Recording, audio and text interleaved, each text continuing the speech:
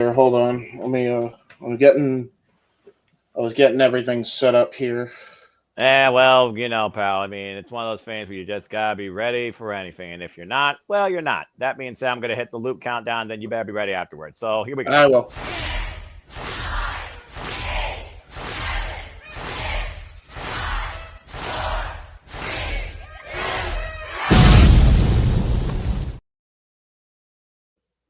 And welcome, everybody, once again back to the Slip.stream Studios. We bring you into this holiday weekend, the last weekend before Christmas, where it's sure to be plenty of holiday season's greetings and a lot more beatings. Welcome to our coverage tonight of Ring of Honor Final Battle, courtesy of the Slip.stream Studios. Hello, everybody. I hope you all are doing well. Again, I am the Simba Noah Foster, but I'm never alone. But tonight, I am here and honorable with you. And today is once again me and James Hebert, as we are back here to, of course, cover Ring of Honor Final Battle. The pre-show starts in less than 30 minutes. And then, of course, we got a full stat pay-per-view that starts 8 p.m. Eastern Standard Time, available for all Honor Club members. And again, folks, you can be part of the action, become an Honor Club member tonight for $9.99. And, of course, you can, of course, support our passions, our fandom here, and the funding for these streaming services. PayPal links in the description down below. And, of course, you want to dictate the conversation, super chat. It is truly as simple as that. Good to see you. Hi, guys. Hi, Darren. Hi, James. Hello, James. How are you this evening? You ready for Ring of Honor? Good to see you once again. I am as ready as I'm going to be. Looking forward to the card. I saw there were some matches in here. I'm actually really, really looking forward to seeing. Very much looking forward to that. I'm excited, man. I'm excited just because my boy Tom Billington is on. I was very impressed with him last time I saw him. He's fighting Katsuyori Shibata, which means that's going to have a hell of a match.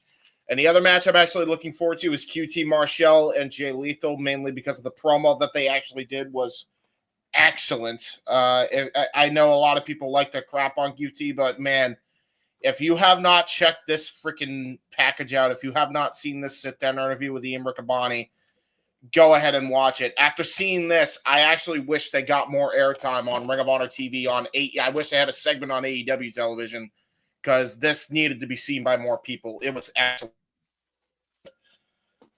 Yeah. Looking forward to it, man. Yeah, I'm definitely looking forward to it. Again, we got 4 matches on the zero. We got 9 matches on the main card. It's definitely going to be an insane night. And tonight we might witness truly the ultimate of final battles. Of course, final battle has been, as Chris Jericho deemed it so properly, a time capsule. So many incredible moments have happened here. So many culminations have happened here. Conclusions.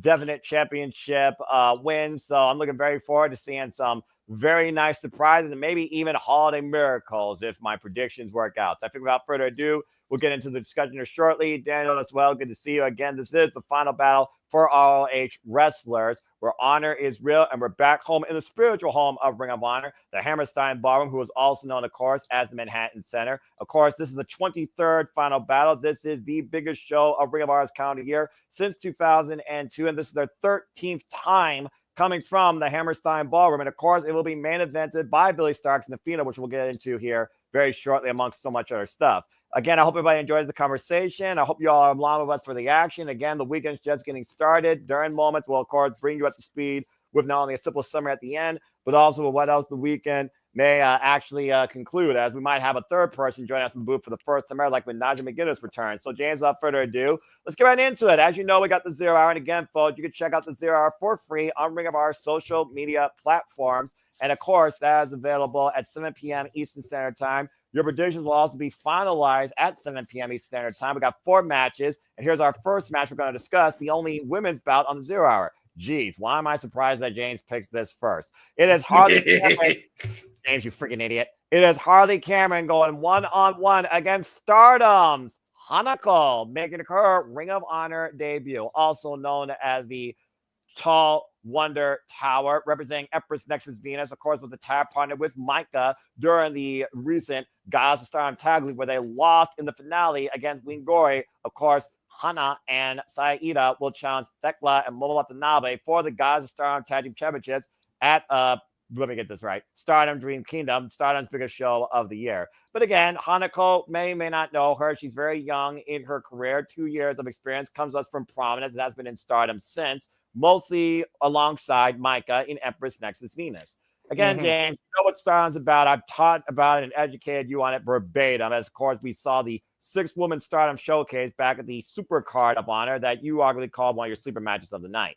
Here we have Harley Cameron, though, who again comes in with much more experience, but she's been one of those where it looks like you never know what to expect from her outside her wonderful singing voice. She's also been trying to make friendships, it seems, as of late with the likes of Rachel Owens. So what do you think, and what do you expect to come out of this match? I expect the lovely Harley Cameron to show off. But other than that, I feel this is going to be a sleeper hit on the 0 hour. I feel like both women are capable in that ring. Definitely, if you're from Stardom, she's going to be capable in the ring. I believe Harley Cameron has also got some Joshi routes as well, correct? She does. Although she was mostly down under in Australia, she does have some discipline in Japan. So, I mean, these two women are, and I've been saying it for a long while, by the way, that Harley Cameron is supremely underrated. So I'm really looking forward to this one for sure. Well, I know who else is looking forward to this. Joining us for the first time ever in Ring of Honor commentary called history, the guy that truly is reliable across all things wrestling almost as much as me. Walter Cruz, welcome to Honor. It is good to have you part of the fun, as long as the streaming service works in the background. We'll deal with that later. It's good to see you. How do you feel about your first ever call for Ring of Honor? How do you feel about Final Battle tonight? I'm feeling super excited. Hopefully we don't get an issue, but we are still doing Rampage, so I'm gonna switch over, and you two will probably do the end because I'm pretty sure they're gonna bump heads both events. Which is, I don't know why the same company would do that. Why would you overlap two shows? Dude, I'm still annoyed by it. And even the fact of the matter that's pre-recorded as well. That we're trying to get into any madman shenanigans here tonight. That'll be tomorrow night, but it is what it is. That's what we like to say here sometimes. Well, Walter, it's good to have you for the ride. We're talking about the 0 hour so far. We're talking about our only women's match. You know Harley Cameron. I, of course, told James who Hanako is. Hanako comes to us from Stardom. And, of course, you've seen Harley Cameron's work recently in Collision when she filled the wrath of Thunder Rosa more than twice while she was hologram. I still can't believe she did that. That was ridiculous. So I don't know what sort of Harley Cameron we can expect tonight from Ring of Honor as she goes one-on-one with Hanako. Is there any further thoughts that you have? Oh, this is for Walter, right? Yeah, I'm about to say, he knows Harley Cameron. I wonder if he has any further thoughts wrestling-wise related to Harley Cameron's showcase match tonight. Nah, wrestling-wise, nothing, but I just hope she does it's women's wrestling in 2024, damn it. That's all we are all advocates for, and that's all I want to see. Just like in Rampage, I'm looking forward to Willow. Willow will be my main event, so we'll see.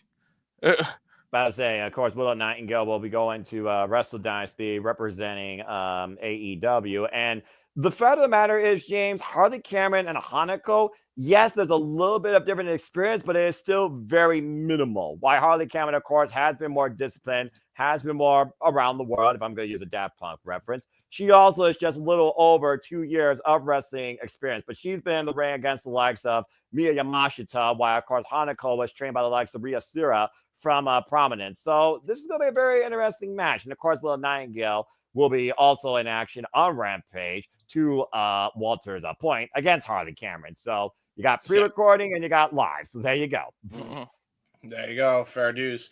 But yeah, no spoilers, please. No spoilers. Yeah, I was about to say, slight disclaimer again. Of course, it's Fridays like the summer because so much all the wrestling. Thank you for those that tune in here, but please remain hashtag spoiler free for SmackDown and a Holiday Bash Rampages. Again, Walter and James will be calling that later. And again, Charles, JJ, Nestor, Darren, Daniel, good to see you. I always acknowledge the audience. I always give them the 10 to 15 seconds to speak their minds as long as they're on topic. So it's all good. That being said, let's go ahead and continue forward with our 0 hour here as we got 3 tag battles to discuss. We're a little bit over 17 minutes from change away. Let's go ahead and see if anyone here wants to join the Dark Order, or do you guys grit your teeth as we will have the grizzled young veterans going up against the Dark Order. Alex Reynolds and, of course, John Silver. Of course, it's really picked up after the Dark Order pulled off some tomfoolery, still in the Grizzled Young Veterans scarf. Of course, the Grizzled Young Veterans consider them a joke. They just lost MW Strong Overweight Championships. Darren, I know you know the rules. You're a very good person. You're an MVP like Dominguez and Daniel and Safety. And Charles at this point have come to learn. But it's just one of those things right now where I look at the GYV coming off that loss in the Walter Pyramid and the Dark Order. You wonder if Evil Uno has focused them enough to the point that they could get the win here. It's hard to go against the GYV at this point. And Dark Order just lost an 8-man tag last night on Ring of Honor. So what's your thoughts regarding this tag, James? I think the match is going to be outstanding, and I cannot believe they actually have this on the 0 hour. I mean, you want to talk about how far the Dark Order is fucking fallen, man. It hurts my heart because the Beaver Boys have always been a great tag team. I wish they were utilized better. And the same with the Grizzled Young Veterans. I was really hyped for them coming into AEW, and evidently here we are, and they're just I don't even know. I don't even know what to think about it. It's just nope. So I don't know. Yeah, well, it's one of those things where you might as well have, those go-to workers, your enhancers, and the Dark Order is that. But I do wonder, since the Dark Order has been long-term, will the GYV beating them be considered an upset or vice versa? Because you got to consider who's been involved in AEW and ROH and who just came into the ecosystem. So again, it's one of those things where also you look at these tag team bouts, and of course you have two more if you want to bring up another one. Every tag team might be lobbying to be the next challengers for the Ring of Honor Tag Team Championships that will be on the line in the main show. Speaking of which, let's go ahead and move forward for another tag grudge here, as two teams people know very well in the infantry. Of course, talking about Carly Bravo and Sean Dean, now representing STP, Shane Taylor Promotions. They go up once again against the Undisputed Kingdom in what feels like a rematch from, if you all remember, Supercard of Honor over the tag team titles, where the Undisputed Kingdom beat the infantry. The infantry with this newfound attitude and identity, encouraged by Shane Taylor, they now are looking to bounce back, continue the momentum, and get the win over the Undisputed Kingdom. With the fact that Matt Taman lost out on getting the Grand Slam against Lee Moriarty of STP to bring our Pure Championship, and like I said before last night, STP and company beat, of course, the Undisputed Kingdom and the Dark Order in an 8-man tag team match last night. It's really weird looking at the Undisputed Kingdom here in Ring of Honor as baby faces, James. But people respect the Undisputed Kingdom for who they are. So, again, it's one of those things where Undisputed Kingdom right now are kind of like probably almost at the dark of the Dark Order. What's your thoughts on this tag bout? And we thought the infantry are going to have a chance to become tag champions. Maybe now with this newfound attitude being the former tag champs, there's a bigger chance they could do that in 2025. Walter, that's to you, bro. I understand you're multitasking, but just. Oh, I thought it was to you. Sorry. I believe it's to. Yeah, I Dark believe Order. Yeah, I mean, I'm just looking forward to the Grizzle. I don't give a damn who they was going against. I just want to see Grizzle Young Vets. You could have insert A, B name. You could have put B and James in that damn team. I just want to watch Grizzle Young Vets. I still excited to see them and being able to call them in a whole different company. Like I can't believe it. We were all right. I think we had a whole debate on shenanigans on who they would sign to, and I really wasn't expecting it to be ROH or AEW. Well, the AEW under the ROH banner. I guess that's how we would have to say it, right? Yeah. How many inception is the word of the night? And I do agree. So we got the GYV against the Dark Order. So it sounds like to me you're going with the heels of this one when it comes to the infantry against the Undisputed Kingdom. Is that correct? Yeah, I mean, Undisputed Kingdom, you alluded to it. They're pretty much a joke at this time, and you just said it. They're kind of enhancement talent at this point. As a result of what happened with the whole Cole and all that. What happened earlier with Undisputed Kingdom with MJF and Cole and everything, how that, I don't feel like that was done correctly. So it was kind of dead in the water before it even got a chance. So it's got to go to Grizzle Young Vets. I'm definitely going with him. All right. And then, of course, before we get into the 0 hour, James, there's one more tag bout in a team that confused JJ beyond belief. So let's see if James is confused, because the team, kid you not, Lee J is going to go up. We already just yeah, right. Lee J is going up against the Gates of Agony. And no, folks, it is not Lee Johnson and Lee Johnson. It's Lee J and NJ Naduka, of course, who impressed people during the Path In to All In tour down in Arlington on Collision, and has found a garner of mutual respect with Lee Johnson, who took his big shot against Kyle Fletcher when he was Ring of Honor with Television Champion. What's interesting here is last night Lee Johnson got the win over Bishop Khan. Sudden roll up out of nowhere. Bishop Khan controlled most of the match. After the match, though, Bishop Khan, also Ring of Honor alumni from the RH Dojo, whispered something to Toru Leona's ear that stopped Toru Leona assaulting Lee Johnson and bucking up against Naduka. So it's one of those things where the most unique thing right now, besides the team name, which I know people are going to be like, what the hell is this? Again, it's new. Try and see what happens with it, folks. Right. I wonder with the Gates of Agony, when they were so dominant as Ring of Honor 6-man tag team champions back in the Embassy. There's the way I was looking for with JJ earlier. And of course, Prince Nana, the Embassy's no more. Now he swerves with Swerve Strickland. It's one of those things now where I think that the Gates of Agony need a critical reset point, but this team was just established. James, you and I have called a lot of Lee Johnson matches. We call a lot of Lee Johnson's big moments, big shots where he nearly got it, but he never was able to hit the shot when it counts. Do you think here with tag team maybe ambitions, he and Adunka get the better of the Gates of Agony? I feel like they have to because they haven't done anything at this point with they haven't done anything with the other team in a long time, which saddens me because I really like the Gates of Agony.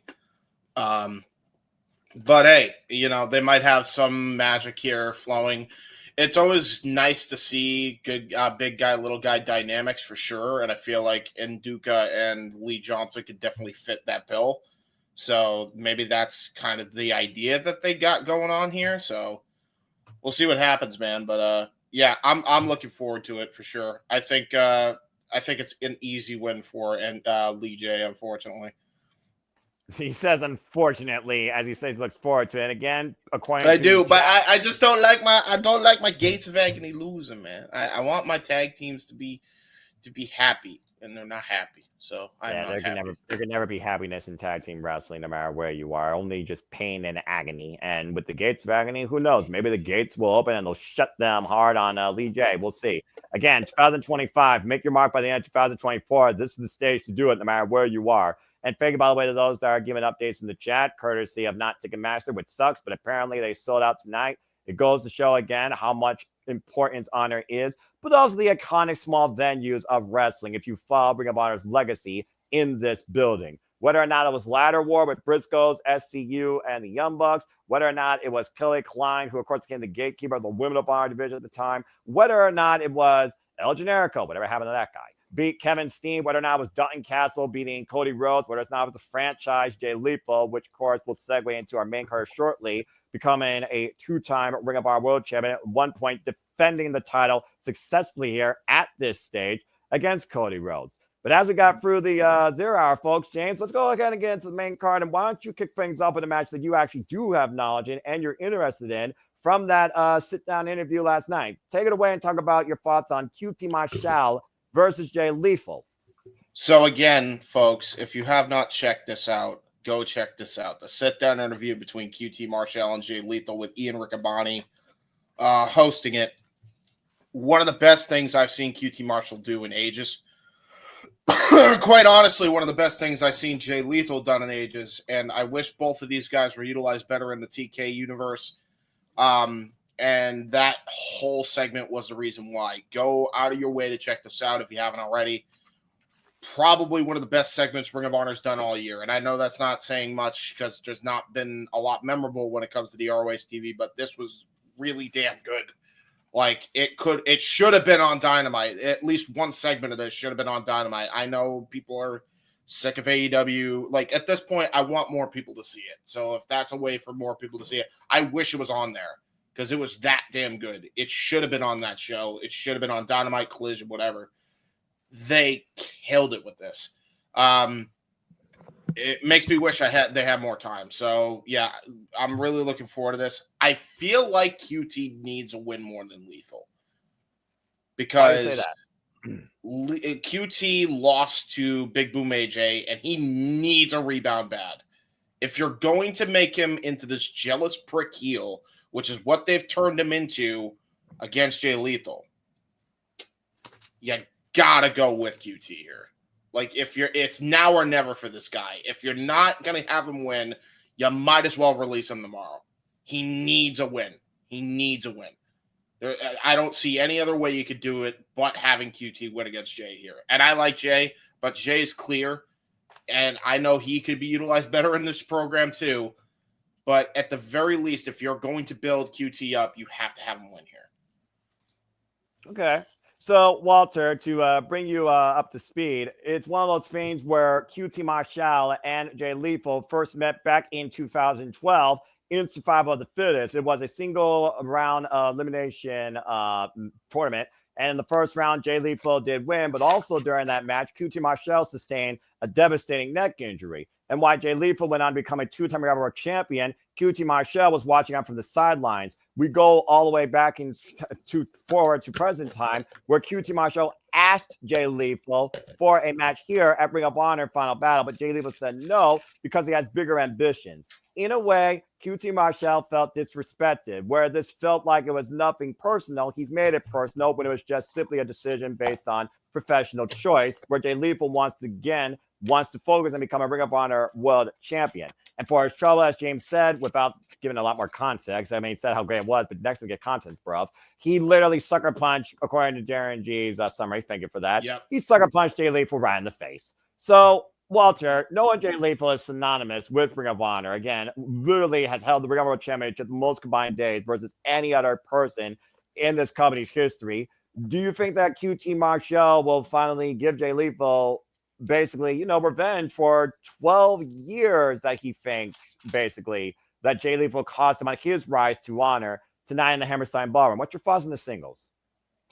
Yeah, I'm thinking it's a, pun intended, it's an honor to watch these two. Like, I think under the radar, like in terms of under the radar, one of the most under the radar like signings is Jay Lethal. The fact that Tony Khan got him, like, I wish he was utilized more in the other products, but I kind of get why he used him in Ring of Honor, but I just wish this was more glorified because Jay Lethal was so underrated. Like, he's such a awesome like person and wrestler and everything. Like, the fact that he's not showcased more on more television, because Ring of Honor, you got to be diehard like us to like know about this stuff. So to see him, exactly. But you got Dynamite, you got Rampage, you got Collision. Even those in this one, like if you just utilized him in a better way. I mean, look how he did last year in the Classic. I think he ended with 0 points, or he only got the 3. Like, he basically was there just to he was able to spoil everybody because he had so little points. If he did, I think he ended with 0, if I remember correctly. You can correct me if I'm wrong. No, yeah, he ended with 0. That's a damn shame. Like, you couldn't get him at least 3 points. Like, seriously. Right. But that's neither here nor there.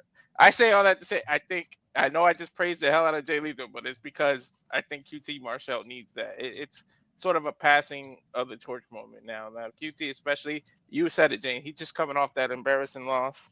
Like, seriously, to somebody who's not even, I mean, I guess he's a wrestler in theory, but the fact that you were in that goofy ass match, you did what was asked for the company.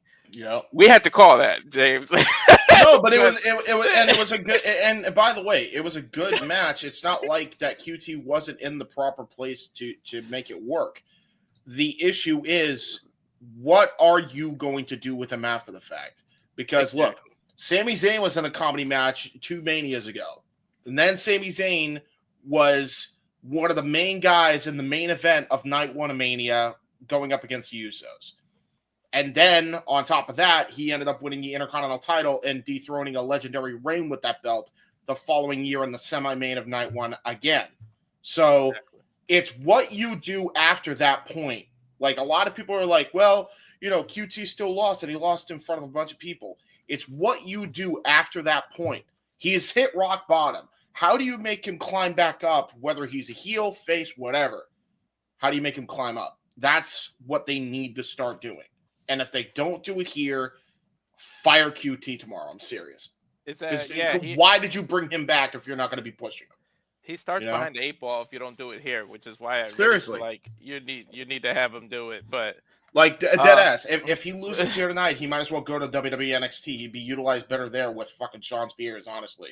I mean, Seriously. Sean Spears right now has already been scouting like Gigi Dolan, of course, has, to your point, freaking Brooks Jensen in his corner as well. So that's fair. And again, folks, please subscribe to all the friends here at the Slip Studios, especially down here at the Rage of Wrestling, Walter Cruz. If he gets 100 by the end of the year, you get to embarrass him in a unique way. And this is all before Slip Studios as a whole levels up in 2025.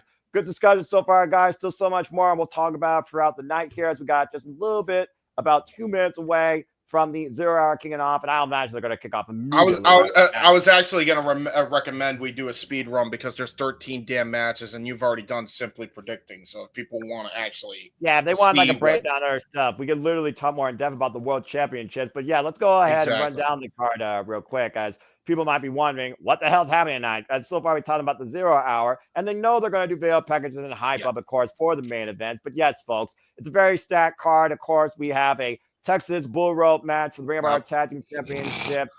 Again, I don't know what the fair news. Okay, so right. I was gonna run down. I see it. I see what you did now. Nicely done, guys. All right, so I'll go along with that. Again, folks, here's our card for the main card tonight. We have a Ring of Honor World Tag Team Championship match, Texas Bullrope match, first ever double Texas Bullrope match. Sons of Texas, Dustin, Rhodes, and Sammy Guevara defend against the righteous Vincent and Dutch. Dutch still in possession of Dustin Rhodes' prized cowbell, given to him by his father, now drenched in his blood. We also, of course, just talked about QT Marshall versus Jay Lethal, second ever one-on-one encounter in what could be a sleeper match of the night. Challenge this versus this. We also have the wrestler Katsuyori Shibata going one-on-one against Dynamite Kid Tommy Billington for the first time ever. In a unique interpromotional match, we have Mansoor of the MXN collection going one-on-one against the former Ring of Honor World Television Champion Atlantis Jr. We'll find out who's better to be the Ring of Honor World Television Champion in Survival of the Fittest. As a Machine, Brian Cage defends against Willie Mack, Mark Davis, Komander, A.R. Foss, and Blaze Christian. 2 men he already has beaten while holding this championship. 3 men that he has not faced yet. James put up a moment ago, we are going to have an open challenge for the Ring of Honor Pure Championship, courtesy of Tiger Style, Lee Moriarty, representing Shane Taylor Promotions. And of course, as we go upwards towards the top, we of course have the Ring of Honor Women's World Television Championship being defended by Red Velvet against legit Leyla Hirsch. We'll see if Leyla can back up those words after what happened during the Fatal 4-Way for the International Women's Cup. We have, hi guys, the Learning Tree, Chris Jericho, the Nueve, defending the Ring of Honor World Championship against Mack Cardona, the King of the Indies, the Deathmatch King. We'll see who literally earns their crown tonight in the Hammerstein Ballroom, or if a riot occurs. And in our main event, 1 year plus in the making, the classic revisited, it's the Million Overlord versus Million Afro. It is Athena defending the ROH Women's World Championship against Billie Starkz in what truly has to be their final battle. I think without further ado, the 0 hour is about to begin. So without further ado, guys, we go inside the sold-out Hammerstein Ballroom. Here we freaking go! Wonderful, wonderful venue. Plenty of events have taken place in this historic venue. ECW One Night Stand being the chief among them. There's a guy in a hologram mask. There you go. And of course, we have our Ring of Honor voices, Ian Riccaboni and Caprice Coleman again, Noel Foster, Walter Cruz, James Hebert, radio voices tonight, courtesy of Survival Studios, bringing you alternative play-by-play, watch-along coverage, reactions, and results throughout the entire night for Ring of Honor Final Battle, the biggest show of Ring of Honor's calendar year. And again, it officially starts for Honor Club exclusively, 8 p.m. Eastern Standard Time, as we are on the 0 hour. And again, James, you talked about the importance of the history of this venue, not only to Ring of Honor, but to wrestling. And speaking of Ring of Honor, let's go down to the voice of honor, Bobby Cruz, for our first match. And let's see, it looks like we're going to be getting the Dark Order tag match against the grizzled young veterans. Grit your teeth for joining the Dark Order. Let your voices be known in the chat right now as action officially begins. And of course, Evil Uno has been trying to motivate and reorganize the Dark Order to focus on maybe going after the Ring of Honor World Tag Team Championships. Again, beautiful scope. Sold out. Hammerstein Ballroom expected on hand tonight. Not to mention, we'll be back here tomorrow calling more content from this venue when we call Christmas Collision. And later on next week, we will be calling Christmas on 34th Street AW Dynamite and the very last Rampage ever to happen. Rampage New Year's Smash. And I hope that you all along for the ride the entire time. There's a lot of red and white, man, on the screen. It's giving me a headache. I mean, what do you think? It is What do you Christmas think I'm season, wearing though. this for? Right? It is Christmas. You ain't wrong. You ain't wrong.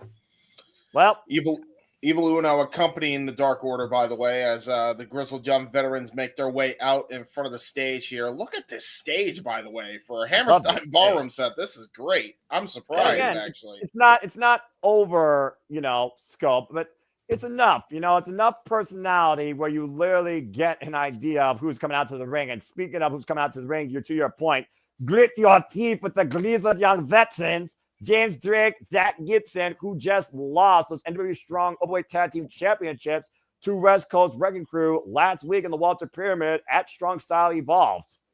I was just going to mention that they're coming off that loss, so they definitely need to win now. And Noah and I got to call it. And if you didn't see it, go back and watch it later, because that was a fun call.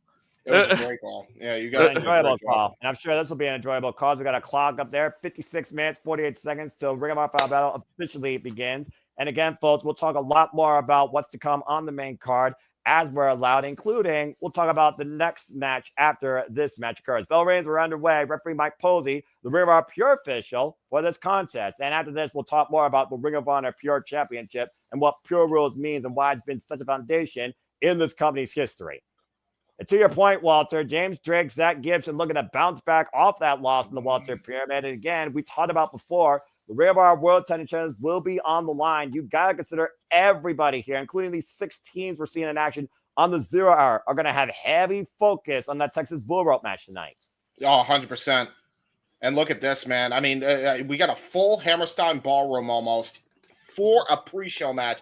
That tells you right away that these guys are absolutely chief for professional wrestling. They love their wrestling. I'll tell you that right now in the Hammerstein Ballroom.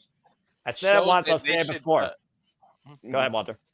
I was just going to say, shows that AEW in general should be in smaller arenas, but go ahead. I was going to say smaller arenas for true professional wrestling is where wrestling is showcased at its greatest. Whether or not you're in Rio Goku Sumo Hall, Corrigan Hall, Hammerstein Ballroom, Atlantic City Center Stage, there are just those unique places that bring out the absolute best in professional wrestling. And it's not a friggin' football stadium. And again, 2 teams that have absolutely made waves in the tag team division.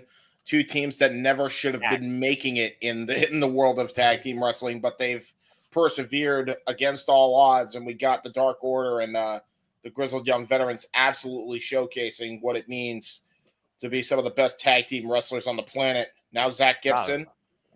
Clubbing shot. Of course, Liverpool's #1, and of course, finalist in the inaugural NXT UK Tag Team Tournament, and of course, the inaugural NXT UK Tag Team Champions. After leaving NXT, though, when they were a part of something called the Schism, James Drake and Zach Gibson remind the world exactly how serious they are to be taken as a tag team.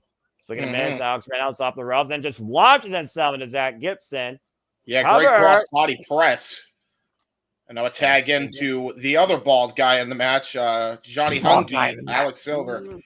Will you put some respect on John Silver, who actually had personality as entertaining at one point? Even you held him up to maybe being a singles champion. Nice double team there by the Dark Order and getting a 2 count. I was about to say, hey, listen, I'm just pointing out facts, but here's another fact. That double drop toe hold into the double drop was a thing of beauty by the Dark Order. Again, everybody underrates the Beaver Boys, but they have absolutely taken the tag team world by storm ever since showing up on AEW and Ring of Honor. And they're showing exactly why they're some of the best in the world right now. But look at this blind tag by James Drake. And now it looks like we're going to go for a double team maneuver by them. Oh, Willie. Man. You were having the battle of the baldies. Why you had to tag out? Oh, come on, Walter. Dadgummit. Great double team here by James Drake and Zach Gibson. And speaking of, tag teams, of course, we saw the Hardys, of course, defend their TNA World Tag Team successfully. And there you saw a little bit of the Hardys there with that poetry in motion. Again, GYV are students of the game. Reynolds is down. John Silver, though, on the apron, fighting back against James Drake. Trying to knock the win out of James Drake here. But again, you see the heavy bandage leg of John Silver. You know the GYV will always try and exploit a weakness. Yeah, and the minute say that, The minute Oh, you no. say that, boom! Ah! I hate when I see Dragon corkscrews because I remember taking that. I'm at dragon screws. Ah, Yep. Dragon screw leg whip. Damn, that move has to suck. Like we call it in it existence. sucks big time. JJ and you I would know know. firsthand. Oh! And I'm sure those Ooh! ring ropes still suck too, no Scoop matter what part slam. of your body hits. Trust me, those are steel cables, and it hits. You might as well paint a big bullseye in your leg if you're gonna come in here That's with what I was. bandages I like was that. just about to say that. You took the words right out of my mouth. Not only does he do a scoop slam that drops him on his head and neck, he actually immediately smashed his leg off that steel cable, immediately doing more damage to the leg, and he keeps targeting that leg. This is why Zach Gibson is one of the more underrated wrestlers in the world. He should be right up there with some of the best in the world right now with MJF because he is such a student of the game. It's not even funny. Oh, looking for that single leg crab, trying to turn John Silver over, a high angle. You see the knee pushed into literally the kidneys right now, but Silver is close to the ropes despite his short reach. Oh, and good awareness by Zach Gibson. Kick to the hamstring. And hello to those that are watching also on Twitch for the first time or continually as Simple Studios levels up with game content, podcasts, and let's plays and other forms of content next year in 2025 when Simple Studios levels up. Welcome to the fun. And again, you see James Drake once again going back after that left leg, Walter. And John Silver is in a world of trouble right now. You call UFC, you're the guy that really can talk about the manipulation when it comes to human dissection and technique, especially down on the mat. You call UFC for a living alongside James. So you could literally talk about the strategy being exploited here by James Drake, putting pull to perfection. Yeah, it's a very smart strategy. I mean, pull a hammy. Your hamstring is right in that area. You're latent so much stuff. Then the lower leg, you can go to the knee, tear an ACL, MCL. Yep. We've seen how many people taken out of action for over a year with an MCL, ACL. So yeah, Silver's in a desperate need of a tag. If anyone ever needs to tag out, he needs to tag bad. And by the way, you'll notice his strategy too, Walter. He was going for an Indian toe hold, so he was making sure he had full. It's almost like wrist control, but for the ankle. And he was making sure that he could just immediately exploit that leg any way he could and keep maintaining control of that leg. But it's not helping him right now on the top rope. I think he was going to try to go for a shin breaker there. And James Drake and John Silver, though, fighting amongst the top ropes, to your point. James Drake on the seated position, and John Silver in between the top rope, though. And right now trying to adjust position. John Silver, what the heck is Silver looking for here? James Drake countering up in the fireman's carry. Oh, boy. And John Silver fighting for his life. And John Silver once again trying. Look at the balance of John Silver, by the way. Whoa! Hurricane Rana by John Silver, but he immediately clutches that leg. But he might have found himself an opening to get that tag over to Alex Reynolds.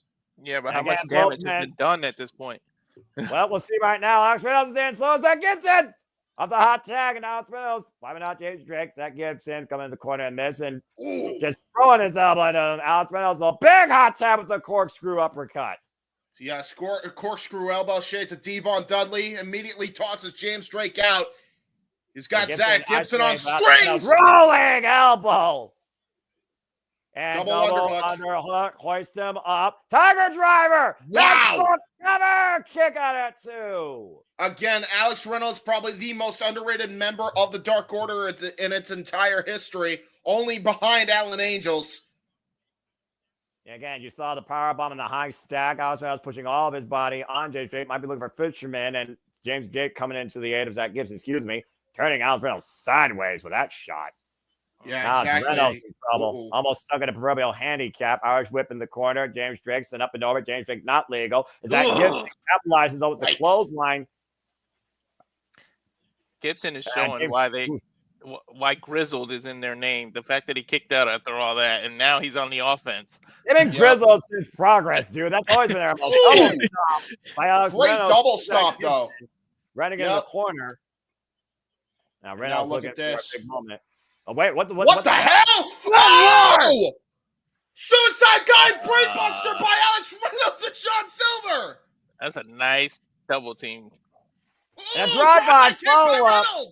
Yeah, Alex Reynolds isolating Zach Gibson. To your point, James. Great double team awareness here by the Dark Order. We talked about the potential of the Dark Order. Double stop to the back of Zach Gibson. This might be it. The cover. No. Wow, man, this is on 0 hour. I know one thing. Reynolds better not tag out. No, Stay Reynolds in needs there. to stay in there. Yeah, he's the freshest guy. Yeah, but again, guys. Oh, dumbass, he's going to anyway. I already see it. That's why I said don't do it. And James Drake saw it too. Now Zach Gibson with the schoolboy got the tights, I think. 2 count. I think he did have the tights, to your point, Noah. Again, Great throat thrust, Mongolian chop, by the way, and that just took the air out of Alex Reynolds. Oh no! Oh no! James, I know what this saw is. before. Oh boy, this ain't gonna end well. James No, it's Drake not. on top of Ice! Sandy Tuesday coming on James Drake kick out. Holy shit! What? Reynolds showing resilience. Wow. I think Drake hit Reynolds right underneath the jawline. Yeah, How that the was hell just, I don't even know how he kicked out. Yeah, that was pure resilience. I have no idea, dude. My neck hurts watching that. Now look at this. Now. Evil Luna now trying to get on the apron, try to possibly cause a distraction, Wait, taking the papers away. The papers! Where are the papers? He has the nurse have papers! He always he would be proud. Wait a minute! Oh! He got hit with the stack of papers. Oh no! Hey, paper cuts hurt. Damn it! Yeah, I was about to say. It's sort of a bonk to the head if you do a tube formation. Wait a minute. And now here's the tag team maneuver. It's a Guri, stunner, German suplex, float over, jackknife, cover, James Drake, covered, and driving out Reynolds into the upright post. Yep, and that's a square post, by the way, so that hurts even worse. Oh! I think every man watching this just did the same reaction. Yep. James Drake up and over by John Silver. And John Silver is legal. I think James Drake landed on his partner. And cannonball by Johnny Hungy. And follow-up uppercut. That was brilliant maneuvering there by Johnny Hungy. And now he's going to try to go to the top rope, I think. That's what he's planning on here. Going to possibly go for the crossbody. Where is Silver getting this from? Yeah, that's a good point. Johnny Hungy's always been one of those that just is like the Energizer Bunny. He doesn't know how to stop. That's the leg.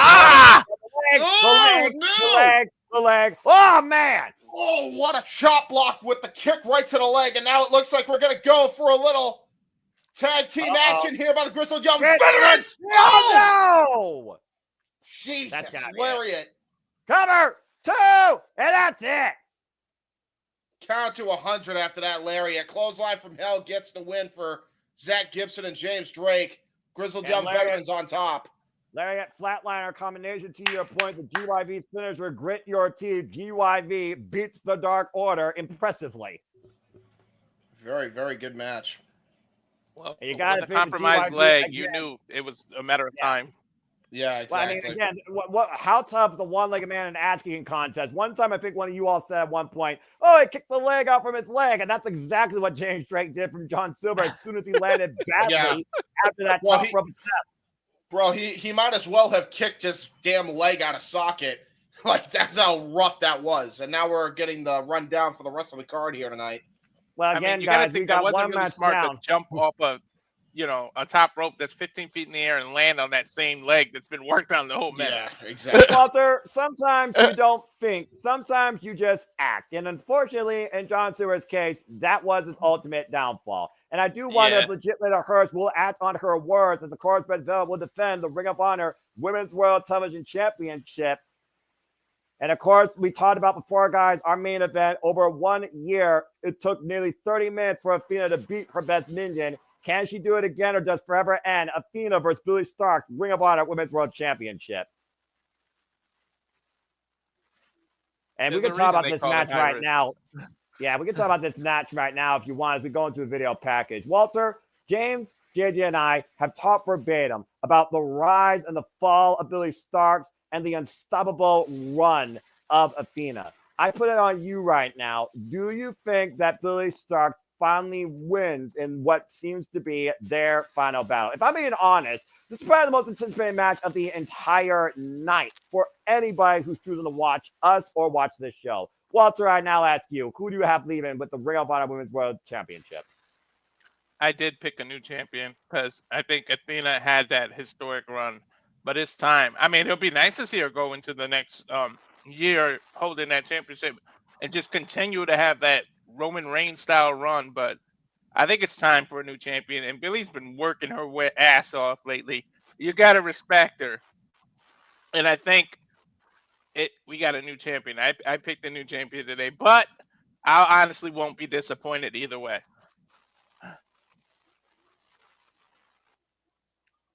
Well, again, Athena says that Billie Starkz lost her championship. When Billie Starkz became the inaugural Ring of Honor Women's World Television Championship, she claimed that for herself. She did not congratulate Billie for her success. Athena believes everything that Billie has been is solely just another her. And we saw last night the final straw when Billie Starkz destroyed that custom-made forever Ring of Honor Women's World Championship. It took a unique Kimura cross-arm breaker, Koji clutch submission last year to put Billie Starkz down. Can Athena do it again, or can Billie finally make the fallen goddess fall once and for all? The longest reigning champion in Ring of Honor history, period, defends the gold. And of course, coming up next, speaking of women's action on 0 Hour, Harley Cameron goes one-on-one against Stardom's Hanako. And just think about who Athena has defended against. She's literally beaten the who's who of the women's professional wrestler as she gone over a year with that title. Like it's, I'm so happy for her, and the fact that she thought she almost had a career-ending injury before this, like literally. Yep. And then look what's become of her. Like I'm so happy for Athena. No, 100%, man. I actually saw her. I actually saw her live. I don't know if I told you that story, but as Harley Cameron, one of my lovely, lovely women that I love. James, control yourself. Makes her way down. On a record. I actually met her, and she was at PAX East, and she had her arm in a sling, and she looked down at the dumps, man. And I just said, "Hey, man, you know, you'll make it through. This is just a setback that sucks, but you'll definitely make it through. I'm telling you, you got a bright future. It's not over yet. Don't feel like it is." And she smiled for like the first time that day, she said, and I will never forget that. So I'm always going to be an Athena fan just for that alone, and I'm so happy, you know, she got herself out of the rut she was in for the longest time. So I'm looking forward to her for sure. Yeah, and again, what is really Athena and Billie Stark's biggest match? And let me all introduce you to Hanako from Stardom, representing Empress Nexus Venus alongside Micah. Her and Micah made it to the finals of the Goddess of Stardom Tag Team Championship Tournament, only to lose it to Hana and Saida Wingori. And now Hanako is looking to prove how strong she is. If y'all don't know who she is a 2-year experienced warrior of the game, coming from prominence into Stardom. And she is known as the Tall Wonder Tower, stands at 5'11", 181 centimeters if you look at the metric system. We're both women about 2 years, similar experience level. This should be a very unique first-time inter-promotional matchup. I'm just happy I get to see Harley Cameron. I don't give a damn. What is she doing? Of course you are. That is not a push-up, honey. That's not a push-up. I don't know what you're doing, but that was not a push-up. That's a firm handshake, though. Code of Honor here, too. Of course, is Harley Cameron trying to make friends with the likes of Rachel Ellering lately in Women of Honor, as we are just a little bit under 40 minutes away from Final Battle taking center stage. And a Kano tap here in the early going. And Hanako, of course, has been very impressive in her continued growth, part of Empress Nexus Venus. Kind of similar to how Harley Cameron has grown alongside Saraya, but has really stand out on her own lately, James. Yeah, and you know what, man? All I know is that both women definitely got. Oh, that's a huge height advantage. So that's a big reach advantage, actually. There's as a well reason why she's called the Tall Wonder Tower. And yep. Fair dues. Harley Cameron also trained by the likes of Sean Spears and Tyler Blees from Flatbacks Wrestling School down under in Australia. And I showed her block. Oh, Jesus. Like a freaking bowling ball right now. I'll tell you right now, though. If Harley Cameron is looking for friends, I will happily be one of those friends. I feel like you would not be the type of friend that she needs for the right reasons. Hey, just remember, Noah, I'm the one behaving. Hey, yeah, how I know. Dare you? I'm doing with two fools tonight. It's not just the looks for me for Harley, all right? God damn. I might be a pig, but I ain't that much of a pig, all right? Jesus Christ. Take your word for it. I think she's actually a chill person, for the record, folks. I'm just saying. I'm just saying. You would just want to feel her wrath. That's all you would want. Front face like now. Oh, by Harley no Cameron to denying that. Hanako. No denying that. He wants to Again. treat her like her last name was Davidson. Again, final battle. Final battle. Damn it, Walter, you fucking idiot. Final battle will take place tonight, 8 p.m. Standard Time. Look at the stalling. Vertical. Great vertical suplex by Hanako. That was great. Wow, that was a good. We are not even on the official show, and Walter's already broken James. It's going to be a long night for me. Oh, the gut buster, impromptu by Harley Cameron to Hanako. Looking for a splash there. And Harley right now continuing the offense up and over. Possibly sunset. Hanako sitting down. Oh, wait a minute. And Harley trying to take Hanako up and over. Unable to. Very strong as Hanako hoisting up Harley right now. Got her goozled. And, what a damn forearm shot. Oh, my God. The big boot follow-up. Oh, You're this seeing the power of Hanako. Hanako on display here. Stardom is known to be fighting off strong spirit and emotion. Just look at the World of Stardom and Wonder Stardom champions, for Pete's sake. Yeah, true. Already carrying on the outside right now, trying to regroup here. Yeah, I mean, usually Harley Cameron's got the height and reach advantage, but in this case, Hanako's got all of that, and it shows. Oh, she's got the leg, though. Oh, she got kicked. Never mind. Well, again, I think Harley Cameron right now is trying to lure Hanako into false security to neutralize that power advantage to your plan. Hanako to the steps and Ooh, great drop toe hold there by Harley Cameron. And now she's going to bounce her head like a basketball on the steps. She's lucky she moved. I can tell you that much. Yeah, you're no kidding. And again, Harley Cameron knows to take advantage of her opponent on the outside. There's a reason why Saraya had her in her corner for the longest time. And it's Harley now in control here. That big kick just right to the back. Of course, coming off that feud with the Mara Thunder Rosa. I'm just so glad she came into her own because she was in Saraya's shadow for a little while. Yeah, man, I'm so happy for her. Are you kidding me? She's one of those super talents, I feel like, that offers so much in the business at such a young point of her career. By the way, guys, again, 2 years of wrestling experience Harley Cameron has. No, that's what I'm saying. And she was one of the women I was looking forward to the most because I saw her work before AEW. And damn, man, she is such a good wrestler, and she's a great worker. She's already got a high ring IQ at such a young age, and she's also, hella charismatic, and she's got the looks. How do you not utilize a woman like this? Seriously. There's a reason why she's been in the ring with the likes of Toni Storm, Nina Shirakawa, Thunder Rosa, Chris Statlander, to your point, and Miya Yamashita. Great snap there, too, by Harley.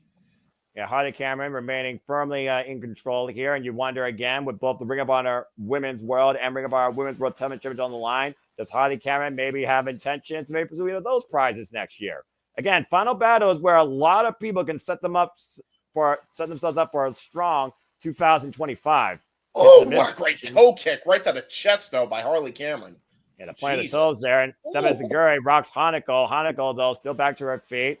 And once again, Harley Cameron caught by Hanako up in the fireman's carry. Oh, God! Jesus Christ, what a Samoa hand drop it. Oof. A lot of heart rate shown here by Hanako. Yeah, right? Yeah, big splash in the corner. Average whip, reversal. Literally, Hanako formerly involved in death matches alongside her senpai in Risa Sera in the Prominence promotion. And a massive standing splash cover. 2, no. Whoa, just got the shoulder up in time. Just got the shoulder up in time, did Harley Cameron. I think Harley may have gotten knocked a little bit loopy because normally she would kick out a lot more forceful than that. That rest finger was like a centimeter off the damn canvas. And now look at this. Going to go for a tree of woe here is Hanako. Yeah, Hanako, by the way, only 24 years of age. And, of course, her finishers include an Argentine backbreaker and a big boot. She's an all-rounder competitor. Tag and singles. By the way, she was yourself before we get a wardrobe malfunction. I was about to say, great kick right to the head by Harley Cameron. Hey, listen, I wouldn't have complained about that, but to no avail. Oh, great backstabber. Insane flexibility by Harley Cameron. And Harley Cameron up the rails, hold that bot. Oh, almost a shining wizard. And a cut. Hook the front leg. No. Whoa, what is these last second kickouts, man? Right? I'll tell you right now, by the way, like Harley Cameron took a hell of a lot of punishment in that Tree of Woe as well. Like, she was getting kicked in the chest, and that's no other way I can call that. That's exactly what was happening. And Harley came up the ropes again, but Hanako catching her. Might be looking to hook her up, swing her Uh-oh. around. Oh, boy, this ain't going to end Whoa, well. wait a minute. Now she's got control here. Whoa. Shades of Kelly, of all people, with the freaking round-the-world head scissors. And Cameron again scouting Hanako in the corner. And Hanako rises to her feet, but Harley Cameron following again and got caught with the run-in. Now perched in the top turnbuckle. This might not end well. Yeah, she was trying to go for the Hanako. Caught her out of midair. She was trying everything. Oh, yeah. She tried everything and got nothing for any of it. And now she might be the next one to submit in the Argentine back. Oh, God. Jesus, turns it into a face buster. Shoots the half, put the leg. That's it. It's over. God damn. I thought she was going for a torture rack submission for a second. I'm sad. Harley lost. In Stardom, like I said, you all can watch more of Hanako alongside Micah and Empress Nexus Venus and all of the strong Joshi pro wrestlers of Stardom, courtesy of Stardom World. You can also follow them on YouTube and stay tuned for their biggest show of the year, Stardom Dream Kingdom, an impressive showing by Hanako here. A firm handshake by Harley Cameron. She did the code of honor. Mental note: pay attention to this woman. Yeah, but I'm sad. I wanted Harley. I'm not. I love women's wrestling. That was fun. I'm not sad. But I know who is. I know who is sad right now. Let's go ahead and change gears, guys, for our Ring of Honor World Tag Team Championship match. Vincent and Dutch have made this as personal as possible with the Sons of Texas, literally taking Dustin Rhodes' prized cowbell, given to him by his father. And for the first time ever, we have a Ring of Honor World Tag Team Championship double Bullrope match. I cannot wait for this. Walter, the Wretcheds have walked their own path their entire careers, but taking the very cowbell given to Dustin Rhodes by his father, Dusty Rhodes, despite the fact that Dutch was literally trained by Dusty Rhodes as well at his young age. It's about as personal as it gets, but then they went another low when they attacked the man in his own wrestling school from behind and literally bashed him with his own cowbell. It's one of those things where I said before, there are certain things you don't do to a Rhodes, and I think the Wretcheds have basically crossed the line of no return and might pay for it tonight. What's your thoughts, Walter? Yeah, they definitely crossed the line. And the fact that Dustin has been boasting open already, scar tissue opens so easily once it's already. So, like, I expect a lot of blood in this. Like, and you know, Dustin, just like Ric Flair, just like his dad, when they bleed, they freaking bleed. Like, we know they took blood thinners for that match. Yeah.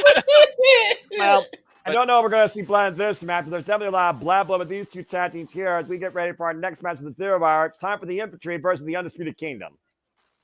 Yep. The newly signed Infantry to STP Shane Taylor Promotions, might I add. There you go. Another Grand Theft Auto stripper. Come on now. Hey, listen, she's cool. Well, yeah, first off, let's go ahead and talk about this change in STP. Ever since the Infantry joined, the Infantry is undefeated as a tag team. James, we call it back a Supercard of Honor, the Infantry versus the Undisputed Kingdom for the Ring of Honor World Tag Team Championships. They lost that night. So for the Infantry, this is a chance at not only revenge and redemption, but punching their ticket a lot closer towards Shane Taylor's vision of them having all the gold, including the Ring of Honor Tag Team Championships. I mean, that's the thing. They needed an edge for sure. I feel like the whole happy-go-lucky thing with the Infantry was only going to last so long in this Ring of Honor shark-infested waters and the AEW shark-infested waters, quite honestly. So they definitely needed a change of attitude. Maybe, just maybe, Shane Taylor Promotions could get them one step closer to the tag team titles with a win off the Kingdom, the OGK, who have won the tag team titles multiple times in their illustrious career. And again, Walter, Infantry, you really can't be these white baby face. Like, you have to infiltrate things. Like, it just that name in and of itself is heelish in nature. Yeah, well, they're also, both former servicemen, but in Bizarro War, that is ROH, the Undisputed Kingdom are welcome in as the baby faces. Of course, Matt Taven, nearly a Grand Slam champion, former Ring of Honor six-man tag team and Ring of Honor world champion. And of course, he and Mike Bennett are the former Ring of Honor World Tag Team Champions.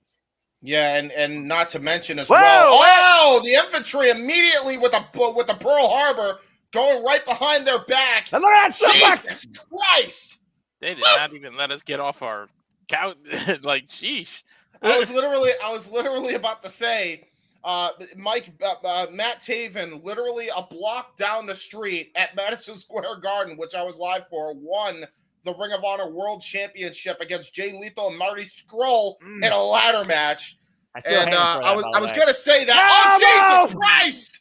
Woo! Holy goddamn dive! Matt Taven almost kamikaze himself.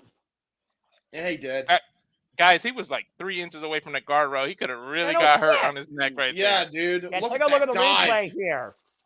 Yeah, I mean, he just broke his fall. He broke his fall just in the nick of time, by the way. Yeah, he put his hand out at the last second. Woof, that's lucky. Little shades of the Undertaker with that dive, by the way. Oh! Jesus! A rebound elbow by Mike Bennett.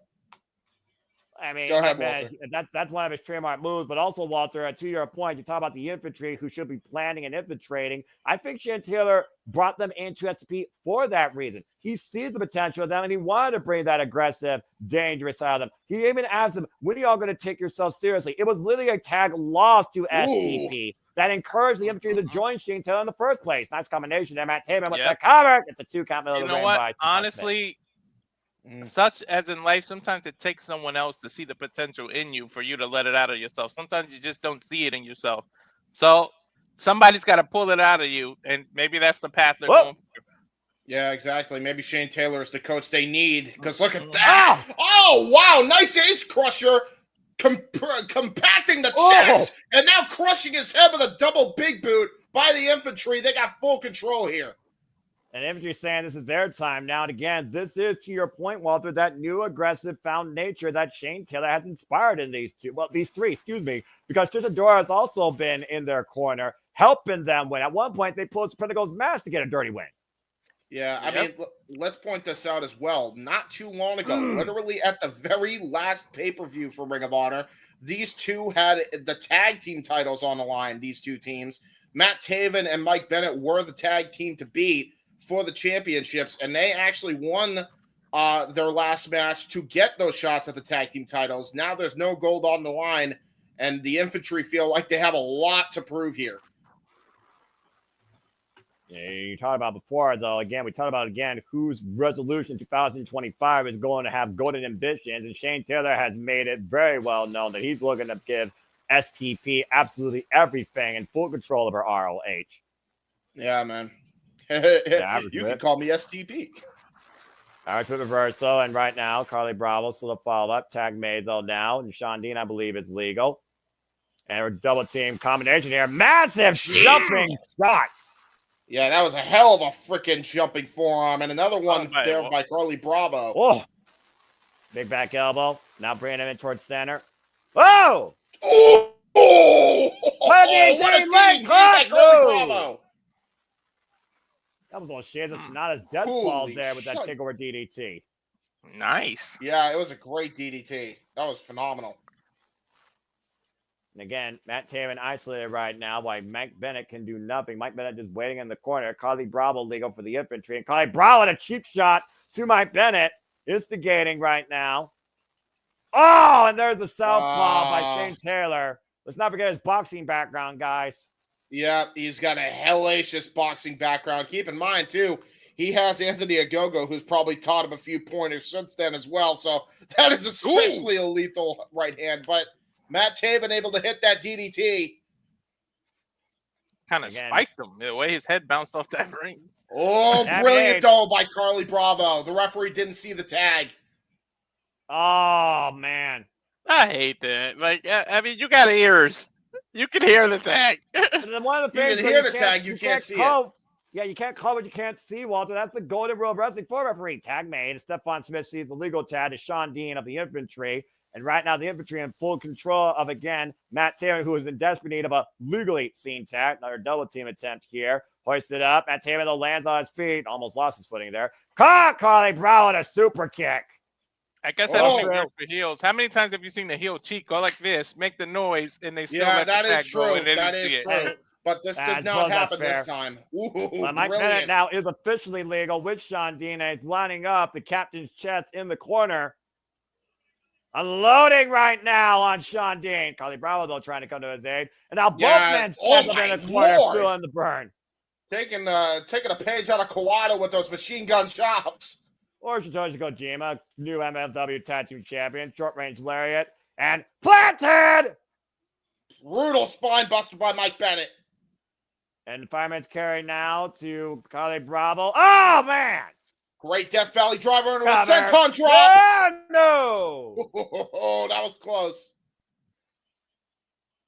Again, you talk about a lot of fight in both of these teams, but you talked about, again, the newfound attitude and spirit of the infantry and why the Undisputed Kingdom is looking for a newfound path to gold. Knife edge chops once again. Sean Dean and Mike Bennett are legal. Sean Dean asking for a reprieve. I don't think he's going to get none of that, though, from Mike Bennett. Oh, my God. Jesus Good Christ. grief. Just turning his chest into hamburger, poor Sean Dean.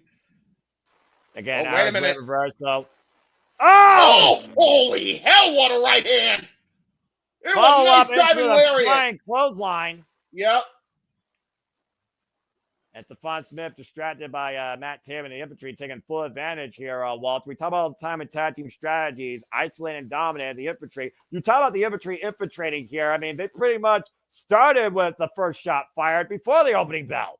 Well, he's on a call right now, but yeah, no, to your point, that's exactly why they're got a newfound aggression. You've got to imagine that's some STP influence there.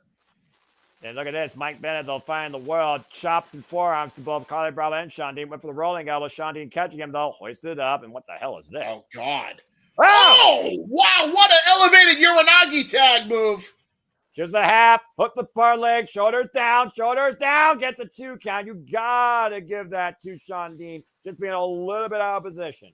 Yeah, exactly. Like that was just veteran awareness by both members of the Kingdom there. But that was a hell of a cover, by the way. That was a hell of a cover by Sean Dean.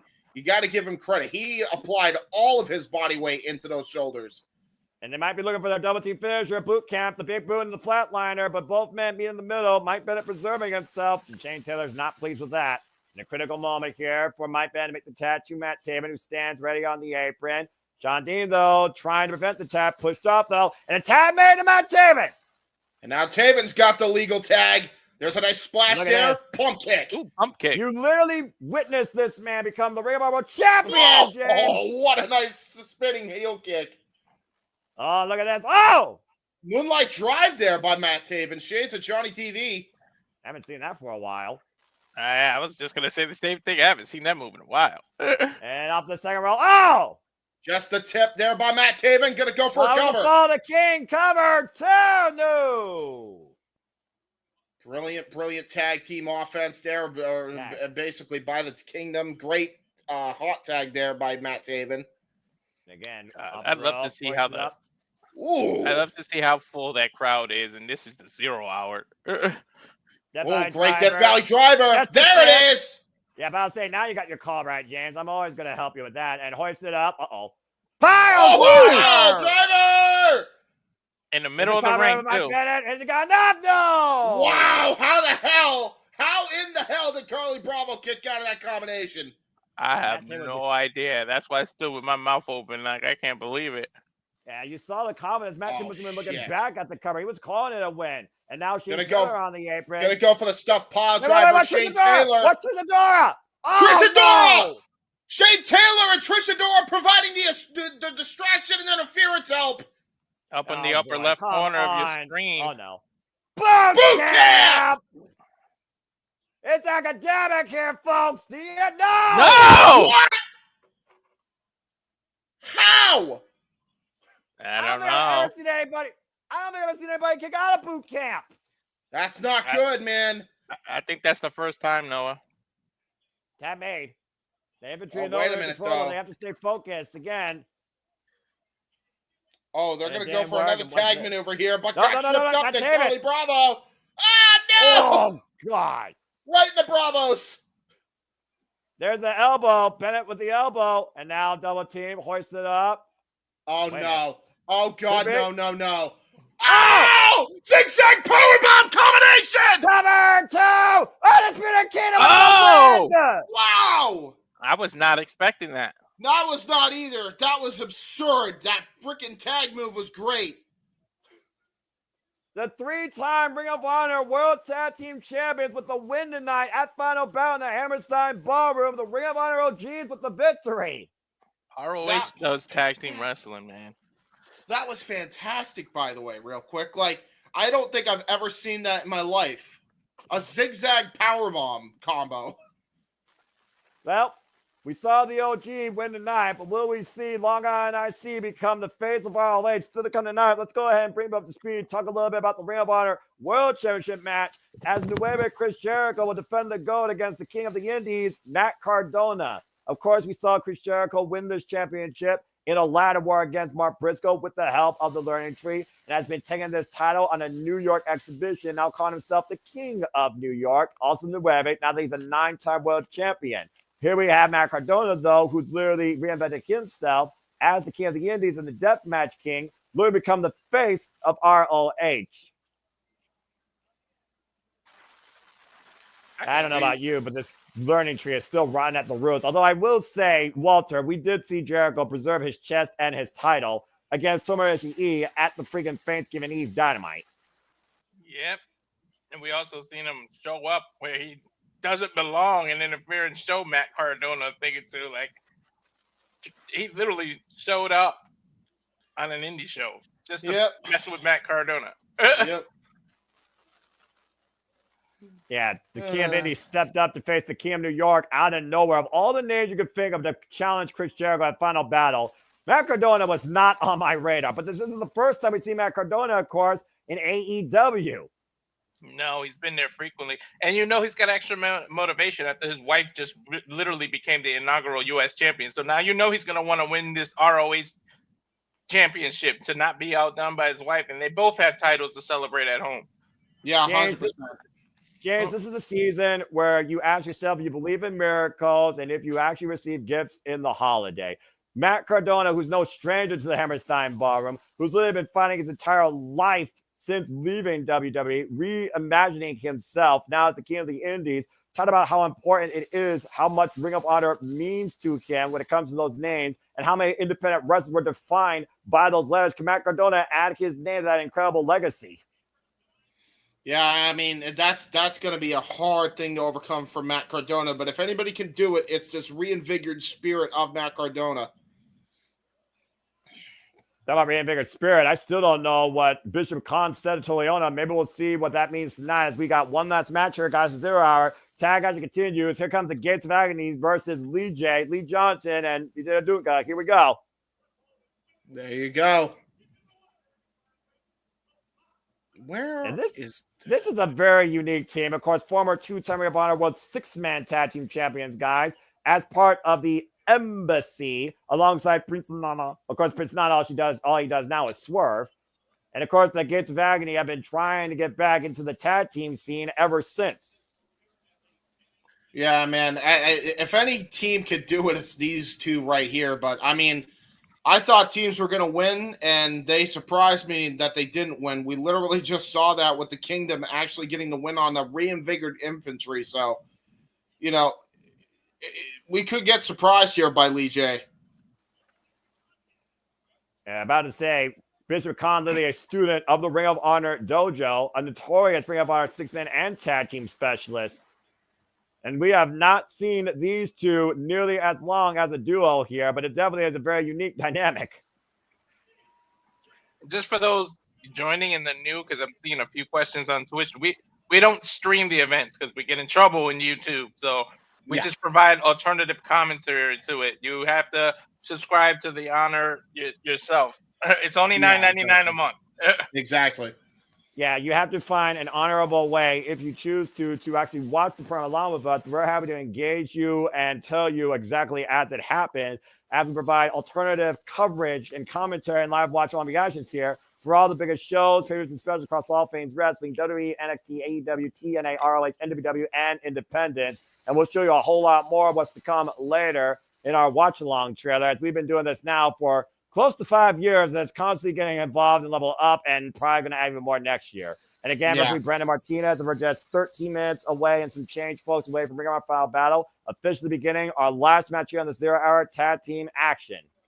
Yeah, what I'm gonna do is the minute this match is over, we're gonna wrap up our commentary for the pre-show, and then I'm gonna go right to the trailer. By the way, just letting you know, boys. Then it probably will be a little bit of breathing room, to be fair, and the code of honor out here, because of course we're gonna have like probably a little code opener. Bell reigns are underway. Of course, we know Lee Johnson. We know his run in Ring of Honor. How many shots he had for the Ring of Honor World Television Championship against Kyle Fletcher? At one point, we thought he was gonna win that in the 2 out of 3 falls match, and he still couldn't do it. Yeah, good, very good point there, Noah. Great shoulder tackle though by Bishop Khan. By the way, Walter, you don't have your microphone down, my guy. Thank you. You're welcome. You're fine, brother. And we're live, pal. And of course, we saw yesterday on Honor Club, Lee Johnson get the win over Bishop Khan in singles action, which led to this tag match tonight. Another collar elbow tie up for both guys. Yep.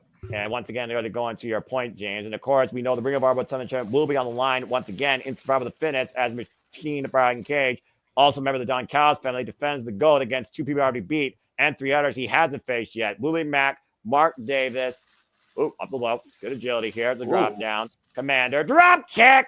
Great drop kick by Lee Johnson. If you're a fan of tag team wrestling, this 0 Hour is definitely for you. Oh, 100%. You're seeing 6 tag teams of the You're seeing 6 tag teams of the RH tag team division, and we still got the 2 teams that are fighting over the titles in a double Texas Bullrope match on the main card. Mm-hmm. And now look at the size of the judge, by the way. Look at this guy. Oh, Jesus Christ! What a tomahawk slam! I wonder if that double Bullrope is opening just to get it out of the way. Well, I mean, what do you expect in a double, first time ever double Texas Bullrope match? Tag. Blood. That's what I expect. 100%. That's fair. It's gonna be one of the most hardcore matches considering the people involved. I mean, there's no other way to say it. That's also probably fair. And right now, Lee Johnson goes to the top rope. You see Toledo with the strategy. Oh no! Yep. Nice maneuvering there. Great distraction. Oh God! Oh! Backbreaker by Toledo, or I'm sorry, by Bishop Khan. Now a tag to Toledo. Almost like a sidewalk slam to the turnbuckle. Yeah, almost a New York skyline. Uh-oh. Oh, no! He just sat on him. Oh, no! That wasn't even a set. That wasn't even a senton. To your point, James, he just sat on the man while he was literally braced against the apron. That was rough. Oh, God! Whoa! And he's Samoan. They're big dudes, man. Yeah, you don't fuck with a Samoan, man. No matter what company or what part of the tree. No. And Toledo has impressed us in singles action. It's only ever singles match against him and Adam Page. Also a very heavy aggressive tag team specialist. We saw Bishop Khan and Toledo in New Japan Pro Wrestling at one point. Yeah, these guys are no joke in the tag team wrestling scene. Great tag there. And now look at this. Just raining down hammer fists are Bishop Khan and Toledo. It's a mugging right now. Referee Brandon Martinez for this match. Again, folks, so much more to come tonight. We got exhibitions with Katsura Shibata, Tommy Billington. We got Atlantis Jr. versus Mansoor. Big splash there in the corner. Drop toe by Bishop Khan. And a splash to the back of Lee Johnson. Just a half. Lateral press. But Toy gets the 2 count. These two are lethal as a tag team, man. You forget how good these guys are until you see them in the ring. Well, this is what happens when people forget what Ring of Honor is also all about here. As we got Ring of Honor's grandest stage, grandest home, final battle in the Hammerstein Ballroom, sold out. Yeah, literally, the last time they were in the Hammerstein Ballroom, I believe we didn't even know where the hell Ring of Honor was going to be in a couple years. But now we see them back in the Hammerstein, probably better than ever, just judging by the crowd. One of the good things Tony actually did. Yeah, 100%. Eventually, people learn over time, and apparently they're changing strategies as we continue going forward in 2025. Forearm strike, back elbow strike by Lee Johnson, trying to file the corner, up and over, trying to reach towards the Dunka there. And again, Bishop Khan cut him up in the pass, brought him up the ropes, pop up. Nice drop kick though by Lee Johnson. Great counter. Yeah, great shotgun drop kick out of the air. I think he was going to try to go for the elevated Samoan drop, got countered. Brilliant positioning of his body. If he would have really smart, he would have made the ROH subscription part of Max and joined that. And you know how many people would have jumped that don't have Max on it? Yeah, 100%. They're still okay. This is gonna be interesting. Yep, Oh, the two boy. big man. Oh shit! Can you say meat? Nigerian versus Samoan. Let's go. Look at these two smash each other. There's only about a 3-inch height difference. Wow! By the way, look at this. By the way, anybody that comments Timu Jacob Fatu and Timu what's his face from NXT, I will ban you. Obafemi? Obafemi, yes. There it is. I said it so you don't have to. Both these men are clubbing each other right now with forearms and clotheslines and neither man punching. I'll tell you on another man giving an inch. Yeah, well, totally only got a few inches though on EJ Dunka, the judge. Now ours whip up the ropes, touches the clothesline, up the ropes again. Walk! Jesus, almighty Christ! Exploder lariat! Shades of Lex Luger. Nice back body drop. Putting all 230 pounds behind that. How many times has Bishop Khan gone for a ride with a back body drop? Nice splash there. Whoa! Discus lariat. Yeah, but EJ did not leave his feet. No, but he will now. Shoulders. Yeah, he's on his shoulders now. Ooh, great reversal slam though. Prevented. EJ Duke on Leona. And spear! Oh, Jesus Christ! And a hook in the cover. Near leg kick at it too. Dude, these guys are hella beefy. You want some meat, you got it. I hope the ring is reinforced. Right? Toa's in the wrong side of town, though. Lee Johnson in. I don't think a tag was made, but it looks like we're going to get a double team here. Clothesline there by Lee Johnson. And again, shoulder block to the midsection here by Duca. Now Leona hoisted up by Lee. Can he do it? Nope, not quite. Whoop, both men in the middle. And Tola, though, lost his footing. Jesus. I think he caught him in the leg there, though. Oh, God. Yeah, he top blocked his leg. That was bad. That Simon King had no effect. Oh. Yeah, you never try to hit a Samoan in the head. I don't care if they're a part of the bloodline or not. Tag into Bishop Khan. Yeah, I guess one of the unwritten rules of wrestling. But I guess a headbutt's not the only rule, and it looks like we're going to get a double teamer by the Gates of Agony. A lot of hip attack there in the corner. A big shot with the splash. Jesus Christ. Yeah, EJ in a world of trouble. The Gates of Agony just taking it up and over. Bishop Khan legal cover. Lara Press bridges out at 2. Wow, man. That's just all of that reach coming into play. The leg reach specifically. That strength to still kick out. Yep. Up and over Leona to the outside. I think his head hit the turnbuckle. And again, Lee J right now control drop kick though. EJ in the corner. Lee Johnson though up high. Big frog splash. Big frog splash there. Oh wow! Holy shit! The bounce! Damn! Period. This is when a brick wall comes to you instead of you hitting the brick wall. A flying shoulder tackle might as well be a similar metaphor to that, Walter. Good call. Oh wow! Moonsaults from the middle rope by NJ and Duca. You're not supposed to do that when you're that big. What the fuck? You all right, James? No, I was not expecting that at all. Someone that big should not be able to do it. It just proves Okay, how many times we said that about this wrestling business, to be fair? These generations are athletic freaks, man. Yeah, Keith Lee, AJ Francis, and you can add Duca to the mix now. And Lee J in control. Bishop Khan, double Irish whip, up the ropes, holds on to the ropes. Totally on the back end, though. Massive headbutt to Lee Johnson. Wait a minute. Samoan drop! Oh, God! How he fitting. just dropped him on his shoulder. Drop. How fitting. Holy shit. Yeah, by the way, not only did he hit a Samoan drop, he dropped him hard way on that shoulder. He is really hurting after that, I'm telling you. I think they're going to try to pop his shoulder into the stairs. Yeah, with a knee strike right to the shoulder blade. Good point, Walter. Right on the stairs. Yeah, talking about the game plan, the strategy here. Gates of Agony might shut out Duca for the rest of this match. Lee Johnson now is completely isolated. Uh-oh. They're like lions that got a zebra trapped right now. Yeah, the gates are about to be closed on Lee Johnson's shot at winning of this match. Lee Johnson's got an incredible heart. We know that. He will deliver every shot he can. Taking on the Gates of Agony 2-on-1. Great combination by Tola Leona. Step up as a Guri. Rocks the big man. Bishop Khan, though, making the miss. Nice neck breaker. Great neck breaker there by Lee Johnson. His heart. Yeah, we talked about before that metric. Tola Leona, though. Whoa! Got Send him taken the over. outside. Well, Lee Johnson right now looking to follow with the momentum and fly on top. Wow, got that tope con hilo, all of it. Jesus.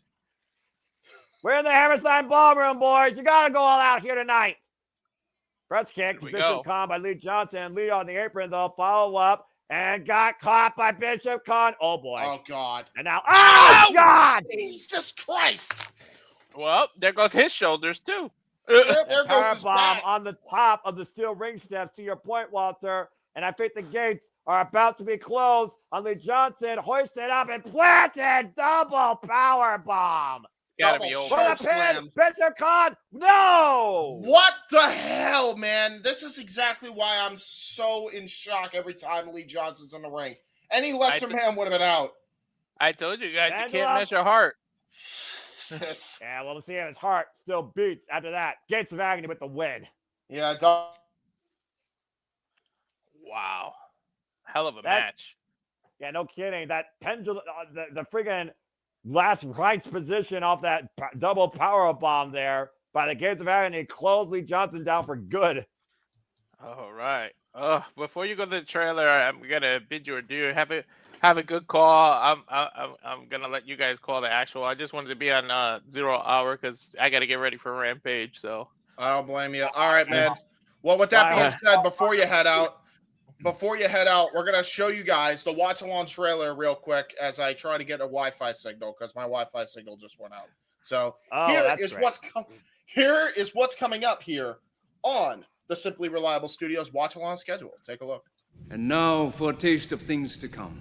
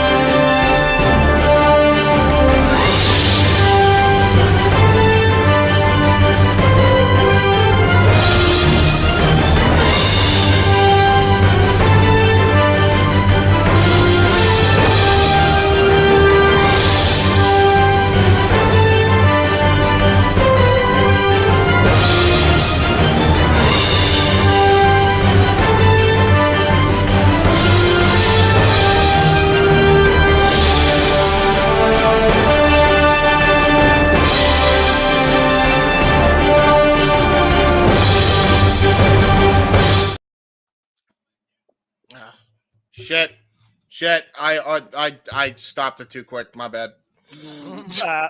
James, you are on fire tonight with all the botching. But that being said, what we've been left to do is to bring you all in the Ring of Honor. We hope to see you all for the watch along. Ring of Honor 5 hours is about to begin as of course we continue to cover all the wrestling, all the professional wrestling. Damn it! Honor is real. It's about to begin. Let's freaking go! And what the hell, Lee J?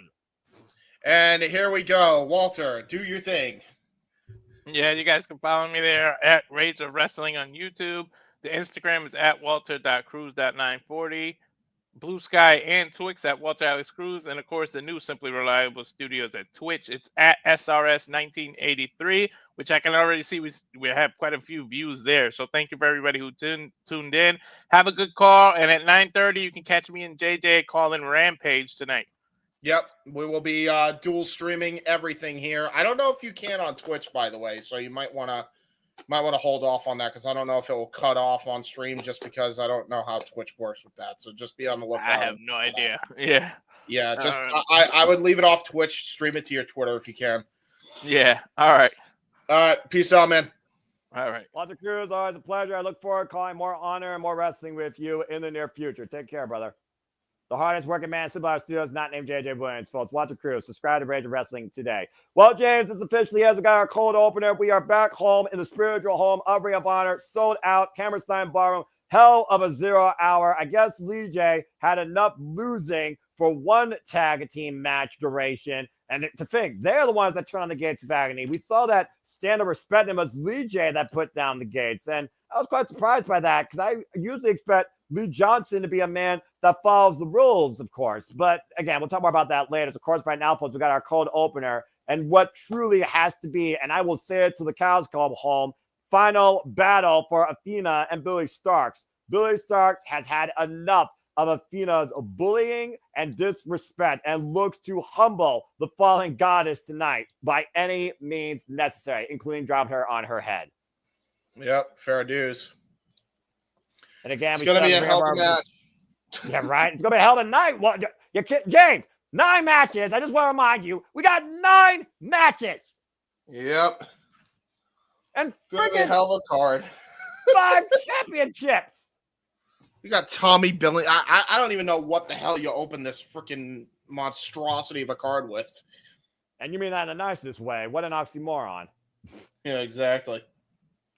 And now the Slip.stream Studios brings forward to you our coverage virtually from the Manhattan Center, also known as Hammerstein Ballroom, from the city that never sleeps, New York, New York. This is Ring of Honor's grandest stage, biggest show of the calendar year, sold out capacity crowd. This is Final Battle! Welcome, everybody, to the live stream watch along discussion. James, let's fucking go. Hello, folks. Welcome once again to Slip.stream Studios. We are officially live with Final Battle. Let's go down to the ring with the voice of Ring of Honor, Bobby Cruz. Of course, the voices, Emer combining Priest Coleman, are on commentary there. And of course, James and I are lifelong fans of Wrestling Ring of Honor. We are happy to bring you in with our coverage. Please remain hashtag for the free for SmackDown and for Rampage. Stay tuned for coverage of Holiday Bash Rampage by Walter Cruz and JJ Williams. You were wondering what we're going to start off with, James. Looks like we're starting with a singles exhibition as the former World Television Champion Atlantis Jr. goes one-on-one with Mansoor. So without further ado, before the bell rings, James, ready to go?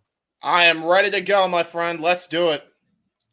Now, former World Television Champion Atlantis Jr. representing CMLL, of course, the son of the great luchador Atlantis, who I believe recently retired. Of course, he lost that title to the Machine Brian Cage, who will be defending that later tonight in Survival of the Fittest. And he is going to be fighting one hell of a wrestler in Mansoor. I'll tell you that right now. Probably one of the more underrated talents in the world of lightweight wrestling. And, of course, representing MXN Collection, 5-1 record with Mason Madden, of course. And, of course, we're in New York City, not only a wrestling capital of the world, but a fashion capital of the world, as they have officially touched tips. Because, of course, they did. And again, you talk about, though, MXN Collection, bringing the style and the pizzazz and the great tag team cohesion to the ring, endorsed by the likes of Johnny TV. They certainly have been a unique addition to the Ring of Honor landscape, and you did call them underrated for a number of reasons. Yeah, they're one of the better tag teams right now, to be honest with you. I mean, they absolutely may be eccentric to say the least, but these guys are absolutely these guys are absolutely some of the best wrestlers in the tag team space right now. So I would definitely keep an eye on these guys. And the spotlight's on them quite brightly here in the Hammerstein Ballroom, as all the cameras are getting all the angles of all the posing here possible. And of course, you have to. It's Hammerstein Ballroom. This is not the friggin' runway, okay? This is the friggin' wrestling ring. Well, they're making it their runway, so goddamn, let them do their thing. It's 2024, goddamn it, about to be 2025. Fashion and wrestling should not be in the same damn sentence when the bell rings. Well, it does now. Dadgummit. It is what it is. I suppose. This is the first time singles meeting, by the way. This is also the first time meeting ever for Atlantis Jr. against anyone from the MXN Collection. And look at that, man. Mason Matthews just going all across, touching tips with the fans. I don't know what sounds weirder, touching tips or scissoring. I'm just saying. Both of those sound so wrong. Well, I was going to say we could definitely maybe see that match in the... But no. I don't need to get Tony Khan any ideas to get any weirder.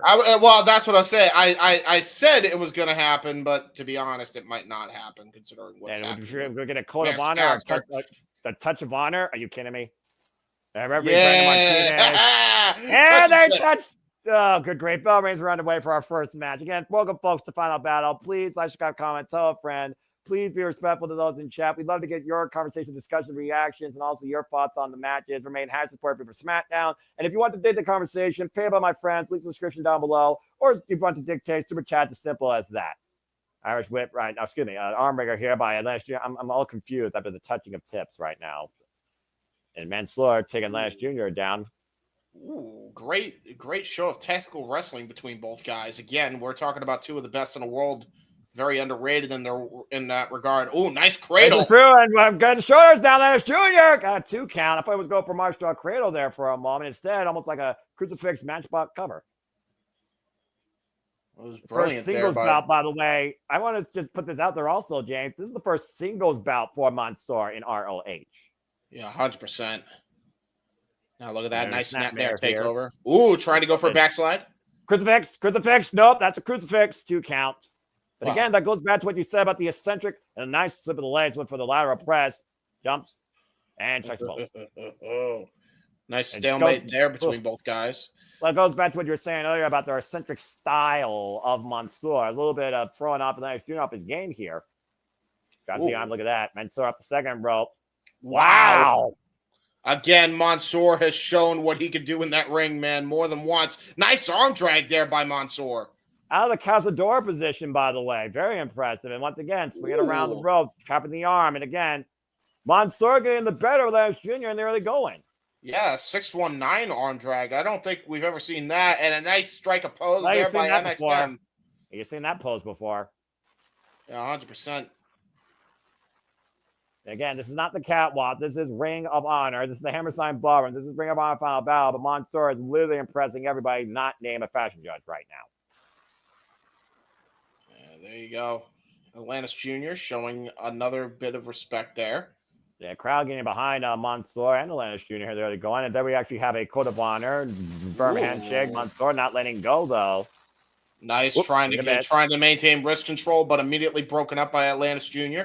And for those that don't know, by the way, James Hebert is a huge fan and proponent of Lucha Libre. So if he takes a lot of bit about this match when Lance Jr. gets in action, you'll know why. It's his favorite Lucha all time. It's Rey Mysterio. Now Lance Jr. comes the shoulders, puts his own, gets a 2 count.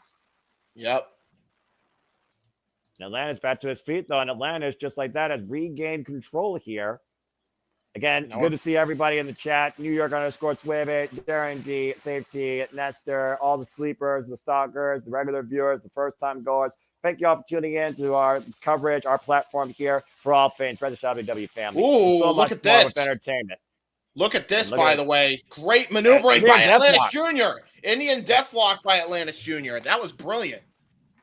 And again, Atlantis Jr. doing what he needs to do. He's applying all that pressure onto the knees of Mansoor with the forward of his boot. Now that's Jr. Oh, Jesus. And by the way, he just got slapped beyond belief. And look at the way he's got that leg trapped, though. That was not a smart move. Yeah, but I was saying that hurt Mansoor worse than Atlantis Jr. because when he fell back, it almost turned into a figure 4 leg lock. Yeah, I mean, he got completely twisted. And now both guys trying to get feeling back in their legs. Whoop. Up and over it, lands on the apron. Big forearm smash by Atlantis Jr. And Mason Madden. Whoa! Okay. Yikes. And Mason is just acting like I'm doing nothing. I'm posing on the apron. Right. Well, you were just there conveniently. Yeah, it's not like you just put the guy in face first into the apron or anything. Sure. Okay, well, anyway, Atlantis Jr. back inside the ring as Mansoor has regained control here. Again, this is our opening contest of 9 matches, folks, and this is a non-title bout. And slingshot neckbreaker! Brilliant by Mansoor! He held on. And Falcon Arrow! Great combination, hook of the near leg, deep hook, gets a 2 count.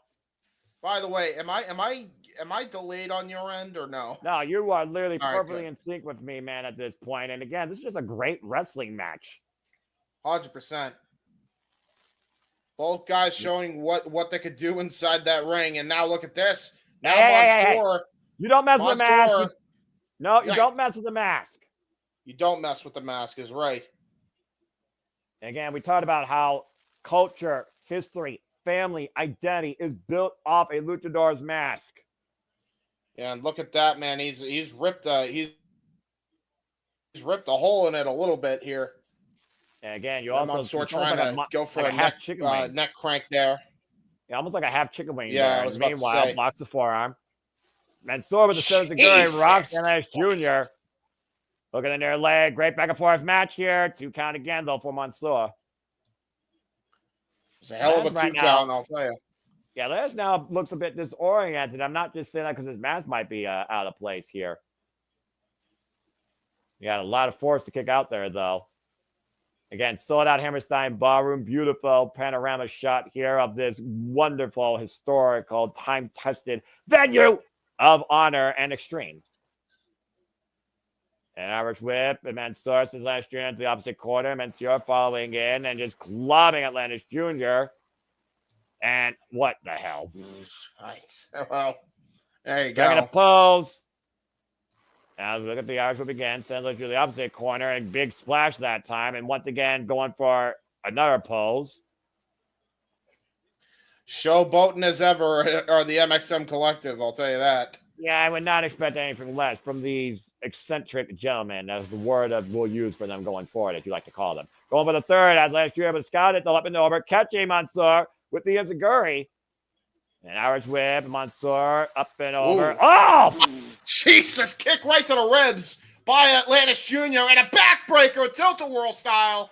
I'll say, let's talk about the modification on the backbreaker there with the torque and the rotation. Off the ropes and a caught again. Tilt-a-whirl backbreaker. Get a twofer. And Lance Jr. right now trying to regain momentum here. Looking to fall up again. Mansoor gets the boot up, though, with Lance Jr. running it. Now Mansoor to the second row. And Lance Jr. catching him. And another backbreaker. And there's the trifecta by Atlantis Jr. And Lance Jr. in the driver's seat here with the wrist. Oh, he's got the wrist. Oh, just hammer fisting the back, too. That was brilliant there. Wow! What? Takeover! God, no! Hey, what do you call that? I don't even know what you call that, and I'm mad. It was so good that I'm mad. The hammer, I don't know what the arm captured crucifix takeover is the best I could have called that right there. Well, thank you. That's what we'll call it going forward, I guess. Somehow Mansoor able to fight out of that. And once again, Atlantis Jr., though, might be looking up to the hybrid district. Mason Madden, though, trying to play interference. Non-touch, though. And Mansoor taking advantage. Massive superplex. Brilliant superplex. That was a Northern Lights superplex from the top rope by Mansoor. He almost dropped him on his damn head there with the angle. I don't even know how Mason Matthews is not ejected from ringside after those 2 interferences. And again, Mansoor, though, might be looking for his own high-risk maneuver here. Now Mansoor up to the top rope. Looking for a massive moonsault crash and burn.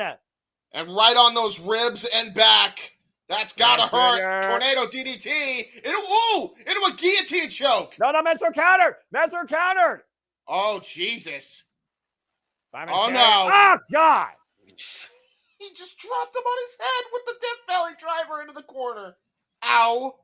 Yeah, hard down on the back of the head neck to your point. And once again, Mansoor is going back up to the high-end retail district.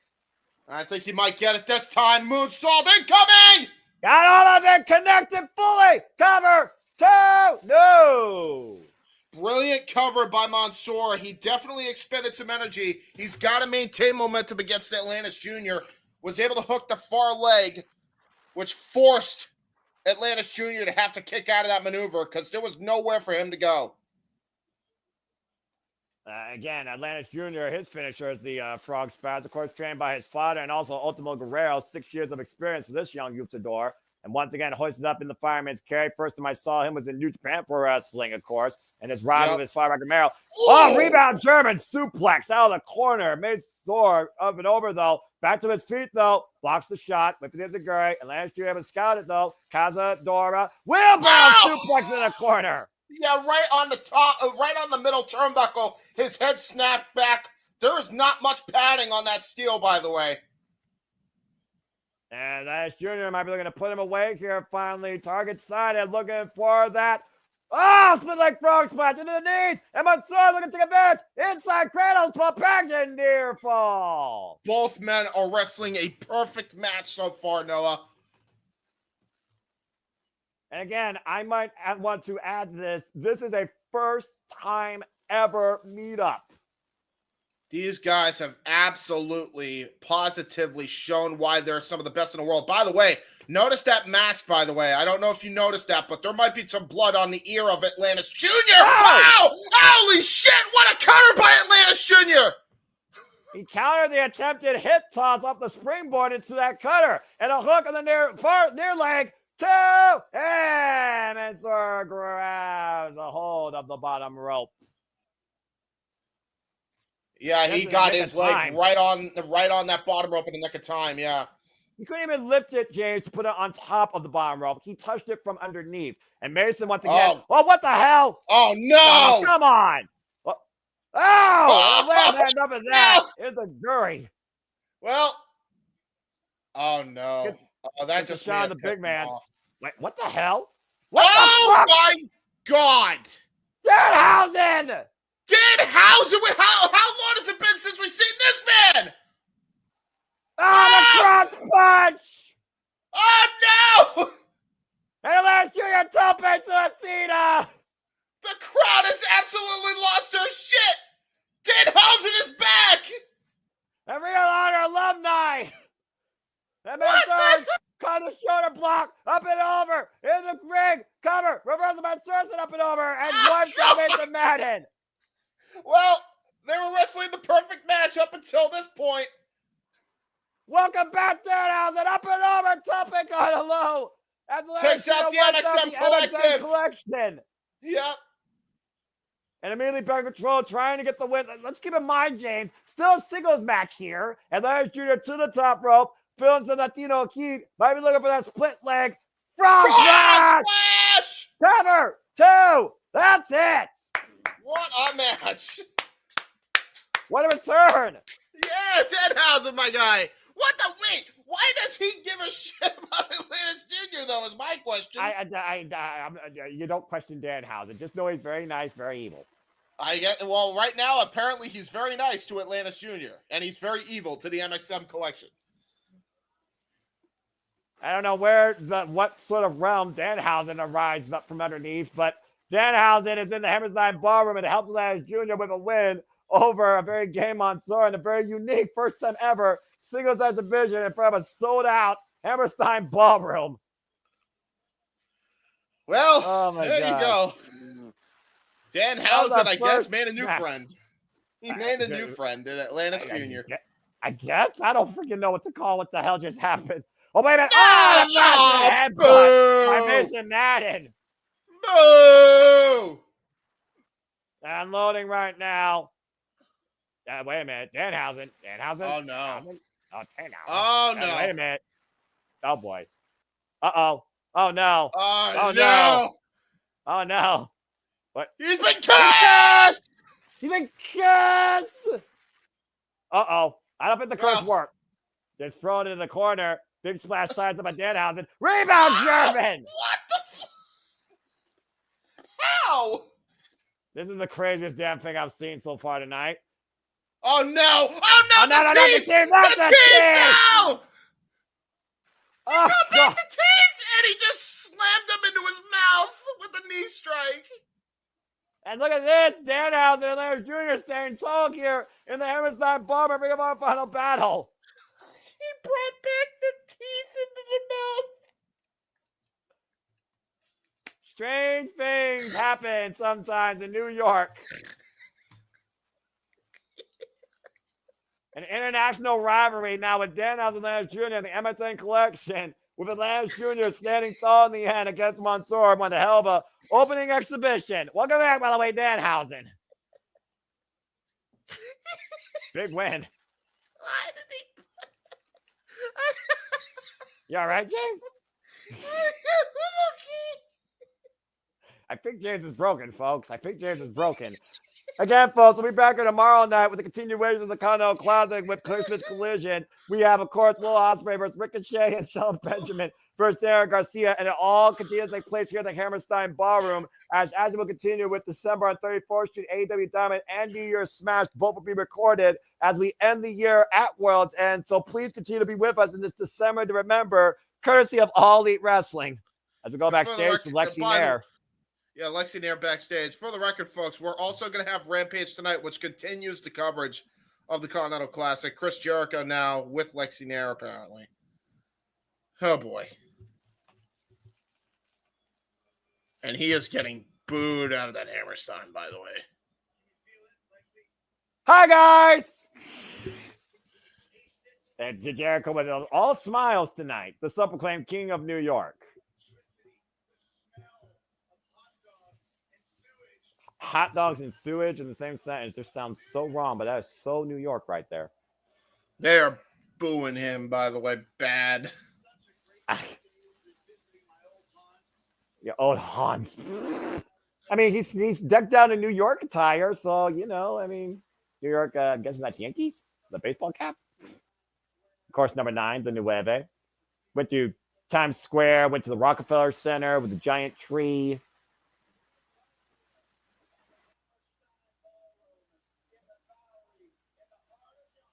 In the heart of Yonkers. Bully Ray knows a thing or two about that.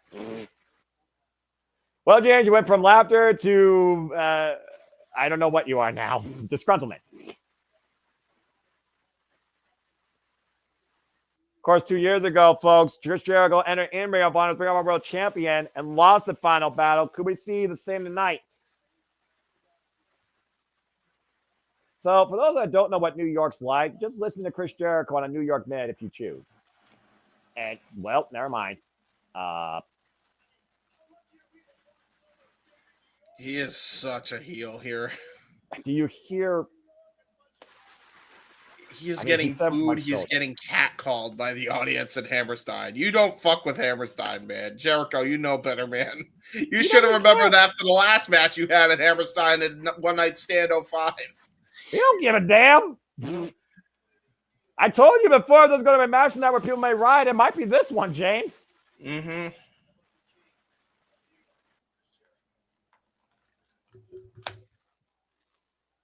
Let's go Mets, the crowd is chanting now after he just insulted the Yankees. Damn.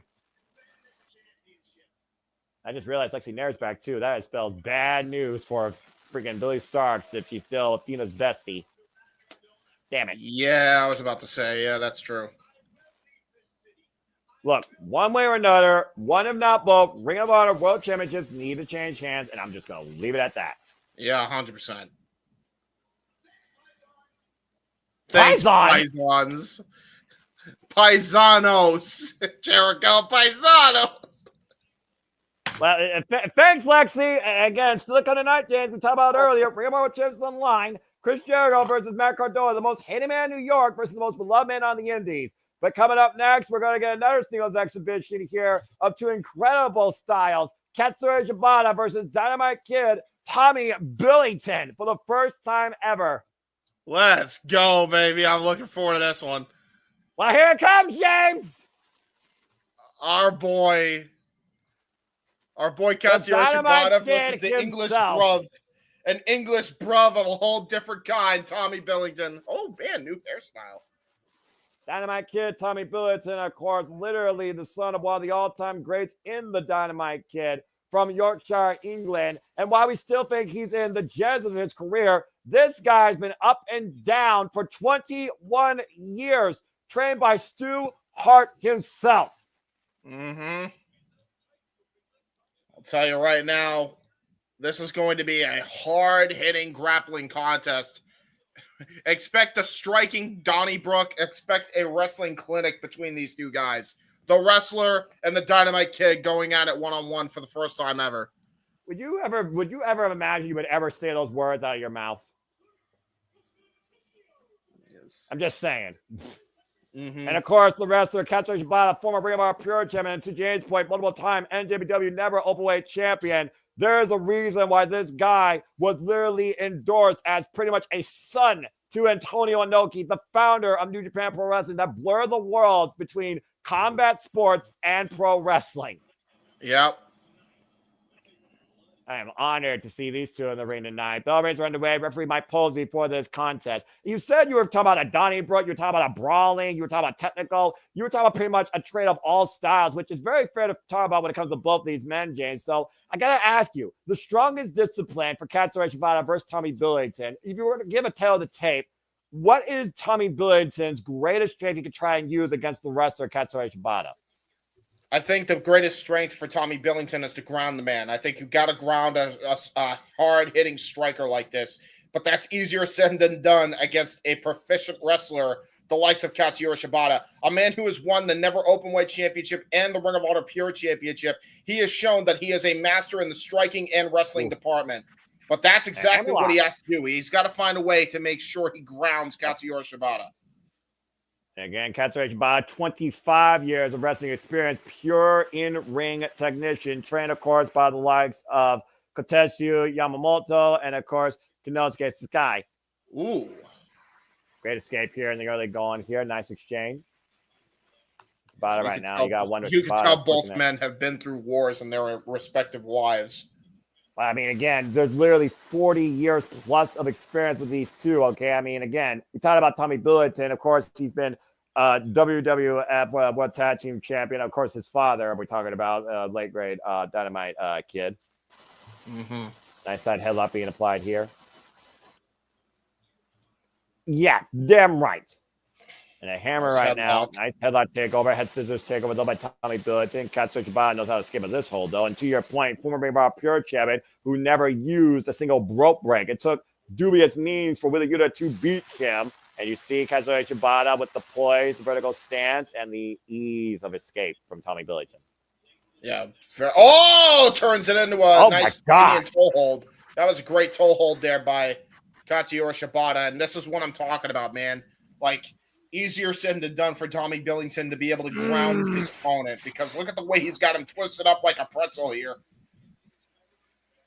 Again, got him literally trapped here in the middle of the ring, and this is where you are literally, oh my God, at your most dangerous. Well, I mean, you did talk about earlier. He's the master of both disciplines of striking and wrestling. Yep. Great transition, though. Picking the leg here. Again, I was going to try to go. Oh, he was trying to go for an ankle lock. Great counter out of it by Katsuyori Shibata. Again, trying to create separation. Now going for the standing waist locks. Then he waist lock exchange here. And once again, looking for the sleeper. Tommy Billington, though, blocking the wrists. Again, both men trying to jockey for position, trying to find a way to hold the other down in place. And look at this just standing exchange right now. And Billington desperately going to the ropes and driving Shibata, I think, first into the second. That was brilliant by Dynamite Kid. Looking to fly up the top, and I'm not going to get out of it. Yeah, he got his headbutt in right into the sternum, I think. Yeah, caution to the win by young Tommy Billington here against the former Rep Pro Undisputed British Heavyweight Champion and the 3-time Never Openweight Champion, to your point. But of course, Jesus, there's a strike there. Holy right hand. And but Shibata, though, look at Shibata off the ropes. Oh, man. Oh, Jesus, and there's a right boot to the mush in return. There's a receipt for you. And again, that boot delivered there, flush in the face of Tommy Billington right now. Shibata chants being out loud and proud for the definition of professional wrestling and the rest. Take a look at the replay here. Look at the speed. And look at the way he just catches him flush. Yeah, man, he just caught him right on the side of the temple. And now Katsuyori Shibata has full control of Tommy Billington. And now going for the leg lock. And again, look at all the pressure right now being applied as he literally pulls back on the kneecap and all the torque on the toes of Tommy Billington. By the way, folks, I apologize. I was talking about the father earlier. This is young Tommy Billington, for those that are not going to be confused. 6 years of wrestling experience, of course, trained by Davey Boy Smith Jr. and Marty Jones. Yeah, great reversing of the pressure, though, by Tommy Billington. But again, reversing is Katsuyori Shibata. Both men technically proficient on the ground. I'll tell you that right now.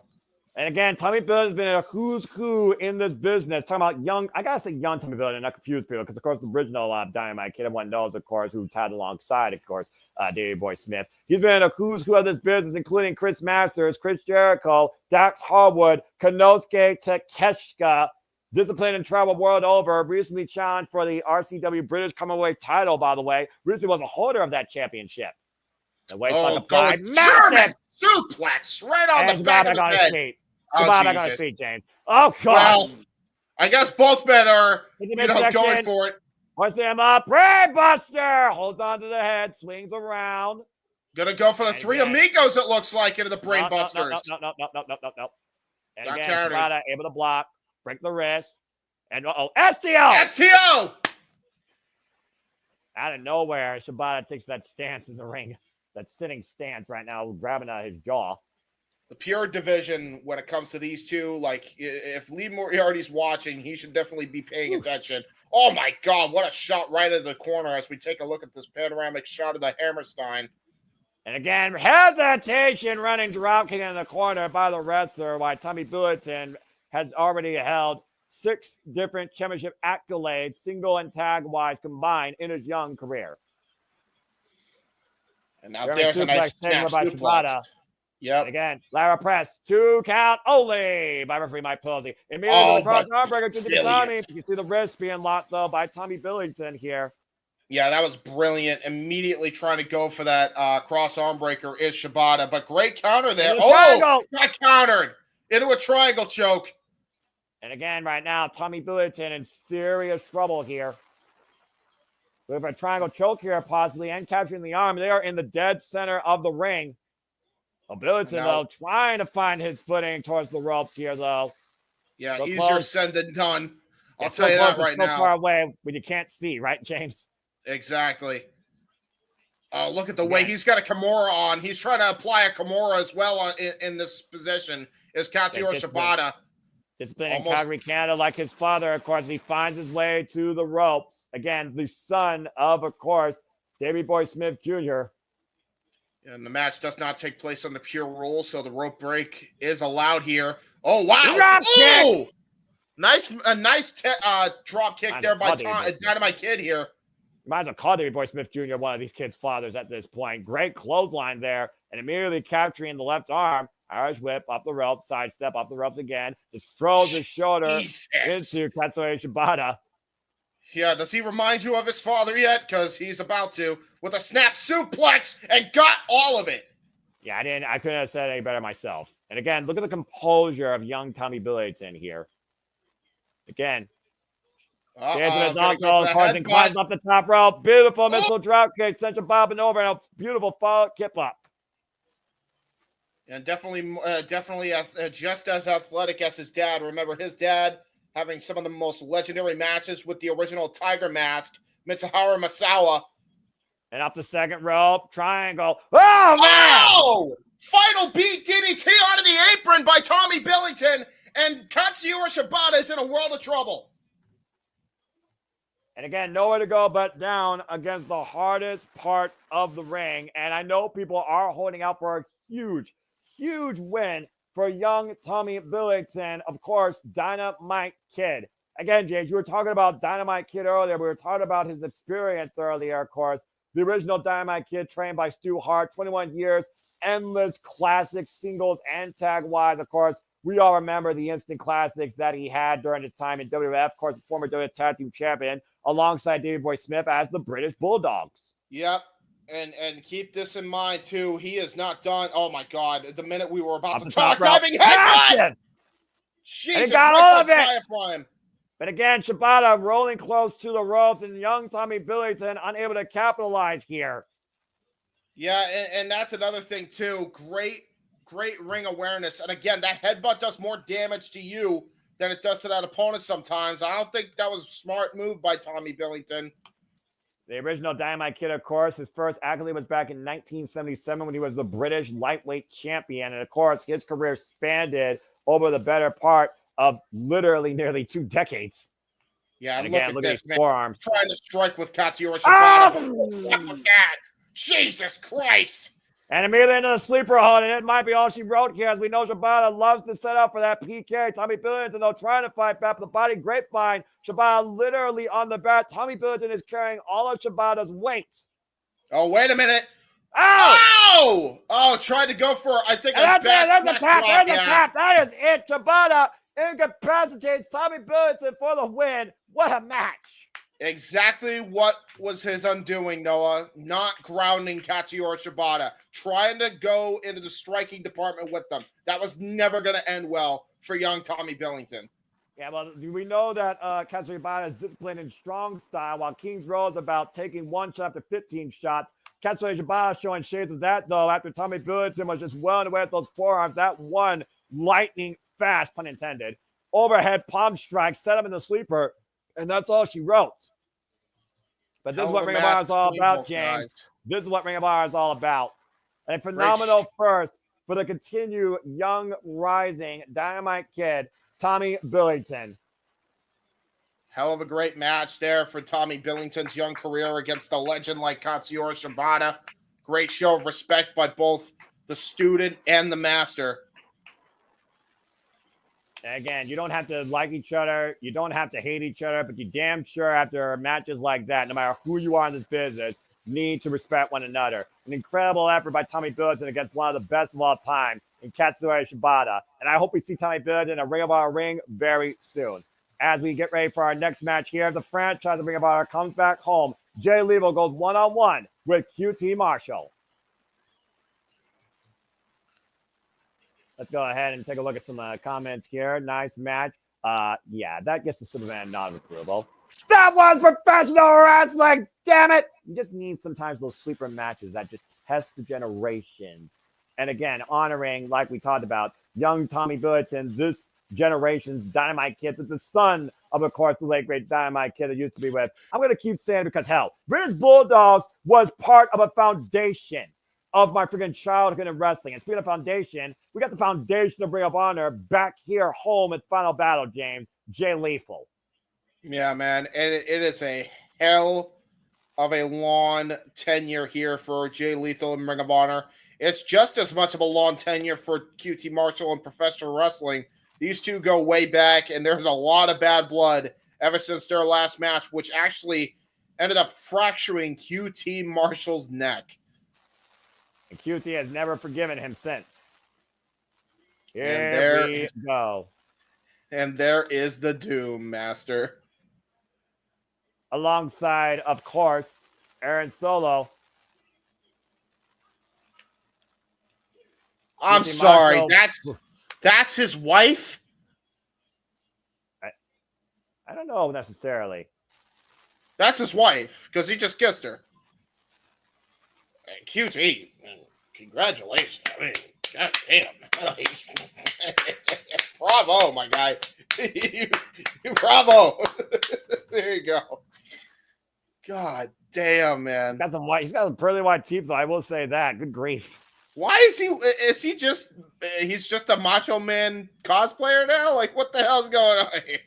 I'm not sure, but again, like you said, this is 12 years stewing for QT Marshall.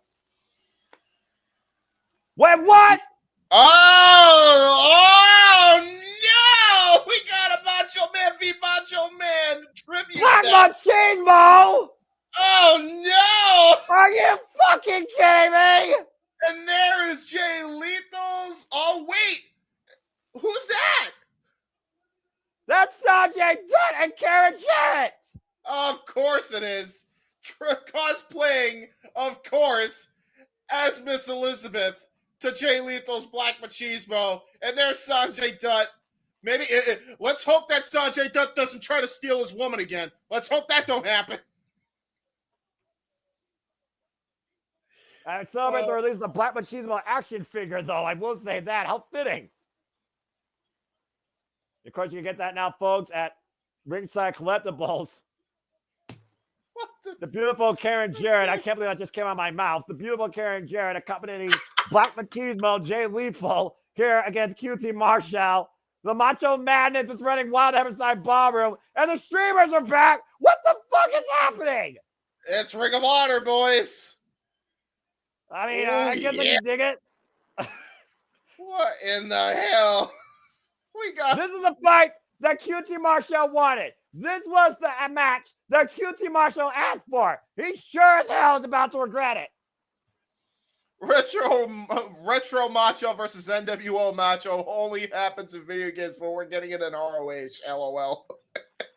And to be serious here, Jay Lethal is the Friends of Ring of Honor most combined days as Ring of Honor World Champion at 707 days. I'll tell you this. Machismo is back home in the Hammerstein Ballroom. What the fuck is my life? Here's the most meta thing about this. One man has been endorsed by Diamond Dallas Page and QT Marshall. The other man has been endorsed by the Macho Man himself. Look at the handshake here, yeah. Hey, you got a Stephon Smith. You know what? Let's just make this fully minimal. Let's call this like the Randy Savage. Oh yeah. Let's talk. Let's call it like. I don't know if I can do that. You can do that because you're coloring this. I can't. I gotta be JR here. And again, there's a handshake here. Oh, right. How dare you take away the Mega Powers handshake? And now he's getting his hand slapped with the couple of jaws. Yeah, his jaws. Going up and over. Catching stun gun across the top rope, and Jay Lethal back in control here. And they're only going up to the top rope. Goes Jay Lethal. Dun, dun, dun, dun, dun. Axe handle on top of QT Marshall. What the fuck is my life? Well, I'll tell you right now, the Macho Man is definitely approving of that maneuver. Yeah. Great hit toss, cartwheel escape, drop kick combination by Jay Lethal. Man, I don't ever remember being that athletic in my entire career. That's crazy. Sanjay Dutt, who's been so instrumental in Jay Lethal's career. Lethal right now looking to go off the ropes. And oh, of course, the coward decides to put his valet right in the middle of the Macho Man's chosen Black Machismo, right in the way before he could get a suicide dive on him. Yeah. Look at QT Marshall taking advantage, driving him into the apron. Again, just despicable actions by QT Marshall. What the hell? Oh wait a minute! Jesus! And that's what the hell? What the hell is going on? Well, she's the queen of New York, quite literally. Is Karen gonna be jealous of this? Oh my God! They're both dressed as the same. They're both dressed the same. They're both dressed the same. Oh my God! I think Jay Lethal officially fucked up. I mean, oh no! Well, that was a moment we're not going to forget. Yeah, I can't do the freaking Macho Man the whole time either. No, you can't. For the love of God, please don't. Off the top rope, cut out of it here with a shot to the bread basket. That will leave a mark, though, in the bread basket. Yeah. Freaking hell. Only thing missing here is Slim Jims. And right now, mounting QT Marshall in the corner with the shots. Don't trying to get give me involved any there. ideas. I will literally provide them. I will literally provide them. God damn. Again, they're very, very good. I will provide them with Slim Jims 2K24 style to beat each other over the head with. Yeah. And of course, QT Marshall blames Jay Lethal for disrespecting him and breaking his neck back against Virus Fizz when these men first met in the first round of that tournament in 2012. And QT Marshall, who blames Jay Lethal for that injury, of course, felt disrespected when Jay Lethal didn't want to take this match. Jay Lethal had intentions on getting the Ring of Honor World Championship back. Just what the I cannot believe we're seeing both men dressed in Macho Man apparel, man. That's got me totally thrown off here. Oh, great wrestling though by the both of them. Well, hopefully that freaking that queen doesn't betray the Black Machismo after that little stunt earlier. Cover here, the 2 count. I don't think that's going to approve. Shoulder block. Cover the press. I'm trying to call a wrestling match, James, and hoist it up. Oh God! Are you noticing a bit of deja vu from WrestleMania 3 with that sequence, by the way, or is that just me? A little bit, as he was stun gun across the top ropes. I'm not sure if I went back in time to 1990. Freaking insert year. I'm so confused right now. 1987. There you go. Golly! What the fuck? We have literally opened up a time capsule here in ROH. We are looking at 2 generations of Macho Madness. Where's Timeless Toni Storm when you need her? I lost in the space-time continuum. I think she might have accidentally brought Jay Lethal and QT Marshall into that time capsule. That might be possible here. And, of course, again, whether or not that's his actual wife, I think that still remains to be seen. Maybe his girl, but I don't know what that was about. But I know Karen Jarrett is pissed. And the jab, And the Jazz by QT Marshall squaring up against Jay Lethal, rocking the franchise of ROH. Yeah, that does see that envious nature there. Oh, the big knife is sharp. Big follow-up by Jay Lethal while Jay tries to get his brain back that's in order. fair. Yeah, they are dressed. They are dressed as the sensational Sherry, are they? Exactly. That's fair. Whoa! Single leg lariat. Great single leg lariat. And right now in the corner, it's the franchise in control of QT Marshall here. And rolling. Oh, got caught coming in with a big right hand. That was brutal by QT. Lethal in. Whoa! I thought it was going for the Jackson instead of handspring and Zaguri. Yep, yeah, that did not work. Looking for the figure four, able to slip through though. Swing and a miss. And now Lethal. Whoa! Wow! Great elevated neckbreaker. The cover build the ring. No, by Stephon Smith counts 2. That was such a great neckbreaker. I was not expecting that at all. Wow. I mean, we're back home in the home of the face of the franchise, Jay Lethal. I'm just saying. That's a good point. A beautiful shot here of the Hammerstein Ballroom coming in off the entranceway. And again, the elbow to the back of the head and shoulder blades. Clubbing shot to the lower back of QT Marshall, though. Now capturing the leg. Knee breaker. And a dragon screw leg lift. Fucking hell. And Jay Lethal might be looking to swing him around. Figure 4 leg lock. Brilliant mat wrestling by the franchise Jay Lethal. That was brilliant. And again, Jay Lethal has retained the Ring of Honor World Championship countless times because of this very maneuver. Full-on figure 4 leg lock. Shades of another Macho Man match against Ric Flair for the WWF World Title back in the day. Oh, wait a minute. Now, Aaron Solo being dragged inside the ring by QT Marshall while Jay Lethal brings the bat towards center. Once again, looking for the figure 4 leg lock. Referee response Smith, though, is distracted. And now Sunday double it. What the hell? My God, no. No! The figure 4 leg lock by Sanjay Dutt to Aaron Solo. The figure 8, technically, against 4 + 4 is 8. I reckon the eyes, though, by QT Marshall and Jay Lethal taking advantage. Man, Charlotte Flair's pissed. Again, though, he went to the face of the eyes of Lethal here. The cutter! Bang!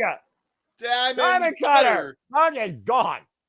He hit the diamond cutter. Yeah. Again, the legs of Aaron Solo might be compromised. We're back in the ring with the 2 eras of Macho Madness here, and QT Marshall and Black Jerry Lethal. Fucks my life. And again, the schoolboy, deep hook, cover! No, 2 count. Again, Lethal, combination. Great lethal combination by Jay Lethal. Walter, fuck off. Yeah, Lethal now might be going to the top rope. Lend him your energy. Uh-oh. Oh, no. Karen Jarrett checking on that Sunday down the outside. And Gonna Jay go Lethal, for the Macho Man. Macho Man elbow incoming. Wait a minute. You see QT grabbing the referee, though. And Aaron Solo. Oh, no. God damn it. No. On the Lethals. No.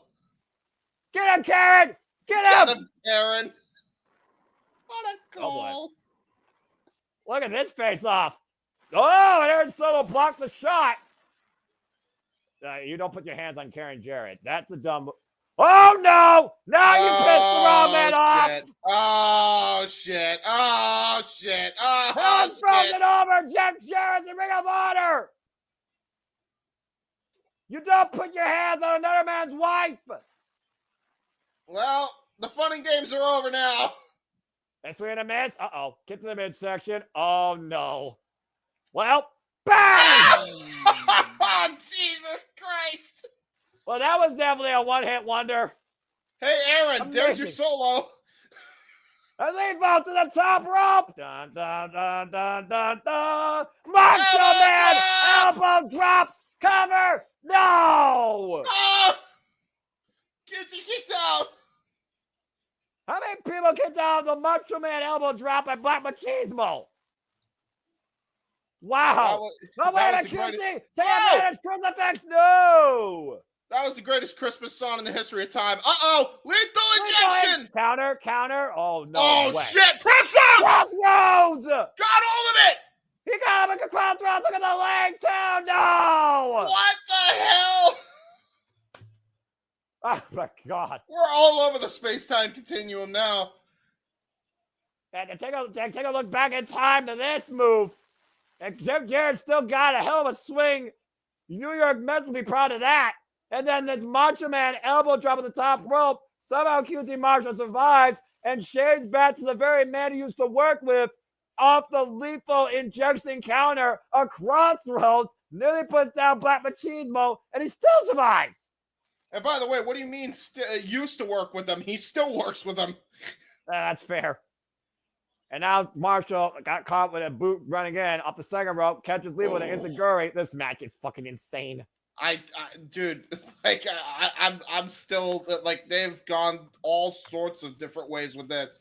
I think all parties have been ejected from ringside. By the way, wait! QT Marshall looking for the diamond cut. Whoop! Lands on his feet. Once again, Leyla though up and over, and once again, big pump kick. Follow up insecurity. Rock QT Marshall.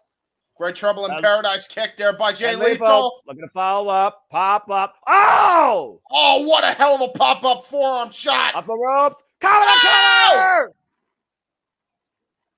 Marshall is on his feet. Wobble up to one knee. And Lethal's feeling it. And Lethal with the Lethal in. Whoa, great counter by QT. Lethal in. Jackson by QT Marshall! Are you fucking kidding me? No! What? How? Imagine the humbling QT Marshall would have done beating Jay Lethal with his own lethal injection. Oh, Jesus. Okay, so Karen Jarrett's gone because of what just happened. I think Jeff Jarrett took her back. Sanjay Dutt's still on the outside, but QT still has two different people on his corner. I'll get real, dude. It's one person. Aaron Solo's out, man. He's literally singing a different tune. And now, that's a fair point. QT Marshall and Jay Lethal fighting on their knees. This is the damnedest match I've seen yet. And nothing else, you got Jay Lethal needs to respect QT Marshall after this, and vice versa. Yeah, I was about to say, both men absolutely showing a lot of determination. Great discus forearm there by Jay Lethal. And now he's just rocking QT. Put a Mongolian chop right to the throat. And backslide attempt, backslide cover by Lethal. Gets two! Count only. Both men back to their feet. And Lethal now. Oh, wait a minute. It's a cradle. Not back in. Two! No! Oh, man. Again. Swing and a miss. Lethal in. Jackson! Oh, shit, man.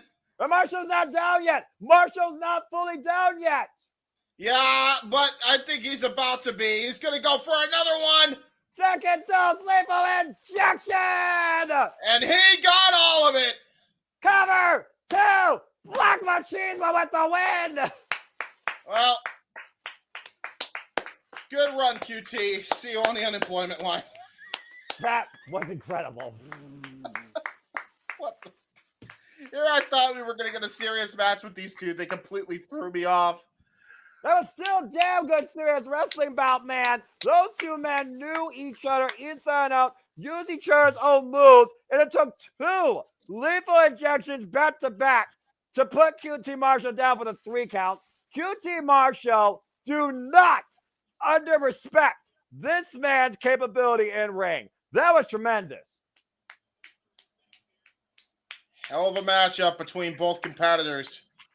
And a hell of a return for the former Ring of Honor World Champion. Well, his alter ego in this case, Black Machismo, Jay Lethal. What a way to celebrate a return to Ring of Honor. I mean, if you're QT, what do you do here? Because you just lost 2 major pay-per-view matches in a row.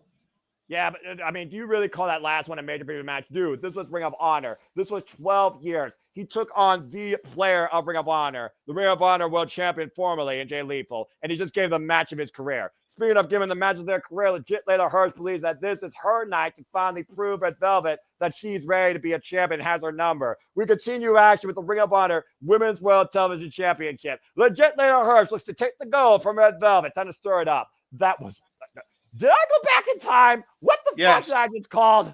Yes, you did. Yes, you did. That was incredible. I'm going to get a drink because I am parched from just calling that craziness. Once I'm back, I'm sure the entrances will start, I guess. There's a graphic. Cool. The James brief, brother, tranquilo. And let's go ahead and take a look at your comments real quick, by the way. Safety and Rage were all over this, getting down with the madness. Safety, thank you. Again, that was superb. And again, the wrestling encourages the commentary, but thank you for your love and support.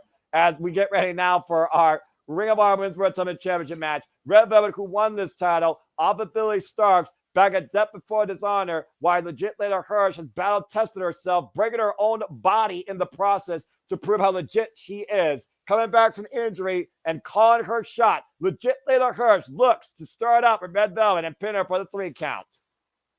And she almost had her during the fatal 4-way for the International Women's Cup spot to represent Ring of Honor at Wrestle Dynasty. Saying there will be no help for her tonight, as Billie Starkz and Athena will not play a factor. Legit Leyla Hirsch looking to back up her words with her 3 wins in her past 4 matches to beat the current second ever Ring of Honor Women's World Television Champion. Very, very special gear. Whew.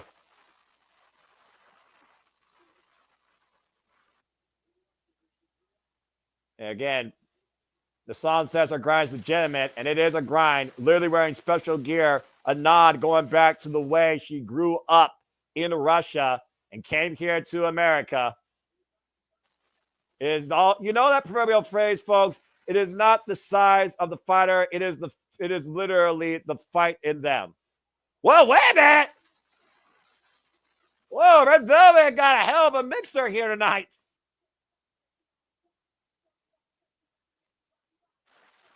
All right. Ring of Honor Women's World Television Champion Red Velvet here with a live mic performance of her theme by the person that helped wrote it.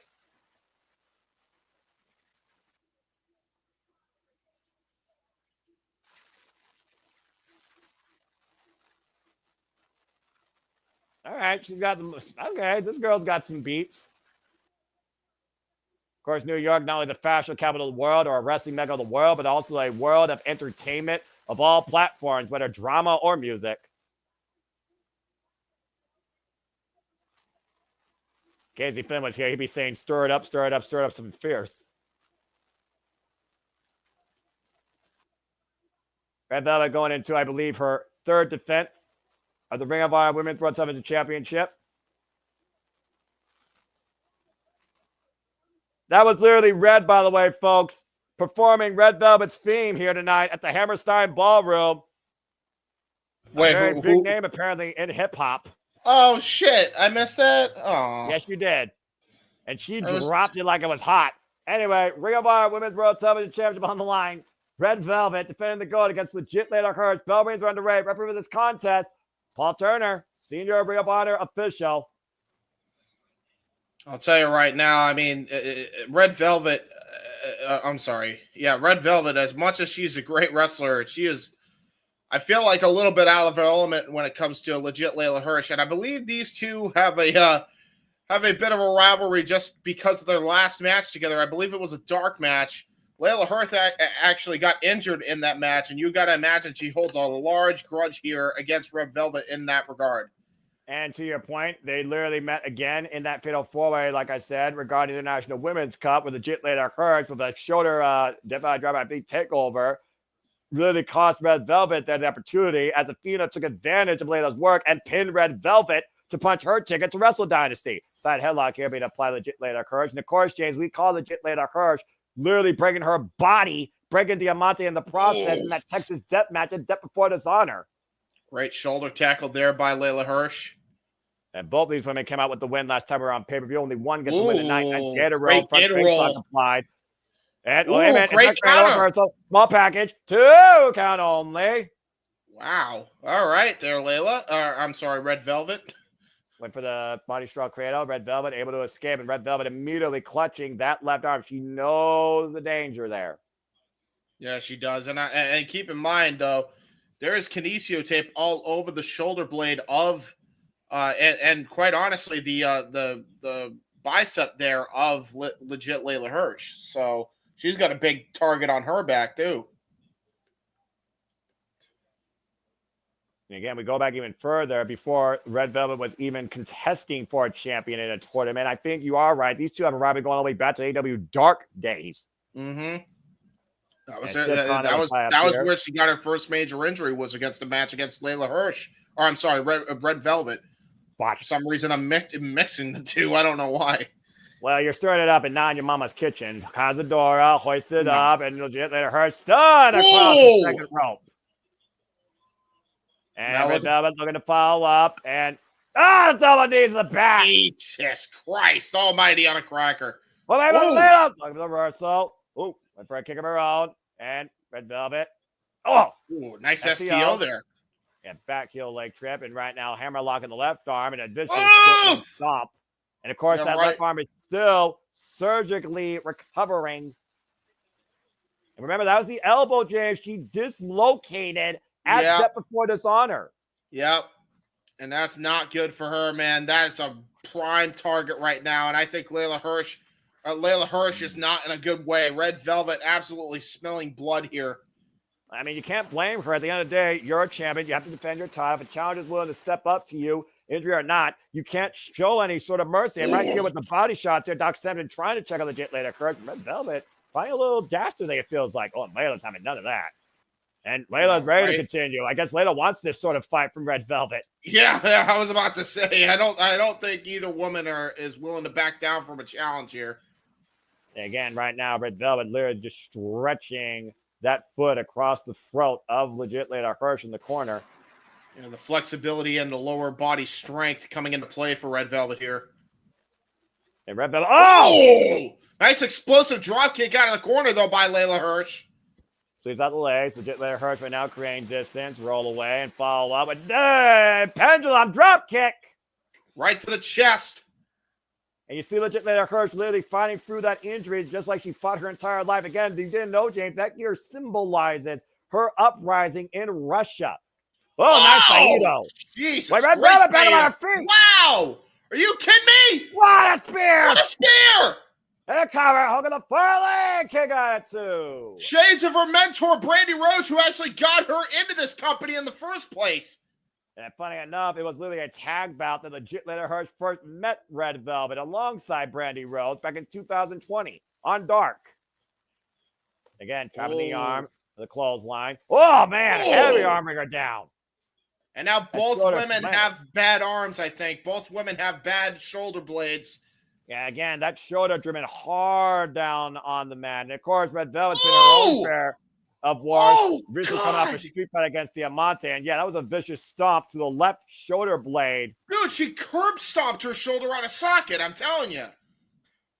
Again, Irish whip. Oh, man! Oh, Jesus. Arm ringer into the corner. And now she's got this match in her control. She's still favoring that bad arm, though, as Leyla Hirsch. But both women are now in bad ways here. Oh, and look at this. Look at the way legit Leyla Hirsch is hammer locking that arm across the bottom rope, hyperextending the muscles. Yeah, and utilized all 5 of those seconds pretty much. This is their 4.99. Jesus. This is their fourth singles encounter, by the way. And Red Velvet, great awareness, getting out of the way here, taking advantage of Leyla. Again, the first one-on-one, legit Leyla Hirsch won. It was on Dynamite in 2022. Follow-up encounter on Rampage. Red Velvet got the better of legit Leyla Hirsch. In fact, I saw one of those matches live. And then back on Dynamite again, Leyla got the better of Red Velvet again, literally another week later in what was a trilogy of matches with these two. Now looking for a possible superplex here out of the corner. And hanging on with the legs. And of course, the last time these two were in action was during the inaugural Ring of Honor Women's World Television Tournament, where Red Velvet got the better of legit Leyla Hirsch. What the hell is Leyla looking for here? I think going for a sunset flip bomb. Sunset flip bomb incoming. Well, again, for the Ring of Honor Women's World Championship, she doesn't give it up. Oh, man! Turns it into a German suplex. And another one. Low bridge cover, kick out. Brilliant. And again, you got to imagine there is a knee injury plaguing Leyla Hirsch, because she could not get the full extension into the bridge. And that must have been what allowed Red Velvet to kick out of that pinning predicament. And to your point, it was that knee injury that literally left legit Leyla Hirsch out for 2 years. And Ring again, of Honor this is final battle continues to be in full swing as the Ring of Honor Women's World Television Championship is on the line here. Comparison crown in hand. Hammerstein Braun was been an incredible show so far. And literally, folks, we're just getting started. And of course, we'll be back here covering more content here across AEW and RLH. When we cover AEW World's End next week, Saturday, James, 8 p.m. Eastern Standard Time, with, of course, a 0 hour prior to that. Overhead palm strap, legit Leyla Hirsch. Red Velvet answering in kind. Both these women, the definition of naughty, but I think they welcome it very nice. And again, good grief. Jesus. Oh my God. Christ. These two women are just slapping the piss out of each other. It turned into a power slap competition for a second.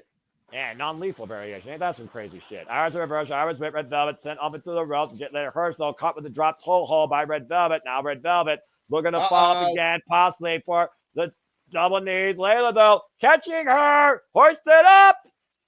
Dude, the strength of Leyla Hirsch. With the back shoulder. Me? Shots the forearm. Powerbomb. Jesus Christ.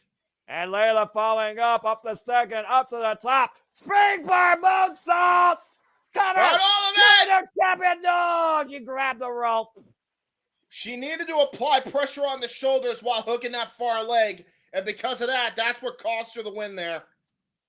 And Red Velvet immediately using the rope for Sammy Grace, but a nasty PK kick to the already damaged arm of Red Velvet. Here, screaming out in pain there. And it looks like Leyla now is attacking the right arm here of Red Velvet, just planting it down on the mat. Yeah, both women are favoring their arm sockets now. I'll tell you that right now. Their shoulders are in bad ways here. Record stands 2-2 in singles action with both these women. Hoisted up, sunset flip, legit Leyla Hirsch, shoulders down, Leyla reversal, deep hook, both blades, lost leg, recover by Red Velvet, deep hook again, 2.5. It's Hirsch. Oh, PK, right to the head.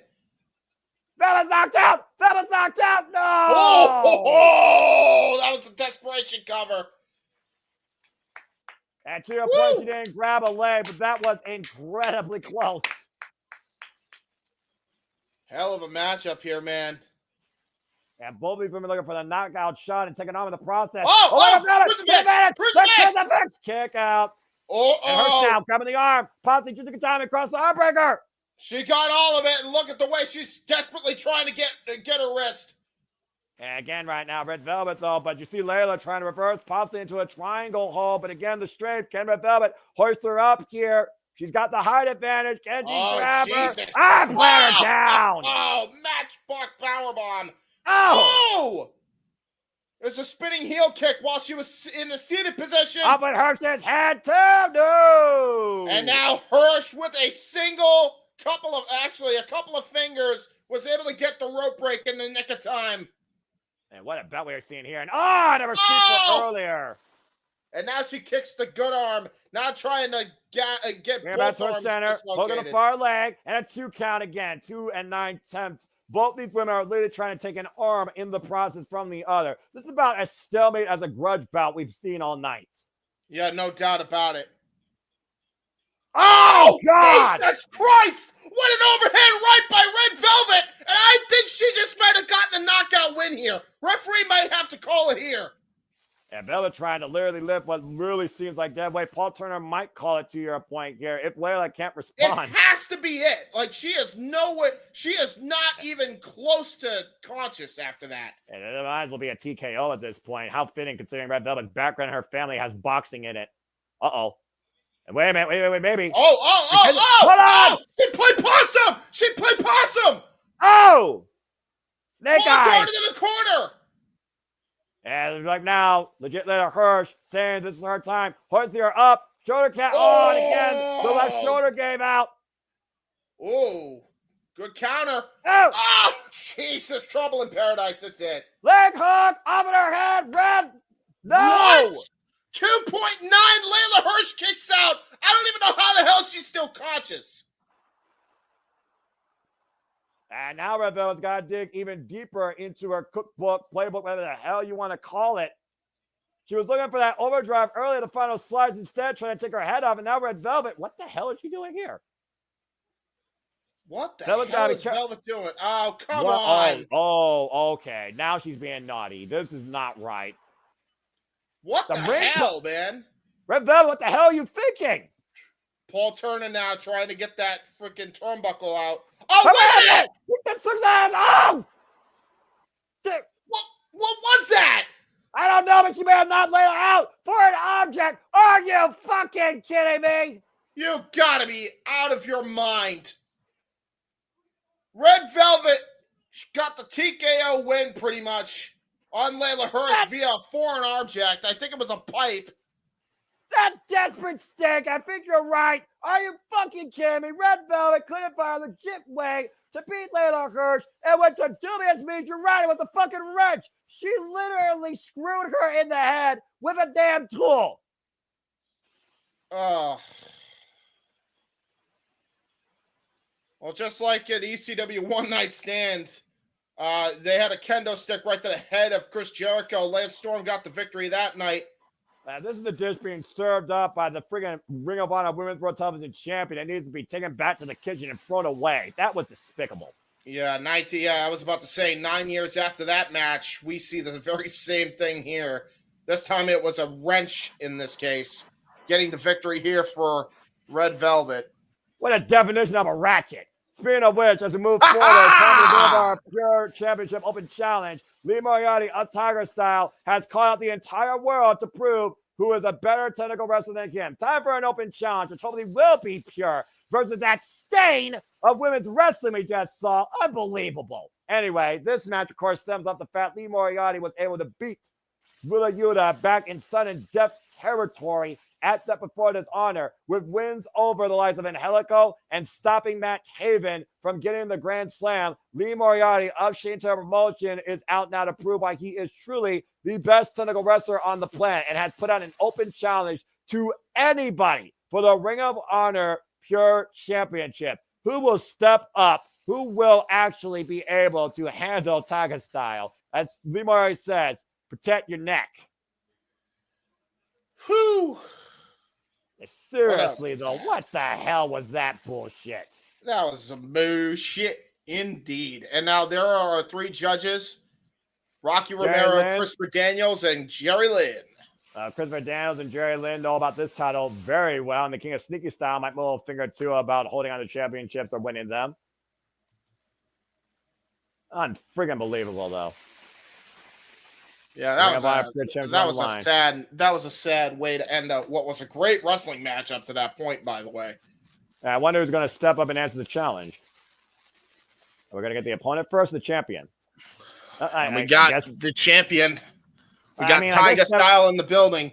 By the way, there's many people that I could see actually answering this challenge, but you know, a rumor mill may have been circulating in my little circle, if you will, good sir, that there may be a certain speedball that might be answering this challenge, good sir.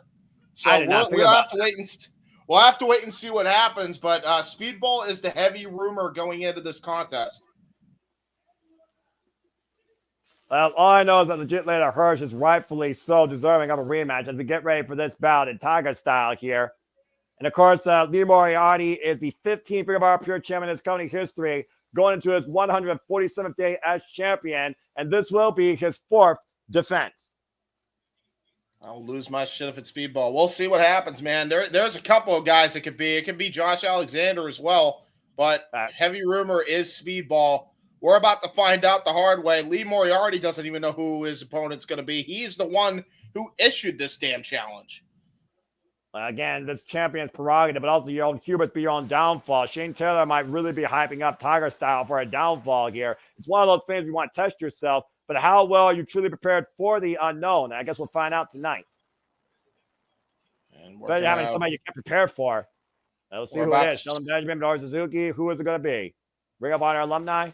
Who we got? That's a very good point. It could be a Ring of Honor alumni as well. Again, we're about to find out. There may not be a single person that actually challenged Lee Moriarty. We don't know. Do you know anybody from New York? Oh, shit. There's the music. Wait.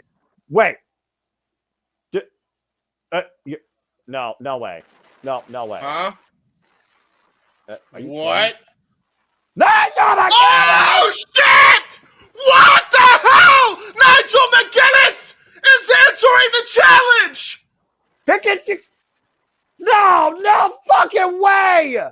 Nigel McGuinness, former pure champion himself! A man who literally held that title, called himself the Real World Pure Champion. The longest reigning Pure Champion in history at 350 days. Nigel fucking McGuinness. And remember, James, his last match in ROH was right there in that building in the Hammerstein Ballroom with Bryan Danielson.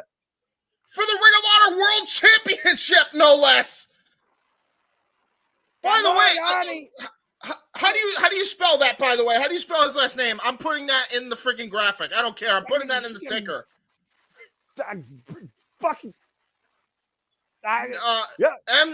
Guinness, right? Yes, Okay, got it.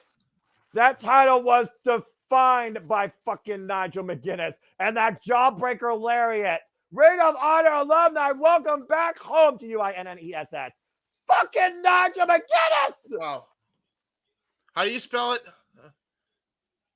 All right, so just one N. I can't believe what I'm fucking seeing right now. All right, you know what? Fuck it. I'm just gonna look up his Wikipedia. What a moment in time this is. MCGUINNESS. Get your damn shit together. Okay, dude. so no, I did. All right, so GUINNESS. Yes. Okay, so I did have it right then. All right, good. I can't believe that Nigel McGuinness, of all people we talk about Ring of Honor history, has returned home tonight to challenge for the Ring of Honor Pure title. Wait, and here's the thing. Here's the best part about it. What do you do if he wins? The crowd has absolutely lost their shit, by the way. Nigel McGuinness is back in Ring of Honor. First time since 2009. Back at Ring of Honor, Glory by Honor, in this very fucking setting. The hell? Wow. New York City, says Nigel McGuinness, an impromptu promo here.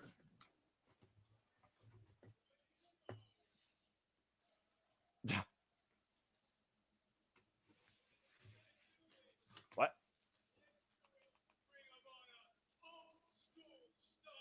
Old school style? What the hell does that mean? No, Ring of Honor. Pure tile rules. Huh? There's an old way?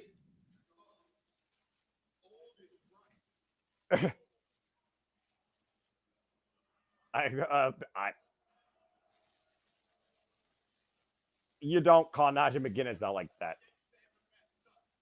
The Yankees and the Mets suck. They just wow. Okay. He is from Cleveland, to be fair. Tired style, says Okay, Shane Taylor. that's not right.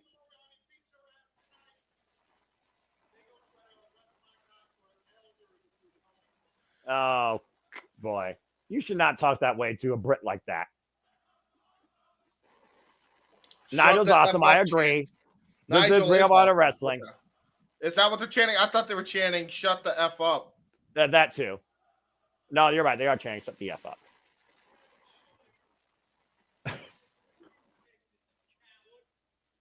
Oh.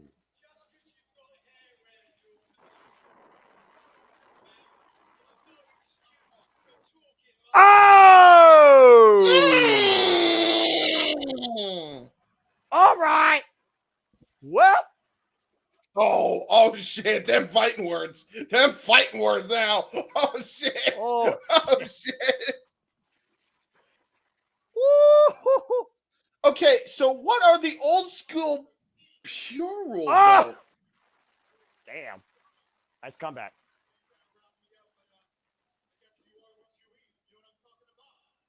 You are what you eat. That's just a compliment, though.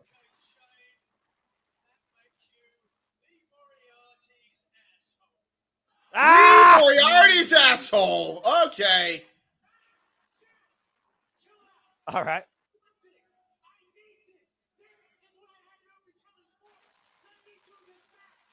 Whoa, Lee's stepping forward. He wants this. I admire Lee's gumption. He wants it. This is fucking crazy. Okay. All right, so Bobby is going to go and issue those rules right now. Let's explain this. Everyone listen to Bobby Cruz.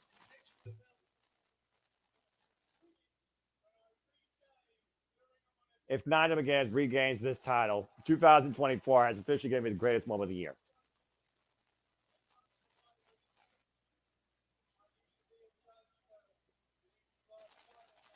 Yeah.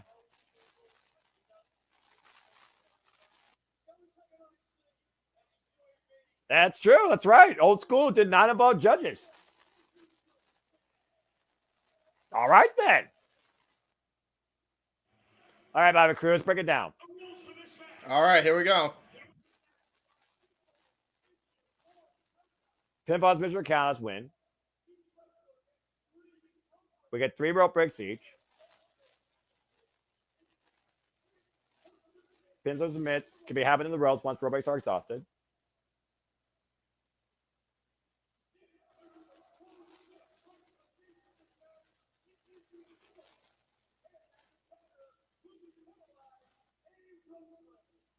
Penalize a rope break if you use a closed fist.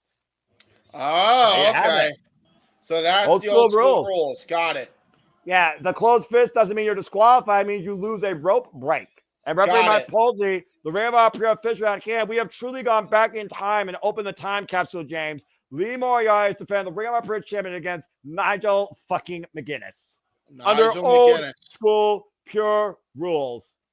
And I think Lee Moriarty is ready, man. He is dying for this match after he just saw Nigel come out. This is a generation-defining match. Bell rings, we're underway, and our scorecard is at the bottom. Here we go, James. Wow. I cannot believe we're watching this again. Lee Moriarty. We're calling a Nigel McGuinness match. Like, I am. Wow. For the record, folks, Nigel McGuinness, his last match was against Bryan Danielson. Now he might be back full-time as a wrestler if he is able to win the Pure title tonight in his match style, his old school Pure rules match. And again, this is what Nigel is known for. We've seen the wars that he and Bryan Danielson have, again, record-setting Ring of Honor Pure champion in history. 350 days after winning it in 2005 against Samoa Joe. Yeah, I mean, Lee Moriarty, forget fucking Eagles, man. He's got to have butterflies the size of falcons right now. And Lee Moriarty right now trying to ground Nigel McGuinness. We got to be aware, though, there is kinesio tape, though, on both the arms of Nigel McGuinness. Remember, it was an arm injury that caused Nigel McGuinness virtually his entire career back in 2011 when wrestling was not giving him the same love back then. Yeah, that's a very good point. And he easily could have returned if he wanted to, but he had lost love to wrestle, and he has found that love back in AEW and Ring of Honor. Yeah, again, we saw it against Danielson, man. He has not lost a step. He has not lost a single step. Again, time doesn't necessarily change what you are. Time either makes you better or it hurts you. It causes you to forget who you are or it causes you to evolve. And with Nigel McGuinness' return this year back at All In just that casino gauntlet match, we have seen a reignited Nigel McGuinness. And a hammerlock being applied, you see Nigel thinking about the rope. Doesn't go for it, though. And look at that. Wow, that was brilliant. That was brilliant by Nigel. He turned the tables on Lee Moriarty. He faked out a rope break attempt and made Lee Moriarty grab the ropes by accident. And 2 minutes in, Lee Moriarty is already down 1 rope break. And now McGuinness strategy clearly under Pure rules, he's going straight to the well. He is trying to get those rope breaks exhausted as soon as possible on his opponent. And this is exactly what made Nigel McGuinness one of the longest reigning Pure champions of his era. The longest reigning, quite honestly. And that's the thing. Lee Moriarty is I think, out of his element because you can never outweigh experience. And again, ooh, I don't know who got the rope breaks that time. Ooh, and he went for a close. Oh, wait. Hey, hold on. What happened? My monitor went out. Oh, no. He heard it. James, he heard it. Yeah, he did. And he's taking away a rope break. No. Nigel McGuinness pulling an Eddie Guerrero. Shane's what he did during his time as the European champion against the likes of Bryan Danielson. Get me a second referee down here, says Shane Taylor. You know what? I can't blame him. Him here. I cannot blame the guy in the slightest. I agree. I agree. Can you actually legally call that? I believe you can in old school pure rules, yes. And there's another referee.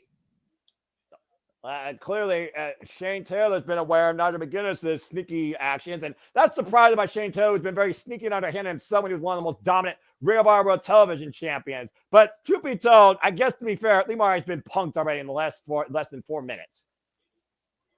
Again, you said yourself, it is old school rules. Hello, Safety. Good to see you. And hello, everybody. Good to see you here. We're back in time. It's now to get his shot for our Pure Championship.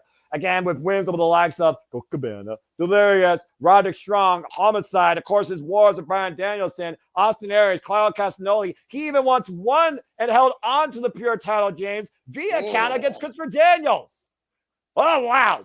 Yeah, again, you could try to strike Nigel McGuinness while he's on the ground, but this is where he's in his element. Just utilizing that jiu-jitsu background is Nigel McGuinness. And look at the way he's able to transition into that submission maneuver here. Trying to go for a butterfly lock on the ground, but Lee Moriarty trying to make sure he gets himself elevated so he can't go for it. And again, Nigel coming the on, Lee Moriarty trying to roll through. Shoulders down, nearly got it. Wow, dude. Holy lock, armor playing down. Lee Moriarty is so damn out of his element for being a 9-year young boy in this game against this legend. That's what I'm saying, man. Like, Lee Moriarty's one of the London Dungeon! Yep, trying to go for that running dungeon. London Dungeon, dude. London Dungeon. Sorry. Yeah, see, Lee Moriarty trying, man. That key lock. Almost he's gonna have to get. If you use that rope break, you're all out of them. Wait a minute, does not use the rope break. Team, I'm going to see a leg. Gets a 2 count. This is fucking incredible. We're trying to go for the half. Go ahead. Yeah, Border City stretch. And this time Nigel goes for a rope break. I mean, at that point, you have to, because considering, again, those shoulders are surgically repaired. Yep. And that's the thing, man. As great as Lee Moriarty is when it comes to the technical wrestling game, man, like, Nigel McGuinness is on a whole other level. He's a god of this shit. He is godded. He is the DJ Khaled of this shit. Yeah, but you still got to be aware of Shane Taylor on the outside, though. Oh, okay. Wait. Nigel.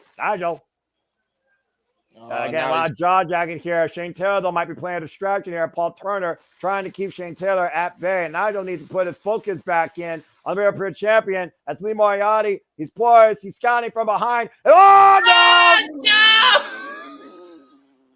Oh! You remember when I said he was out of his element? Well, we just saw why. Wait a minute! The talent can change hands via count out! The talent can change hands via count out! Oh, no. We have a new Pure champion reaches 10. Wait a minute. Oh, no chance. No chance. We're a number one stand away. Oh, my God. Holy shit. Oh, my God. I almost had a heart attack. You did both. I thought Nigel won it. I honestly thought Nigel was going to get the win here. We're at 7 minutes, by the way, folks. Lee Moriarty with 1 more rope break left. Nigel McGuinness with 2 rope breaks left. And again, I kid you not, it is Lee Moriarty versus Nigel McGuinness for Ring of Honor Pure Championship. Back elbow strike as Lee Moriarty ran in and got caught. And Nigel up. Oh, boy. Here we go. Oh, shit. Vintage Nigel here with the handstand on the top rope. Oh! Mule kick. Double mule kick. Got him with both boots that time. Oh, my God. I can't. You talk about Ring of Honor, James. Let's not forget, Nigel's also did in Pro Wrestling Noah. He trained and wrestled the genius of the Arc, Marufuji. He's been in the ring with Kenta. Yep. Man's been in Ah, the ring foot with thrust. Mitsuharu Misawa.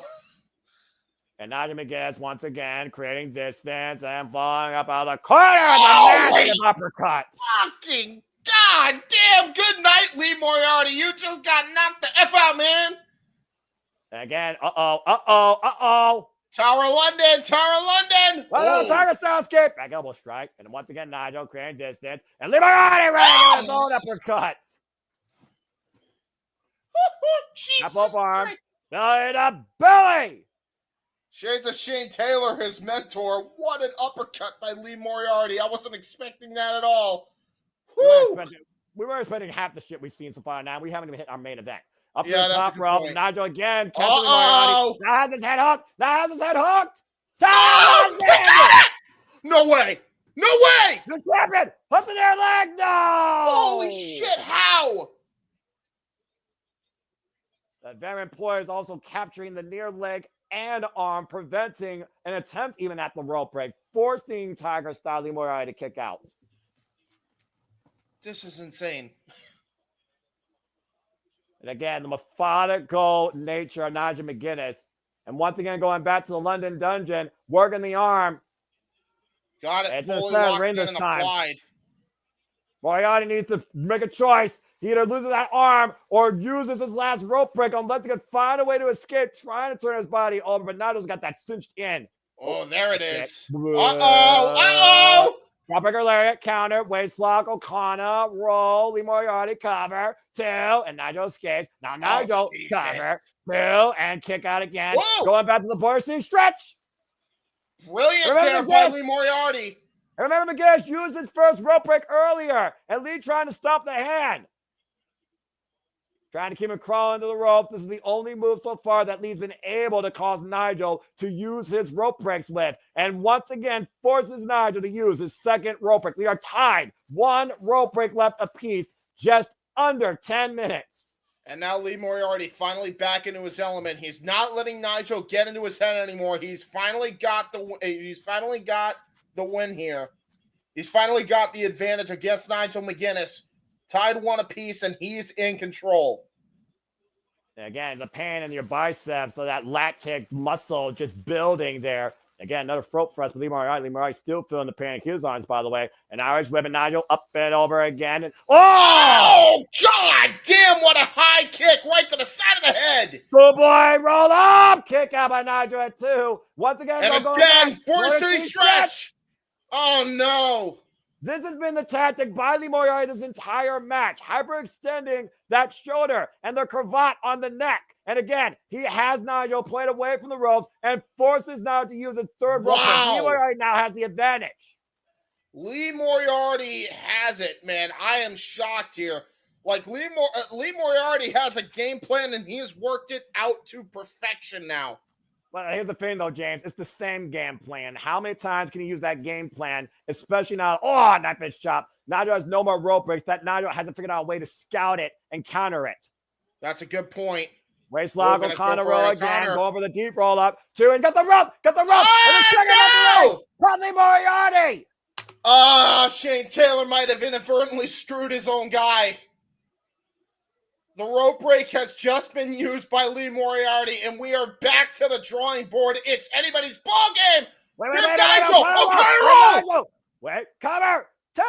Pushed off the ropes. And dropped down again off the ropes by Mike Posey. Mike Posey out of the way. Well, both men collide. Mike Posey down. Oh, shit. Jawbreaker lariat. Come on. 1, 2. No. Oh, come on. Fortune favoring Lee Moriarty by the skin of his teeth. He almost had it, too. What a hellacious jawbreaker lariat. A split second that Mike Posey was out of position saved Lee Moriarty's Pure Championship. We're up to 12 minutes, and Lee Moriarty still has a rope break. This is insane. Come on. This Nigel. is Ring of Honor, damn it. Come on, Nigel. Find a way. And once again, Rainmaker! Cover! 2! No! Are you kidding me? 12 minutes, 30 seconds, James. Keep yourself together. We're not done yet. Lee Moriarty with 1 rope break, Nigel with no rope breaks. A generational, old school, pure rules championship match. Man, he is dying for him to come in. Oh! Oh! Face first into the turnbuckle. And again, Paul Turner saw that, not technically cheating, just taking advantage of your opponent. And again, Lee Moriarty knows that he's in the driver's seat. Once again, though, shit! come on, Nigel. What's up? Cover, launch, Yeah! Nigel! Yeah, come on! Come on! The cover! The cover! 2 and No! This time it's to his advantage. Lee Moriarty, Paul Turner, the other referee on the outside, caught Lee Moriarty's foot on the bottom rope. But think about this now, James. We're in sudden death. There are no more rope breaks left. Holy shit. And Nigel literally, one for the outside Come referee, on. could have stole the Ring of Honor Pure Championship. This is I insane. applaud how pure this is staying, but still.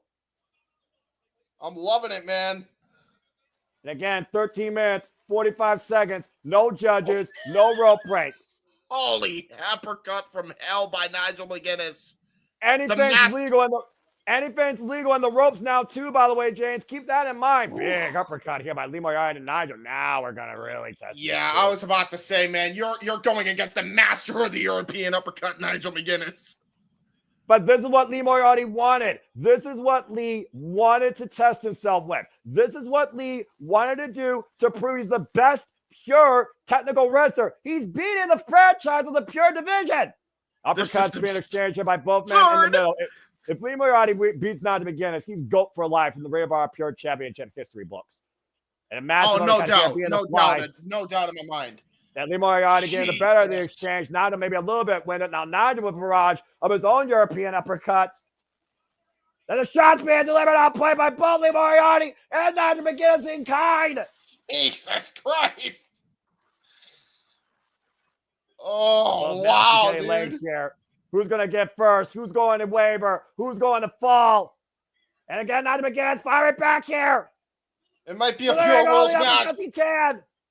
It might be a pure rules match, but I think both men need to channel the never openweight championship spirit here. Oh, wow. Dodges it. Lee got him down. Shoulders down. No. Oh, gonna try to go for the gonna go for the London submission. London Dungeon counter though went jump lariat by Lee Moriarty. The cover of Nigel McGuinness. No. 2.9 Nigel able to kick out. Almost beat Nigel McGuinness with his own fucking move. Brilliant. And again, the ferocity, the awareness, the timing, the brilliance of Lee Moriarty. Once again, Border City stretch. And there is no rope breaks. There is no escape. Come on, Nigel. Find a way out, man. Will Nigel tap? Nigel has to find a way out of that, and I think he did. I think he did. Shut us down. No. Come on, man. He almost had it. Turned it into a small package roll-up variation there. And waistlock applied by Lee Moriarty. We're over the 60-minute mark here. This is Ring of Honor. This is pure wrestling. Standing switch. Looking for a brain. Oh, man. Oh, God. What a flatliner. That's it. That's the challenger. There is no rope breaks. Cover. No. Oh, he put the shoulder up. Again, there's no more rope breaks. And Nigel, on pure instinct, kicked out of that ridiculous flatliner. I am losing my shit. Lee Moriarty now going to try to go for the Border City again. And look at this, though. Look at Nigel trying to get his wrists to interlock so he doesn't do any more damage. And he barely got out of it last time, by the way, James. And again, rope breaks don't matter here. And Lee Moriarty has that cinched in, compromised the breathing, now pushing off the ropes, using leverage. That's it! That's it! That's it! The hyperextension on the hold. Lee Moriarty has beaten Nigel McGuinness under pure old school rules and is still Ring of Honor pure champion. My God! Wow, man. What a match. the fortitude, the knowledge. Again, Lee Moriarty just had the greatest technical masterclass exhibition of his life. Lee Moriarty just pinned Nigel McGuinness, the standard of Ring of Honor Pure Wrestling night at the Hammerstein Ballroom. That was tremendous. Lee Moriarty just shut up a lot of critics tonight, man. Lee Moriarty just became GOAT in Pure Rules. Yeah, he did. And the crowd is on their feet, justifiably so, for the return of the standard Nigel McGuinness and the effort that Lee Moriarty did in retaining. And right now, we're going to, of course, close things out under Pure Rules, as we usually do with the Code of Honor. And how can you not after a match like that? Lee wanted it. He got it. That was professional wrestling at its highest degree. Lee Moriarty showing the respect there to Nigel McGuinness. Hell of a contest, man.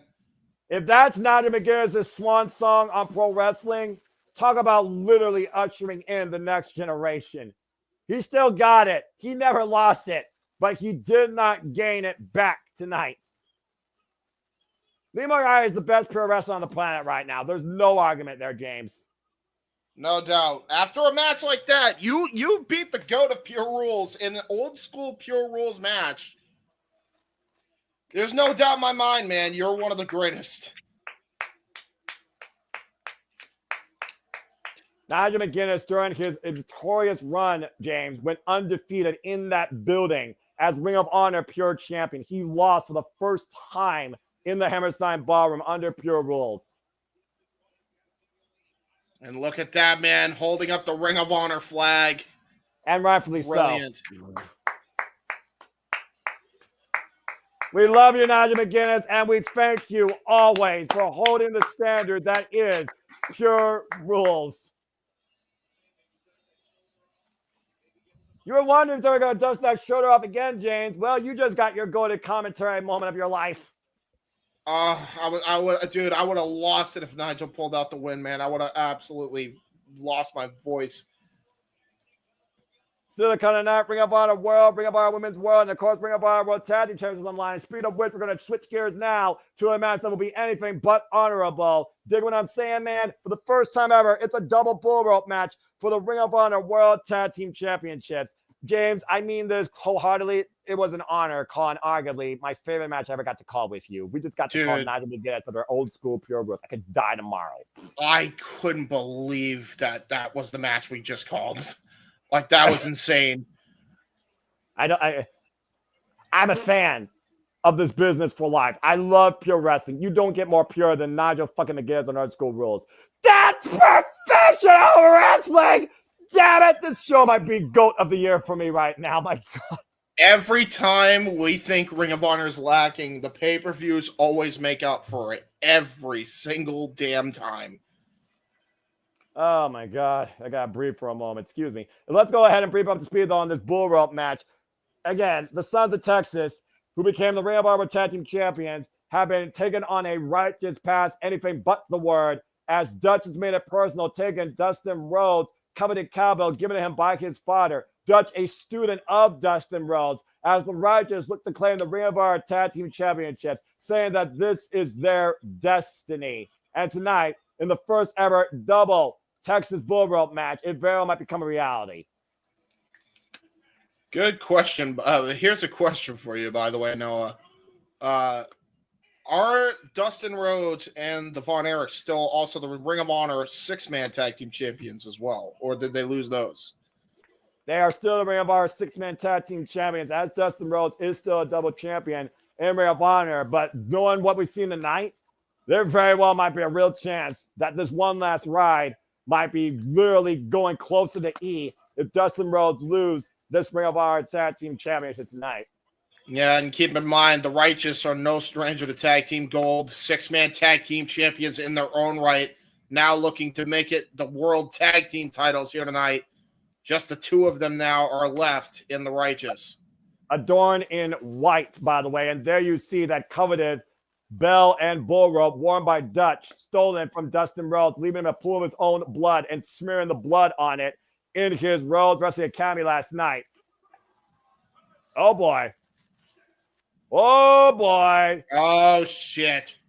And they Sammy. are dressed for a fight. It's a hold down tonight in the Hammerstein Ballroom. The Sons of Texas, Sammy Guevara and Dustin Rhodes. You gotta love that they are dressed in a very similar fashion. Both dressed up in the half-face paint.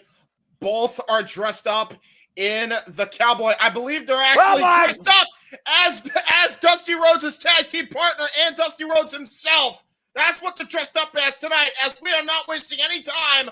The Bullrope match not even officially started yet. Again, you saw Dutch, though, had the original Bullrope of Dustin Rhodes. Dustin Rhodes coming in with his own, though. And again, after literally making this as personal as possible, literally defining family values, saying in Dutch's mind, he was the better student and son for Dusty Rhodes at one point. Oh, God. Oh, brilliant. All bets are off tonight. All bets are off tonight, James. Yep. Corkscrew, Pillsbury flop by Sammy Guevara. And right again, now, the Dutch match is throwing hands against Dutch. Oh, Jesus. And Dutch colliding. And Dutch just colliding with Dustin Rhodes. And Dutch right now, what the hell is Dutch figuring here? Dutch right now looking to go up and over. What? What? Get the fuck up, says Dutch. Okay, buddy. Hold on. I got to stand for that. The wicked colonel that many people like to call him right now. He does look like Colonel Sanders. I ain't gonna hold you. Again, there's a Texas Bullrope match, a double Texas Bullrope match, first ever in Ring of Honor history, might I add. They just rang the bell before they even got the freaking bells in. What are we doing here, guys? Come on.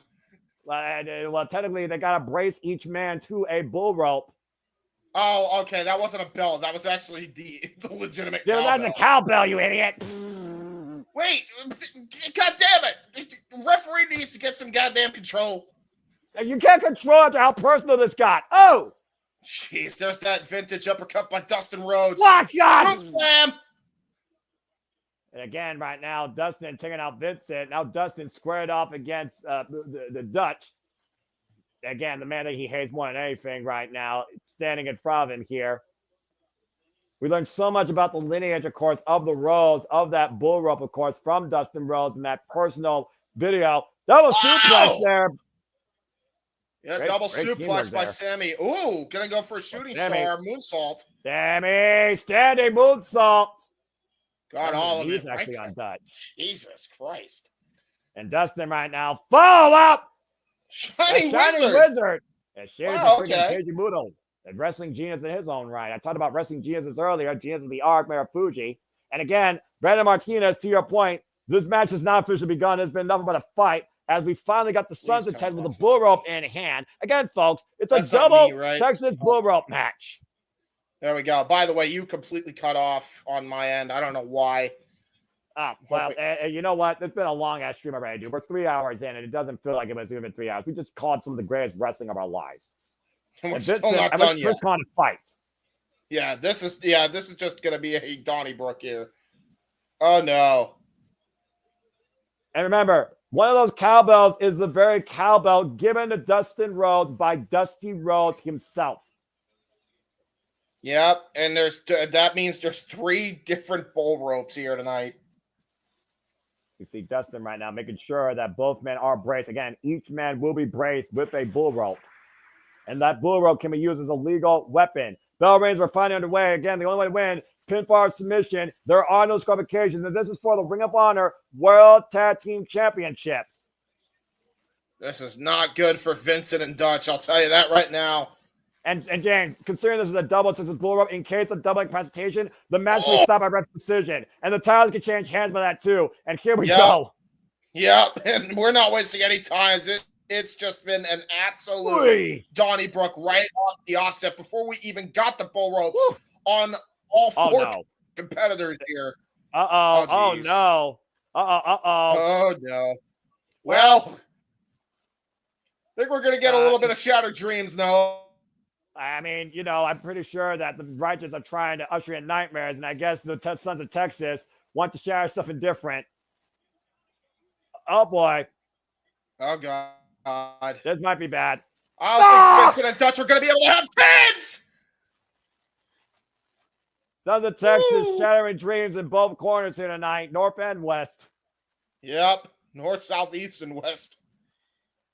Again, the cowbell sent the midsection. Vincent with a short range clothesline. I'm kind of glad that things have kind of controlled themselves here a little bit, but the Righteous taking advantage. Oh, no!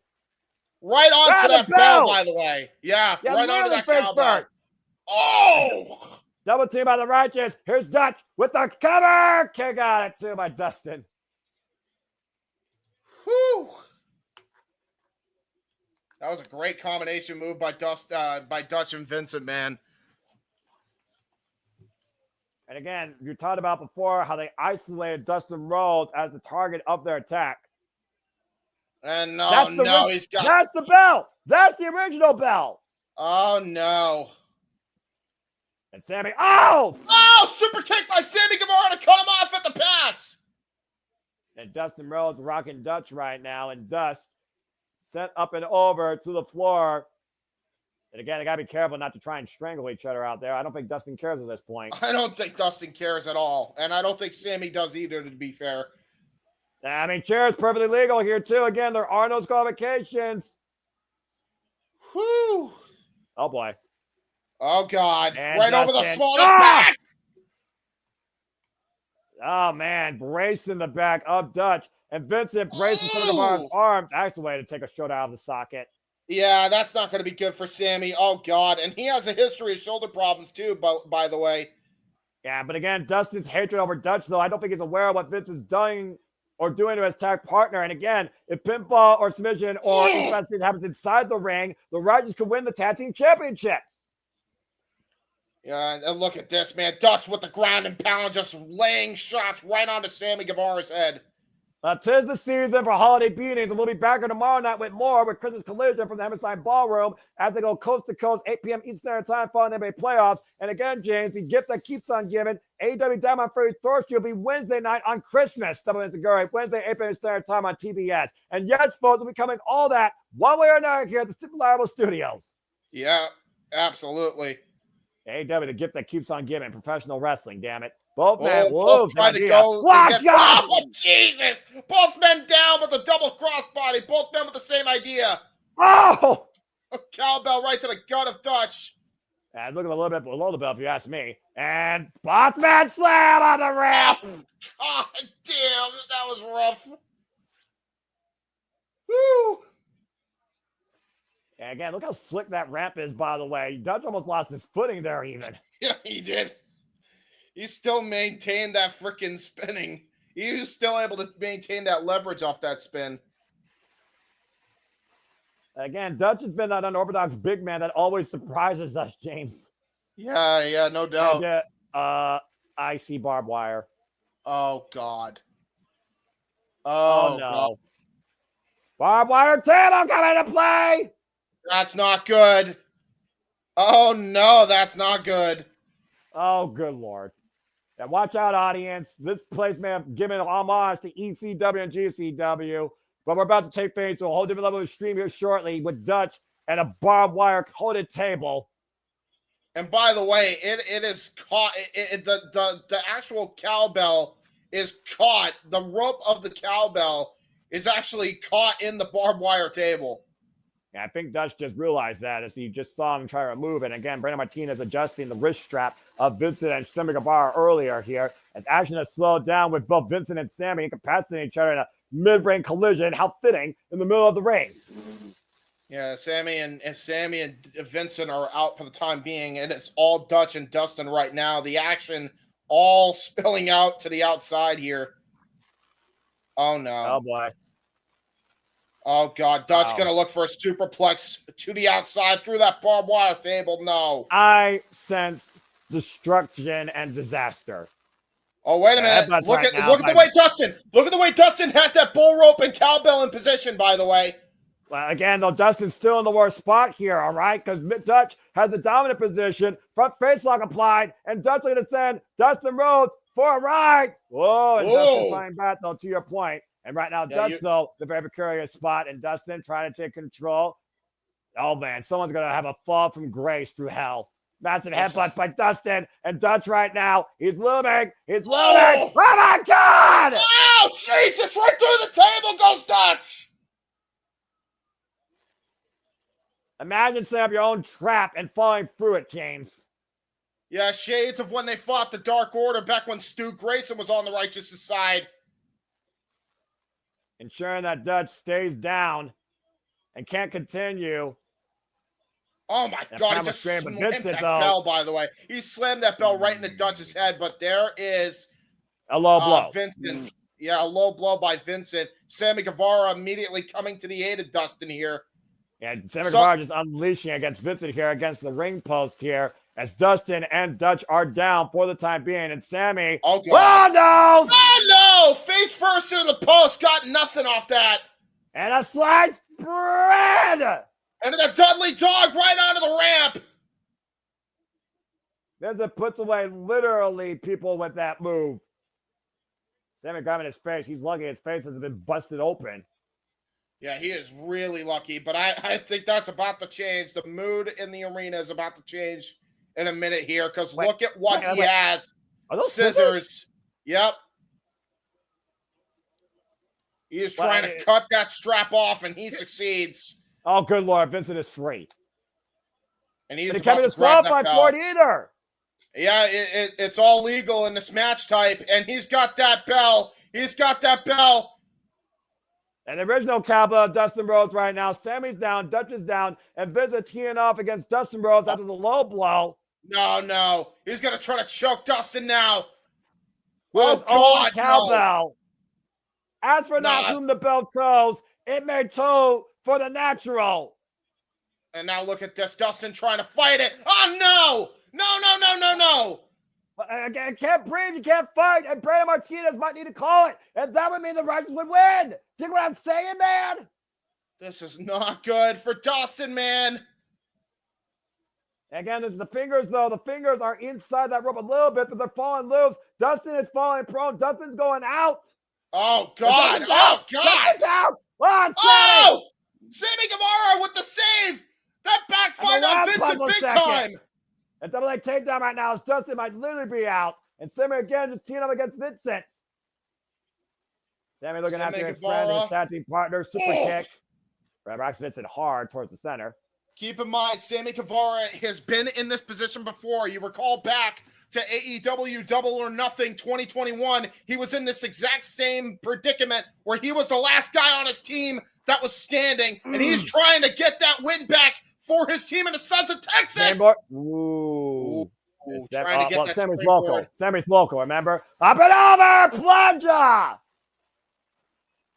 Almost literally striking part of that barbed wire table that Dutch has not gotten up from. And made a throat thrust, though, drops Sammy to his knee. And once again, Vincent looking for the pushed off by Sammy. Sammy, though, spearing off the barricade cutter! He got that cutter. We've seen him employ that in the past. Right on the forehead, by the way. He got the forehead off that one. And I think Vincent just got busted open big time. And this has literally been a fight between Vincent and Sammy Guevara more than a freaking wrestling match with Dutch and Dustin. And again, the tag team titles are underneath that apron, by the way. Sammy Guevara is getting... Oh, no. I saw a part of a ladder. No, Sammy, you sick fuck. Don't do it. Wait, what? Oh, no. He's pulling out the table, and he's going to get the ladder next. Oh, Watch. no. Not again. I witnessed this live one time in Cleveland with Cody Rhodes with the TNT Championship. Sammy, you're local, but you're also a father. Think about your livelihood, man. Think about your family. I'll tell you right now, not only is Cody Rhodes, the Universal Champion of WWE, watching this with bated breath, but you got to imagine Ty Mello is also watching this with bated breath also. And there's the ladder. Oh, dear God. Oh, no. And there might be a hazard zone created here in the Hammerstein Ballroom. I'm just saying. If this wasn't a fight without honor before, it damn sure is now. And Sammy Guevara once again with Vincent, though. Super kick. Oh, Vincent God. lands on the table. Oh, no. Oh, no, guys. This is not going to end well. Jesus Christ. Challenger in a very prone position, James. But look at Dutch, though. Dutch is starting to regain consciousness, by the way. This is how personal it got. To your left, be damn. No. Oh, my God. To the very top of the ladder goes Sammy Off the top of Guevara. the ladder. The Spanish got the sand. Swapped up over the table. The Vincent gets out of the way. God damn it. Guevara taking the ultimate risk and going broke. We got to see it again, though, James. A fall from grace into hell for Sammy Guevara off the highest of peaks. Oh, Sammy is out of his Sammy, fucking no. mind, man. And now look at this. Vincent immediately onto Dustin Rhodes here. Oh, God. Oh, boy. Dustin's pissed. Oh, shit. We talked about Dustin, how fired up he's been on this one last ride, rejuvenating his wrestling career. Oh, man. And big right hands by the natural. Oh, Jesus. Looking for that running bulldog. And he got all of it. And Keep Dustin in mind, right now he's still counting chained Vincent. to Dutch. He's still chained to Dutch, and Vincent's free. This is a 2-on-1 assault if I'd ever seen one. But Dutch is barely moving. Dutch is finally getting to his feet. And again, no! Chop out of the head! Keep an eye around Dustin's head. Is it the final two? No! Holy shit! How Dustin kicked out of that, I have no idea. I thought that was it. I sincerely thought that was fucking it. Oh, God. But they got two cowbells in the middle of that ring, and I think they're going to both use them as weapons here. This is not good for Dustin. Sammy Guevara laid lifeless, and now they're stopping a mud hole in the last outlaw here. And again, they're just soaking in the moment and what truly might be their destiny captured here righteously is their own vision. And Dustin wait a Rhodes minute. thrown on his knees. Hold Again, on, they don't have the original cowbell. I believe that fell into Sammy Guevara's possession, I believe, accidentally. And again, just punches to the face. And once again, Vincent instigating Dustin Rhodes. Dustin, it's not going to go down like that. Again, you can't put down a Rhodes that easy, man. They've been through hard times, harder than you could ever imagine. Defiance to the very end, the double finger salute. And Dustin right now in the clutch of Vincent and Dutch. No! One, sunshine, cover! Two, and Sammy saves it! Oh, my God! Just in the nick of time.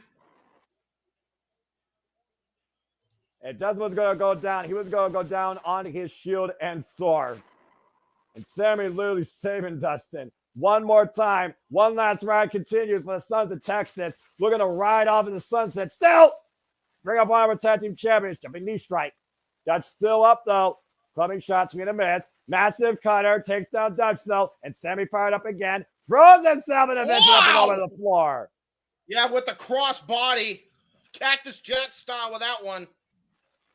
And again, you got to finish the work. You got to find a decision. You got to find what you need deep down inside you, Dustin, to put down Dutch and make your dad proud. Come Again, on, Dustin with the hat up Texas and over. Destroyer! Oh, God, Destroyer! Texas Destroyer by Dustin! And that's Sammy Sammy Guevara. Guevara! Go to hell! Plant Vincent on the floor! But someone's got to make a fucking cover! And look at that. There's the bell. I talked about it earlier. It fell into Sammy's possession. And now it's in the possession of Dustin Rhodes. The rightful owner with the Rhodes family heirloom. I think we're about to see a hellacious beatdown of poor old Dutch. And again, this is history, man. You figure about what that bell means to Dustin. That literally is his father with him, hand in hand. And look at Sammy, he's even in tears. And there's the point. The salute Point to to the Dusty heavens. Rhodes. Make the American dream proud. And there's Nightmare. Bing bong. Hello, cover. That is a win for the Sons of Texas and Dustin Rhodes.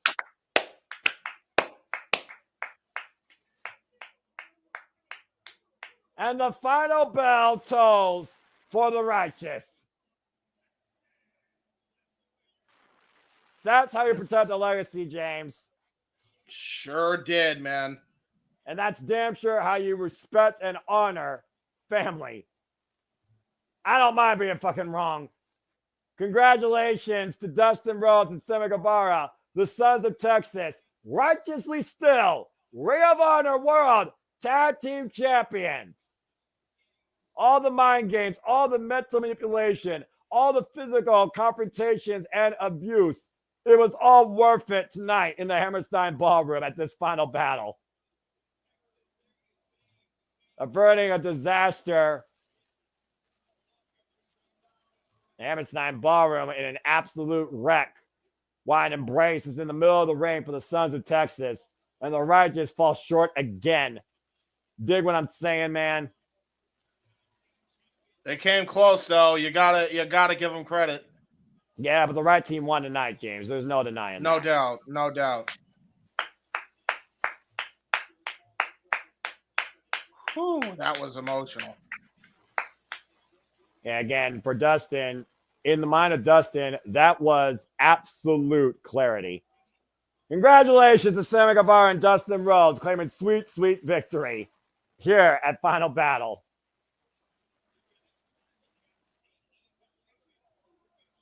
Good grief. Unreal. Lads, I got a moment to breathe because it's probably going to take a moment to clean up. Let me remind you, folks, that come New Year's Day, why the Sons of Texas might have a New Year's resolution, we will level up here at the Survivor Studios and welcome you in to join us with a fight for the fallen. As the mother of all simulcasts occur, the first day of the new year, a new era, a new beginning for all elite wrestling as AEW joins Mack on the mother of all simulcasts. AEW Dynamite Fight for the Fallen on Max and TBS, and we will be covering it that night, January 1st. And that's not the only thing we will be covering as we see the most expensive Dodge Ram commercial in the history of time. Jon Moxley, Claudio Castagnoli, Pac, and Yuta on our screens as they promote the Flair signal for Final Battle here tonight, or what will be later on in the year, the very end of the year. AEW's World's End coming up soon. And James, where will you be standing when the world is literally nothing before you? That's what Jon Moxley's MO has been, to literally rebuild AEW from the ashes. And again, does that Flair signal the start of something greater or the end of something pre-existing? In Orlando, Florida, December 28th, we might finally find out at AEW World's End. And I cannot wait to see what that brings. A whole different form of a paradigm shift. So says the Death Rise of Jon Moxley. Well, as we got a moment to breathe, let's go to Harley Cameron now to usher us in to the holiday season where you could shop for great stuff. Yes, you can. And we need this welcome break. Thank you, Harley Cameron. Yes, and speaking of which, right now, while we take our own commercial break and the lovely Harley Cameron is promoting their stuff, let's promote what we got coming up here on the Watch Along trailer. Check it out, everybody. Please. And now Please do. for a taste of things to come.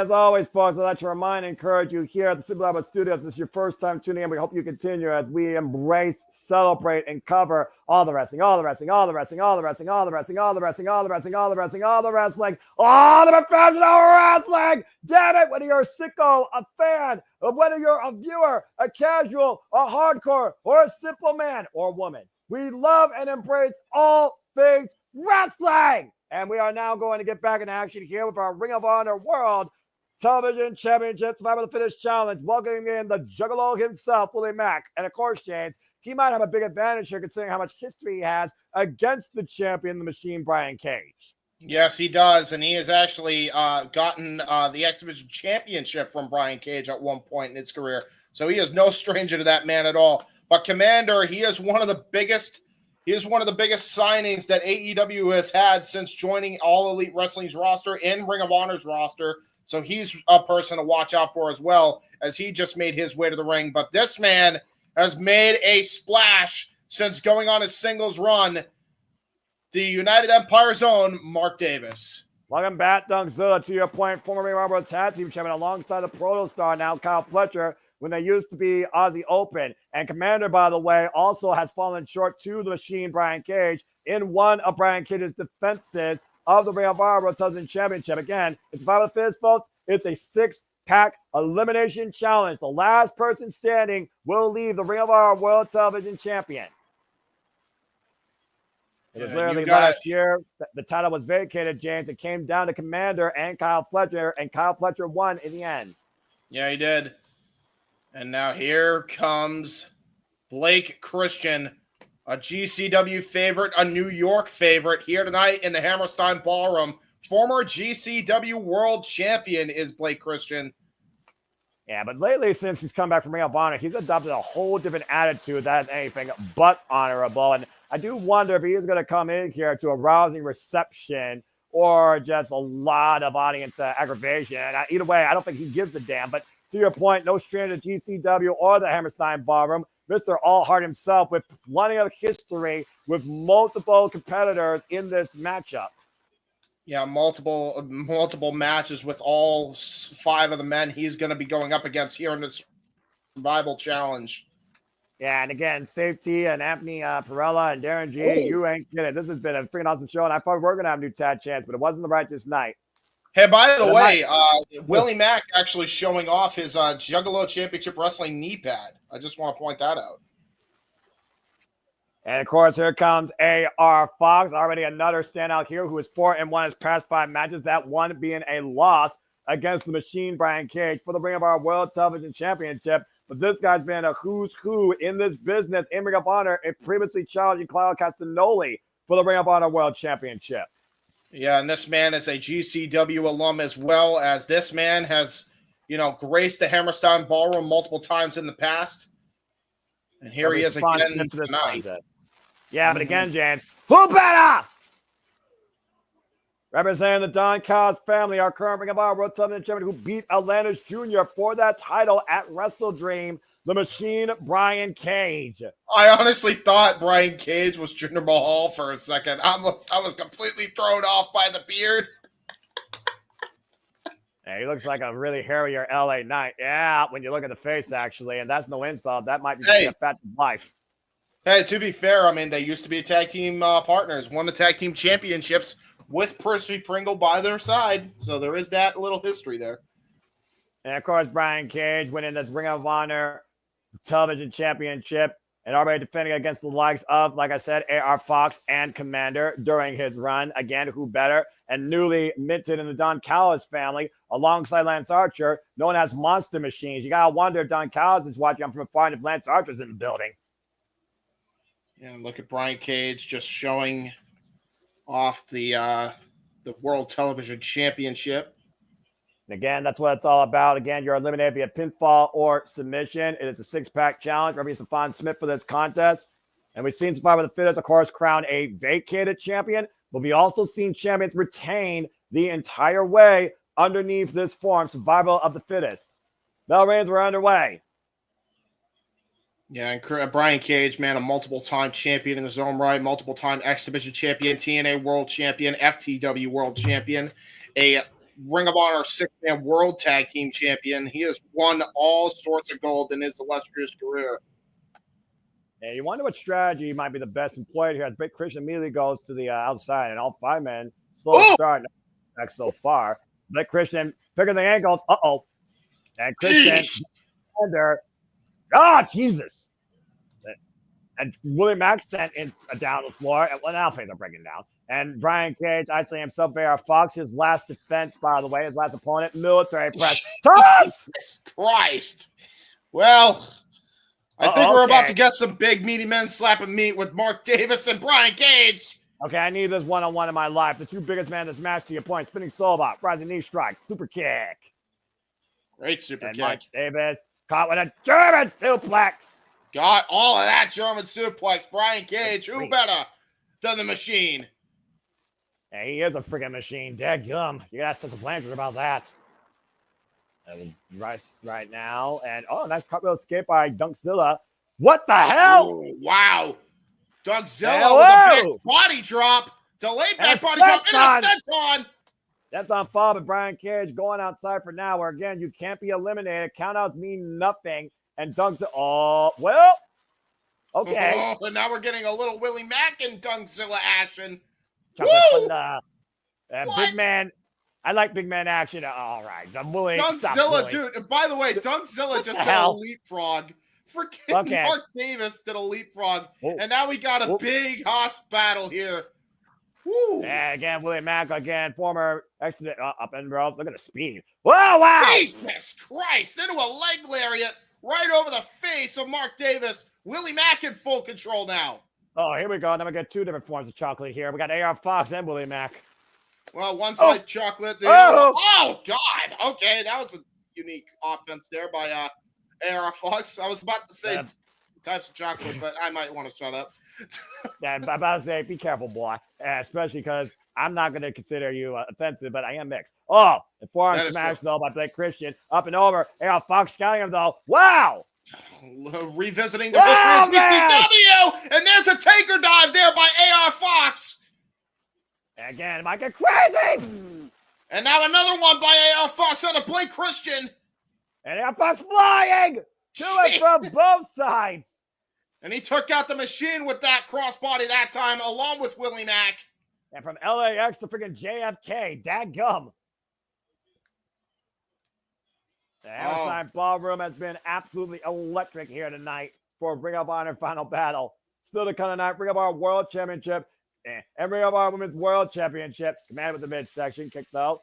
And again, Irish whip, AR Fox Irish whip, Komander up and over. Escalera walks the ropes and escape out of the corner. And stay tuned for Ring of Honor Boxing Day Brawl from the Hammerstein Ballroom, James. Thursday on Honor Club. All right, well, there you go. And AR Fox right now and Komander squaring off. Again, no straight to each other, like you said. Cartwheel up the ropes and whoa! Nice TRS there. Head scissor takeover.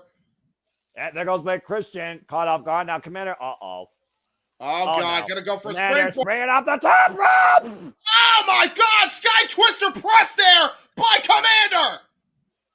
Landed on his feet, James, like it was fucking nothing. How many rotations was that? 720? I think so. I think he got the full 720 rotation. As we take a look again, look at that. Good God. How do you even control your body that quickly in midair? Oh, man, and now look at this. Going to go to the top rope, possibly looking for shooting star press here. Tony Hawk wish you could rotate that much. Oh, and AR Fox out of the way. Blake Christian gets to the midsection. No eliminations so far, by the way. Irish reversal, Irish whip, AR Fox, nice tiger fake. Oh, Blake Christian with the super kick. Yeah, brutal super kick. Just absolutely put Komander on spaghetti legs here. Oh, my God. Whoa! Whoa! Suicide dive through the ropes into a Fellsbury flop by Blake Christian. And again, inside out goes Blake Christian and didn't land upside down. Komander catching him. Now Komander, oh no. What in the hell is Komander thinking of here? Gonna go for He's a tightrope the block ropes here. Oh! And Blake Christian takes it out. And spear on the apron! And look at the way he was just able to effortlessly get back into the ring off of that spear, by the way. This is why Blake Christian is one of the most underrated talents in the independent scene right now. And then Christian Escalera off the top rope. Oh, and a sky twister of his own. Everyone out here is out to put up or shut up or show out to show who's better. And we still have no eliminations. Yep. Again, Blake Christian has been in this spot before. You can see how bad he wants it. Isolating the champion, springboard, and Brian Cage gets out of the way. It's the clothesline. Brian Cage catching. Wait a minute. Caught up in the shoulders of Blake Christian. Elbow straight to the side of the head, though. Oh, Pele kick. Great Pele kick by Blake Christian. And now Blake Christian up the second. Caught by the machine. Oh, no. Oh, no. Uh-oh. The power weight counter. Trying to hook Brian Cage. Oh, no. That's just not enough strength. Yeah, no way. Double under. Oh! Double underhook into a twisting neck breaker. And I've been shot now. Dunkzilla's back in the ring. Martin Davis in with Brian Cage. This is fucking ridiculous. Chopping lariat, Irish whip. Brian Cage set up and over. Ooh, Dunkzilla towards the first. Roll through and Brian Cage. Whoa! Nice leg drop kick catching Martin Davis. AR Fox now coming into the fray. There's more congestion here than the streets of New York right now going on in this ring. Yeah, definitely. Whoa. No doubt about it. Whoa, nice back elbow. Vintage Brian Cage with that maneuver here. Out the way, sidestep, Komander. No way. No way. No way. God. No way. Are you kidding? Double German suplex by the machine, Brian Cage. Took AR Fox and Komander over. I'm not sure who got the worst of that. I would imagine Komander just because he had the weight of AR Fox on top of him. And now Cage hoisting up Komander. Might be looking for the possible drill claw. Turning into a military press. Overhead with one hand. Drop! Jesus Christ. Who fucking better than the machine, James? Nobody. He is showing why he is the Ring of Honor television champion. And here comes Willie Mack. Okay. No shortage of history between these two men. Oh, nice zigzag variation there by Willie Mack. And Blake Christian back in the pop-up. Oh, my God. Mama said knock you out. Taking a page out of Calvin Tankman's playbook, only this time turning it into a forearm shot. Oh, got caught, though. And Willie Mack. Oh, no. Right in the AR Foxes. Oh, my God. You're kidding me. No way. You got to be kidding me. Two men up on the shoulders. Willie Mack now going to go. Double Samoa drop. With some juggalo action beforehand. No doubt about it, man. And there comes Dunkzilla. Oh, boy. Now, Mark Davis caught them with a scoop slam. Oh, here we go. This is Willie Mack. I've been waiting to see. You know what this means, James? A one. Yeah, a 1 point, 2 point. Shout out to Rich Swann as he goes for the moonsault. Oh! Cover! Two! No! The athleticism of Willie Mack. We kick out of it. Oh! Oh, nice catch there. Oh, stunner there. Stunner by Willie Mack. And another one. Yeah, toss on Fox. Complex Christian with a stunner. Oh, off the springboard in top rope position. My God. And Mark Davis gets the midsection. Stunner. And Willie Mack might have it here. All he has to do is pin Mark Davis. I don't think he thinks that's enough, James. He's going to the top rope. Oh, God. This is not going to be good for Mark Davis. He has to get out of the way. Oh, wait a minute. Komander! Springboard. What the hell? Oh, God! Ow! Super stunner from the top rope by Willie Mack! Stunning it back to Mexico off that. With Brian Cage. Discus lariat. Holy shit, he turned Willie Mack inside out. The force behind that. Willie Mack eliminated. Dude, the force you have to have a discus lariat turn a man of Willie Mack's size inside out is impressive. And there's our first elimination, by the way, by the machine, Brian Cage, our current champion. Willie Mack is gone. Unbelievable. Early trip back home for Christmas for the Juggalo, sadly. And now That we got was crazy. Brian Cage grabbing Komander, gonna try to eliminate him next. Brian Cage. He tried that earlier. Powerbomb. Whoa! Oh! Insecurity there by AR Fox. AR Fox might be looking for slice by the corner. Brian Cage will push him off though. Meets the back elbow strike. Now AR Fox bring it up to the second. Now to the top. Off the top rope. Brian Cage though. Oh! Whoa! That's on his feet. And got a schoolboy. Roll through. Cutter! And a jumping cutter! And Mark Davis gets caught. Oh! Oh! God! Final heartbeat DDT by AR Fox. And now play Christian in the ring. Insecurity by AR Fox. Uh-oh. Oh! Into a shoulder switch. Oh! Incredible. And now go for Package Pile Driver. Power Powerbomb! Cover 2! No! Wow, are you kidding me? Oh, and Komander. Jesus. You Super can't kick take to a hell. moment. You can't take a moment in this match, James, because someone else can capitalize on you. The only time he can take a moment is when you get the other competitors out of the match and turn it into a one-on-one. And now Komander gonna go right for now. a tope. Try again. And cut. Oh! What? What a cutoff by AR Fox into a DDT under the apron. Are you kidding me? The timing of stopping that tope suicida. Now AR Fox, scouting Cage, Dunkzilla, Komander, on the top rope, Reverse swanton bomb from the springboard position, all men down. James, that wasn't a swanton, that was a fucking reverse cannonball. And look at the timing again to your point of that ridiculous DDT, and look at the inverted rotation of the cannonball. Oh man, these guys are something else. This is Ring of Honor, where honor is fucking real, unless you're a ratchet named Red Velvet. And right now, AR Fox, actually have a Komander. Ooh! Nice Komander now to the second row. There. Springboard and walk out! Oh! Turn it into an arm drag from the springboard position! Almost a Spanish fly modified. AR Fox top rope. 450 connects! Cover! A Komander! No! And he popped that shoulder up, man, in the nick of time. That was a crazy kick out. 2 count only with 5 men left. This is absolutely insanity. Oh, but there's Brian Cage. Brian Cage back in the ring. Uh-oh.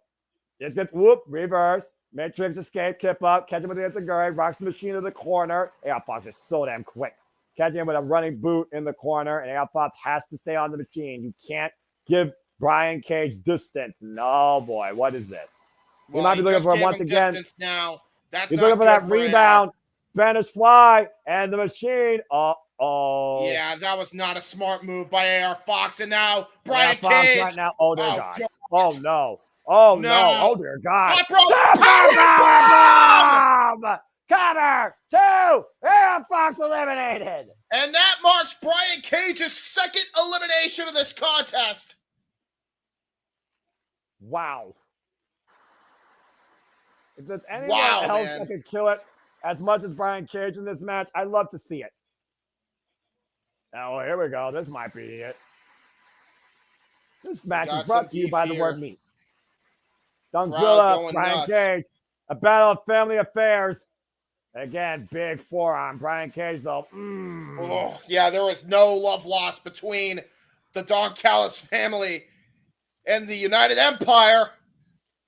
Oh! Blake Christian tried to get in the middle of that family feud, and he got absolutely knocked the F out for his troubles. And there's Komander as well. They're like, little man, fuck off. And Brian Cage and Dunkzilla right now just teeing off in the middle of the ring, but Komander and Brian Cage refusing to be ignored and taking down again. Oh, my God. Yeah, they're like, shoot, luchadors, shoot, vanilla midget, don't bother me. Oh, German suplex. Oh, my God. There's the Cage. I'm laughing too much. Uh-oh. And down Brian Cage with suplex and Dunkzilla. This is all damn good. This is my favorite show of the year. Wayne German lock, suplex again by Dunkzilla to Brian Cage. What the hell is happening here? They're just no-selling each other's Germans. They're trying to get one up against each other here. Well, there's the body. If there's the body's gotta give away, James. Seriously. Oh, wait a minute. Look at that Komander, though, on the top rope here. Both. Two biggest men in this match. I can't Springboard. realize it. Whoa! Ow! Sinclair Komander. And kick the hamstring, kick the inside hamstring, outside hamstring, unaffected. Brian Cage was. Now looking to eliminate Komander once for all, like an annoying gnat. Looking for the powerbomb. Komander flying back though, and the ground and pound. Hook the single leg, single leg. Oh my God! Oh my the God! champion. How close was that? Almost eliminated champion, guaranteeing a new Ring of Honor World Television champion. Oh God! And again, up to the second rope, caught out of midair by the machine. Oh God! Sets him up. Fireman's carry. Uh-oh. F5. Oh! Got all of it. Yeah, that might be it. Oh, my! Black Christian! Oh, Black Christian! Oh, Brian Cage. He almost got him. He almost just pulled off an upset. Brian Cage now, though. F5! Ay, ay, ay. Go for the left, go for the right. Go one for Mark Davis. Nope. Davis counter. Inside cradle. Hook the single leg. No! Oh, tried to hook the full legs there. Oh, God! Jesus, tried to discus lariat to Brian Cage. Got caught with an insecurity by Dunkzilla. And the elbow pads off, and the elbow pads off. What? God, what a clothesline. Puppy bomber. Yeah, that's the bomber clothesline by Mark Davis. Go for the pile driver. Got it. Oh, my God. He spiked him. No way. No way. Take the spin. Cover. Two. We have a new champion guaranteed! What? Mark Davis just pinned Brian Cage! Brian Cage eliminated! What? We're guaranteed a new champion, James! Mark Davis might have the biggest showing of his entire career. Oh! Whoa! Blake Christian with the roll up! He got the tights! Mark Davis eliminated! But Blake Christian! Holy shit! Come the fuck on! Blake Christian with a low blow got Mark Davis out, but we have Komander, we have Blake Christian, guaranteed a Ring of Honor television champion, and the Hammerstein Ballroom going absolutely berserk! And Komander's been in this spot before, James. He's been in this spot before. Next pinfall submission wins the title. But you can say the same about Blake Christian. That's exactly how he won the GCW title the first time. And here we go. That was a reversal. Komander springing off the second rope, catching him with a high cross body. Not going over the cover, though. Komander has to stay. This is Komander's best chance to see the ultimate holiday gift. Up and around, but Blake Christian catching with a backbreaker. Oh, and a rolling kick back of the head. Yeah, Trouble in Paradise right to the back of the head. And Komander might be out. Blake Christian with another enziguri right to the upper back. And again, waist slap, German suplex released by Blake Christian. Literally knocking the air out of the Hammerstein Ballroom, I think, at this point, James. The crowd was going insane for him, by the way, for Komander. Blake Christian with the final salute off the top rope. Missile drop kick, wipes out Komander, but doesn't go for the cover. Taunting the Hammerstein Ballroom crowd here. They are not happy with this man in the slightest. And Blake Christian in firm control right now, to your point. Again, Blake Christian, I think he wanted to isolate Komander. I think he picked him as the most vulnerable target that he could beat based on their history. And now going to try to go for a Mexican surfboard stretch here. Oh, and just stomps the knees instead after taunting the crowd, telling them to suck it. Again, it's subtle interactions, misguiding Komander to try and counter that. And, of course, trying to take out the legs of Komander. Komander can't walk. He can't walk the ropes. He can't scale them. It takes a lot out of Komander's arsenal. Blake Christian in the driver's seat finally win the Ring of Honor World Television title. Yes, folks, Brian Cage is eliminated. He was eliminated by Mark Davis, and Mark Davis was eliminated with a low blow, schoolboy rope with tights by Blake Christian. We are down to the final two. Blake Christian and Komander, the two guys that were not the odds-on favorite going into this. And not by JJ especially. And up and around, and it looks like Komander, though. Whoa. Komander, though. Brilliant. Brilliant there by Komander into the octopus stretch. Black Widow. Again, it's in the blink. It's in the ring. Middle of the ring. And Christian pushing Komander in the corner to force the break. And keep in mind, he's been attacking those knees of Komander the entire match as well. Did Blake Christian? Oh my God! What an open palm strike by Komander. And Komander's great skill on the ropes, though. Still, Blake Christian beating Komander in kind and give him Oh a God! fall. He just tweaked his knee bad on that fall. I think you're you right. gotta imagine. He's also grabbing the small of his back. And Blake Christian, what's he scouting here? And Blake Christian right now. Oh God! Jesus! What a low pay suicida there by Blake Christian. And shades of Sami Zayn without turning into a DDT as he went in between the ring posts and turnbuckles. Now playing Komander inside the ring. We are one pinfall away from a new Ring of Honor World Television Champion, and its name might be Blake Christian. And this place might ride if that happens. Blake Christian to the top rope. 450. Komander rolls out of the way, though. Komander catching Blake Christian with a super kick. Oh, what a super kick. Making kind of low kick. Yeah, great high kick there by Blake Christian. Pump kick. Tip up. Super kick. Komander still not off his feet. Christ. Blake Christian. Hand. Spring. Drop kick back in the head of Blake Christian. Oh, shit. As our head is hyping up Komander here, the Hammerstein Ballroom trying to spear it on Komander to finally win the big one. And Komander, but Blake Christian looks like he's scouting. Walk out, Spanish flag. Cover! Up to their leg! No! He rolled through into it for the Spanish fly as well. Talk about momentum for Blake Christian, but not enough to get the win. Again, Blake Christian has been the most calculated person in this entire Survival of the Fittest match and was in literally a hair away from winning this. Yeah, he had the perfect pin cover as well. He should have won that. That was all heart from Komander.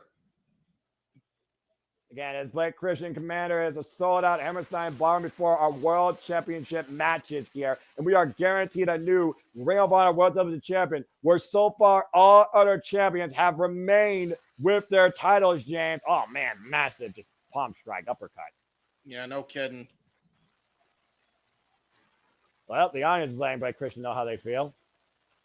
Not a fan favorite, clearly. Blake Christian doesn't give a damn, though. Now hoisting up Komander. Komander is skimming out the back door, though. Catches his balance. Komander now charging in, springing up to the top rope. Avalanche Frankensteiner! Holy Avalanche Frankensteiner! Woo! A Christian Smart rolling to the outside ring. But how smart is it? Wait a minute. How smart is it against a guy like Komander, though? To your point, oh shit. And Komander, can he actually walk the ropes, though? We were wondering about this earlier. Will his balance hold up? All those legs in order? The answer is yes! Holy shit! He got it!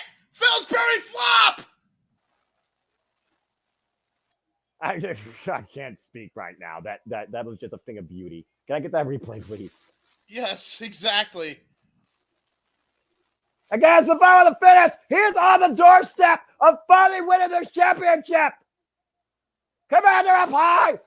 Push Stephon Smith into the rope and forces Komander to lose his balance. Again, no disqualification. No way. Blake Christian about to get it here. Curb stop! Curb stop! No way! Just a half hook of the leg and no! What?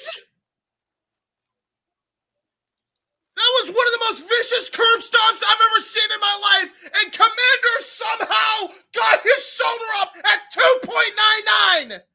2.99 ad infinitum as Komander refuses to be denied for the second effing time.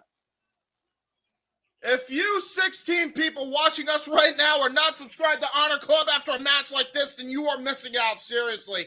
Holy shit, what a match. And Komander and Blake Christian right now. Blake Christian once again perched on the top rope. Now Komander, what the hell is Komander looking for here again? Another avalanche takeover, but Blake Christian finding back here. Oh God. Boy. Blake Christian got him up here. What the hell? Tilt-a-whirl Cyano suplex from the top rope. A sidewise suplex for the second rope. To your point, like Progresso, crucifix, 2, no! Oh my God, how close was that for Komander? Again, literally capitalizing, finding his opportunity every split second he can. Springboard, Canadian Destroyer! What a snap, Canadian Destroyer! What the hell was that by Komander? trying to flip the script. No way! Gonna go for the 619! And a Monster Mysterio! Come on! Get the win! Komander to the top rope! Possibly looking for Shooting Star! In the drop zone! What the rope! Running Shooting Star press! Hook and pump! Legs! Komander finished!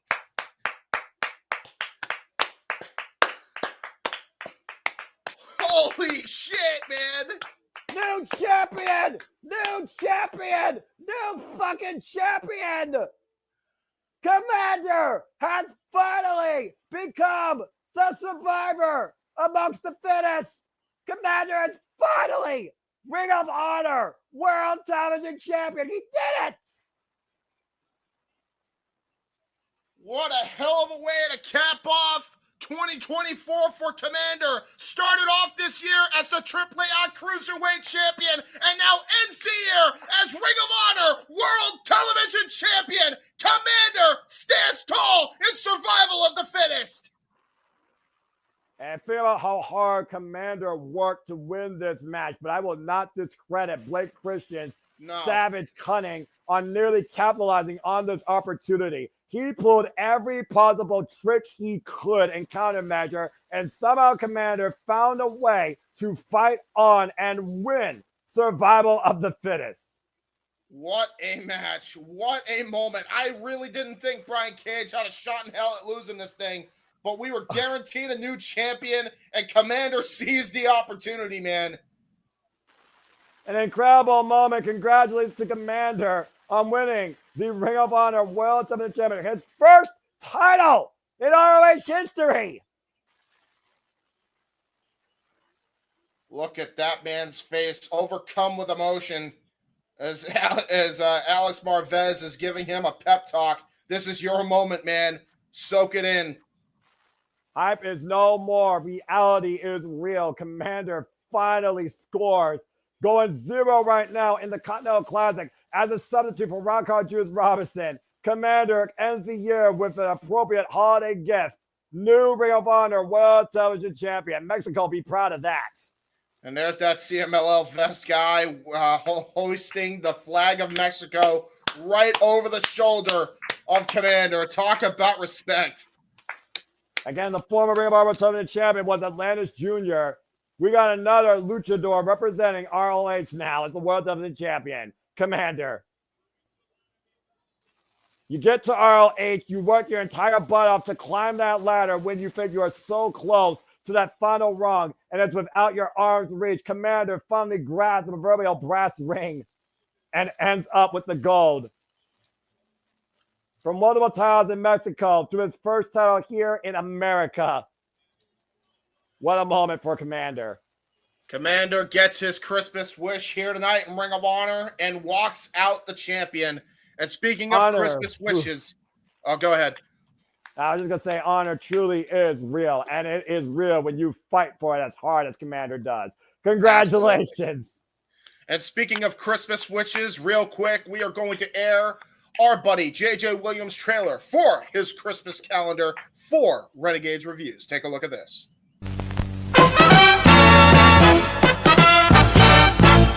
And now, preview time. So let's take a look at what's coming your way.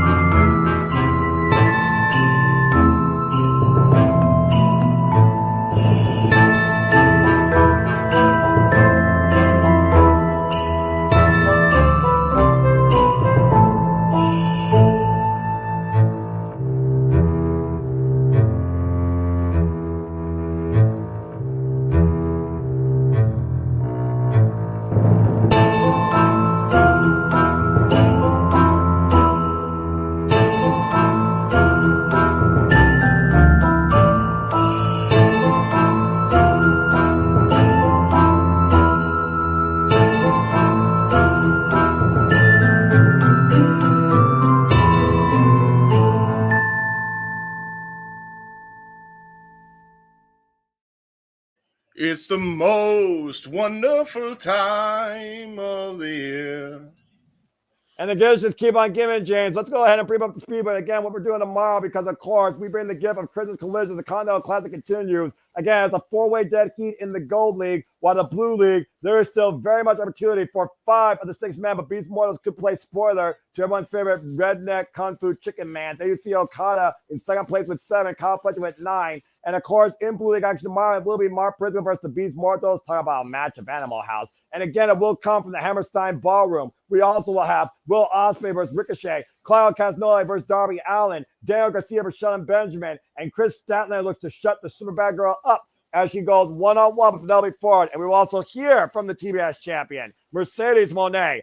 All this ahead tomorrow night in the Hammerstein Ballroom on Christmas Collision. And the gift keeps on giving this year in this tournament because, James, Blue League action on Christmas Day, Diamond 34th Street. It is Shelton Benjamin versus Kazuchika Okada and Daniel Garcia versus Kyle Fletcher, where we will cinch in our semifinalists for both the Gold and Blue League that will compete at World's End. And of course, as it continues on, when Will Ospreay goes one-on-one with Brody King, while Brody King was spoiled by Garcia last year, Brody King has a huge opportunity to spoil Will Ospreay this year on Christmas Day. Will the house win? And Komander, the new Ring of Honor World Television Champion, will go one-on-one with Death Riders Claudio Castagnoli as the Continental Classic round robin action concludes come December Day before we get to World's End on Saturday, with Darby Allin versus Ricochet being the most pinnacle match for these two in the Gold League.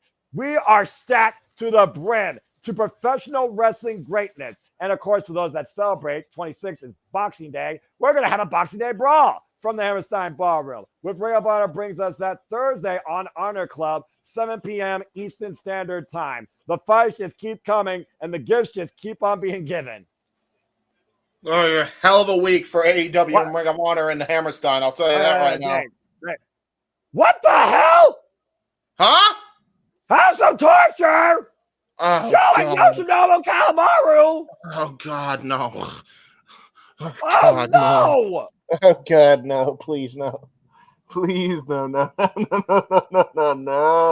not tell me the House of Torture is challenging the Sons of Texas at Wrestle Dynasty for the Real Barber Championship.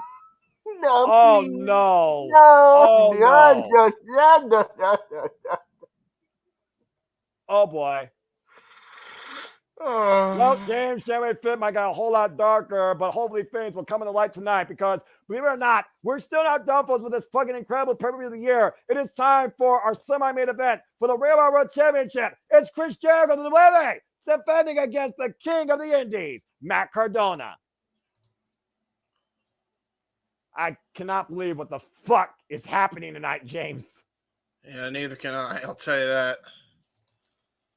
This is truly, again, the second last pay of the year. This is my pay of the year. I don't know how you're going to top this. I just went back in time with Black Machismo, Nigel McGuinness, Old School Pro Rules. We just called Komander Survivors Fire the Fittest, and we still have a chance to keep making history with both the World Championships. That being said, let's go ahead and bring people up to speed on this match, shall we? The Nueve, Chris Jericho, became the 2-time Ring of Honor World Champion, beating Mark Briscoe in a ladder war with the help of the Learning Tree. Of course, Big Bill, the Redwood, and the Bad Apple, Brian Keith, asking somebody to step up, of all people to be ready for this task. The King of New York, the Nueve, has been challenged by the King of the Indies. Long Island, I see no more. Zack Ryder is dead. Mack Cardona wants to be the face of Ring of Honor. And of course, James, we follow Mack Cardona's career on the independent scene. We last saw him in AEW challenging Adam Copeland for the TNT Championship. He talked about what honor, what the independent scene means for him, and why some may hate him, why some may literally have violence against him. Tonight, Mack Cardona could be welcomed in as a hero if he beats Chris Jericho for the Ring of Honor World Championship in the Hammerstein Ballroom. And if anybody has a way to do it, it's definitely that man right there, Mack Cardona. But Jericho's no slouch, man. He is a multiple-time champion all across the industry. Well, let's get ready for our semi-main and go down the voice of Bobby Cruz. What a reception! Oh, shit. Can the complete Mack Cardona, complete a childhood dream. Here are the holiday season. That man had got to be freezing his ass off being in the freezing cold of New York, bro. What were you thinking? Mack Cardona don't give a damn, man. That's been his MO ever since he left WWE and since Zack Ryder is dead. Being welcomed in by the masses in the Hammerstein Ballroom. Once absolutely hated when he was last here for GCW. Mack Cardona could be the greatest hero of New York City and the king if he beats Chris Jericho for the ROH World Championship. But is he truly always ready? Where Chelsea Green won her first singles title 7 years to the day when she was Laura Van Ness and the Impact Knockouts World Champion. Mack Cardona has a huge chance to create history for himself tonight. And there you see his family at ringside, his parents. Yeah, his parents are ready, man.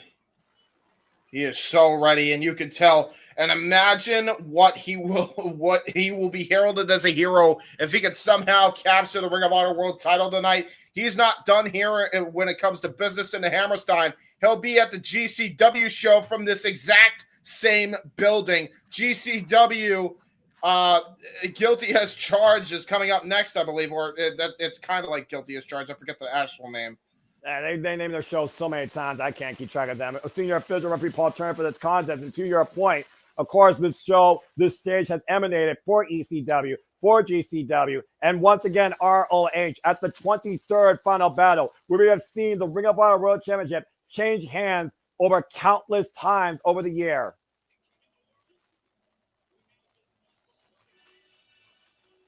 Oh, God. Self-appointed king of the world. What the hell? God.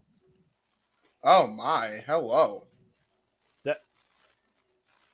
Frank Sinatra. Really, Jericho? Are you kidding me? They paid royalty rights for Frank Sinatra? Leaving today. I wanna be a part of it. New York, New York. And there is the king of New York. And that's all you're getting from me this whole weekend. Chris Jericho, the Nueve, now 9-time world champion. And again, Jericho has taken this title on a New York exhibition through Times Square, through Rockefeller Center, eating home sliced pizza and hot dogs and mocking the sports teams here. Go figure.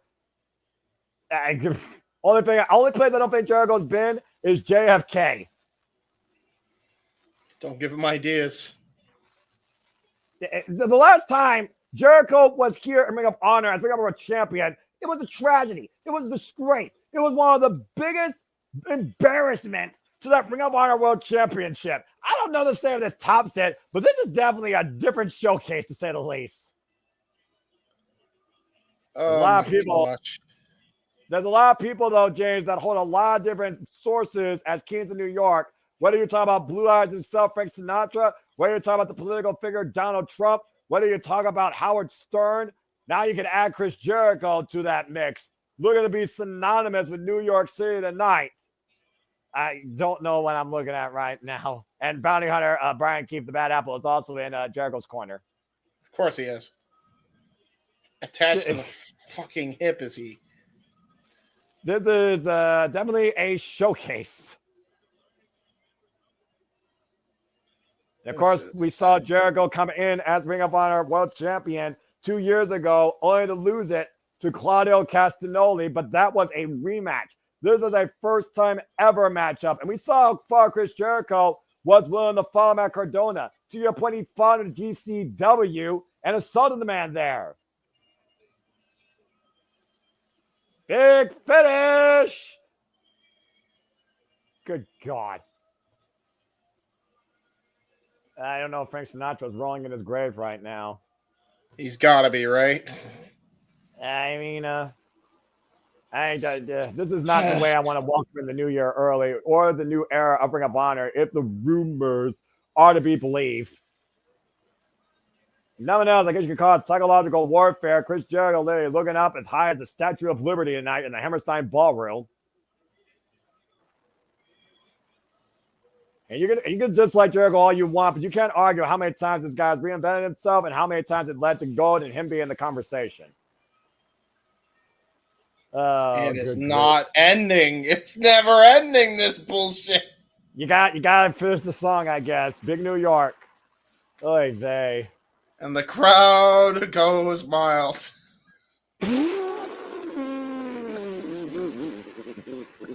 That is the most accurate thing you have said all night.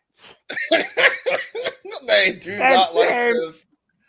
Oh gosh, it is always an honor calling wrestling with you, bro. Especially our Yeah, I know. Let's go down to Bobby Cruz for introductions. You fucking idiot.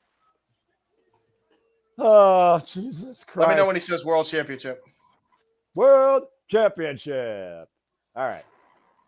Oh God, I gotta get myself together after that stunt. From Long Island, New York. Long Island IZ himself, the complete Mack Cardona with a 1-0 career singles record against Chris Jericho in a different light.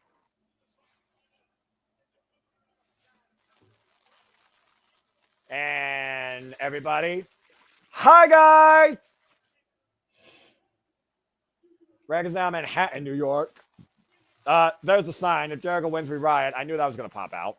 Yeah. Oh man, and they did it in the exact same font they did it in the past. Yep. Holy yep, shit. Yep. It's 2006 all over again. Oh my God. ECW One Night Stand 2006. Eat your heart out. The Nueve Chris Jericho, the Ring of Honor World Champion, two-time Ring of Honor World Champion, who took that title off Mark Briscoe in a ladder war. We know how difficult an opponent Chris Jericho can be. We know how cunning Chris Jericho can also be. Of course, the title can only change hands via pinfall or submission inside the ring. Senior official referee Paul Turner for this contest. And because it's the world title, James, fuck it. Just go as mild as possible. You know what to do. I don't know what to say right now to what I just saw. Well, because it's Chris Jericho, here we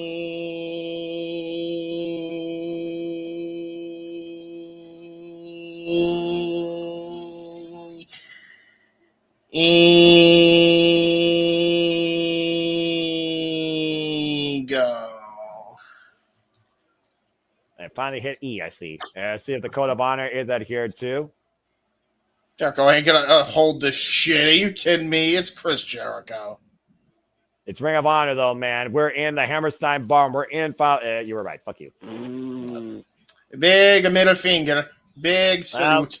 I mean, you can't be surprised, like you said. And Mack Cardona scouting Jericho. Oh, Rough Rider! What? Radio silence! The cover! Two! No! Oh my God! Woo! Man, hit that out the gate out of nowhere, straight up in the bell rang. I thought we were gonna get the Orlando Jordan Chris Benoit situation for a moment. Jesus, that made me jump out of my seat. Yeah, me too. Again, the Mack Cardona and apologies if I screwed up my headset, by the way, during that, and my voice broke again. Mack Cardona in firm control of Chris Jericho. Jesus. We can hear you just fine, so don't worry. Oh, boot though! Holy shit! He might honestly get this win very soon here. And a radio boot or broken boot, you want to call it. Off! But again, we knew that was going to be the wait a minute. Mack Cardona, we're going to fly! Lands on his feet off the tope, con hello, slingshot over the top rope, wiping out Jericho and the Bad Apple. Brian Keefe. I think he legitimately smashed the head of Chris Jericho, by the way, with his thigh bone. And look at this. Oh, the pie face by his father. No. It's a family affair tonight. Wait, why does Zack Ryder's father look different? Oh! Again, right now, Chris Jericho, driven shoulder first, still ring steps. I think that's fine. My brain hurts. I don't know. Yeah, Driven face first, and still ring steps. Again, we got to get ourselves together here, James. A pinfall is the only way the title transcends in the ring, folks. Oh, no. Oh, that's what it's all about. The Ring of Honor He's World holding up the Championship. belt. And you can see that belt. Again, he can't use that, though. He knows if he uses it, he'll get disqualified. And Cardona, don't do it. Don't! Oh! just whipped Jericho like a government mule. And Jericho is in a lot of pain after that one. And another one. It's Cardona now with the belt in hand. I guess it was turning those qualifications after they saw it. There's a cheap shot to Bad Apple. And up and over goes Jericho. Lands on Brian Keith again. Brian Keith, the ultimate idiot. Yeah, no shit. And again, Cardona. What's Cardona thinking here? Going back to the well. Up the ropes. Looking for another. Oh! Double drop Wrecking kick. ball drop kick. I gotta say, a good modified strategy here by the Broski. And Cardona right now, literally in firm control here in front of his masses, his people. Matt Cardona, by the way, currently holds 4 championships: Internet Champion, Wrestling Showcase Champion, Exciter National Champion. Oh, God! And what's the last championship, I guess? First WrestlePalooza champion, as he got back body drop on the ramp. Yeah, well, he's not looking like a champion right now. And about to say, meat slapping on the entranceway. Again, King of the Indies, we talked about earlier, former NWA World Heavyweight, former NYWC Heavyweight, former GCW World, former DDT Universal, HOG Heavyweight, Jericho Cruise Oceanic Champion, Premier Men's Champion, SCX Champion, etc. Yep. Former WWE United States Champion. This man, everywhere he's gone, he has held some piece of gold. Also, to your point, former Intercontinental, and the last WWE he had was the Raw Tag Team Champions alongside most professional wrestler Kurt Hawkins. And let's keep in mind, James, Ring of Honor has a 20 count on the outside. Outside pure rules. We are getting a 20 count now, and the title can be held, of course, on a count out.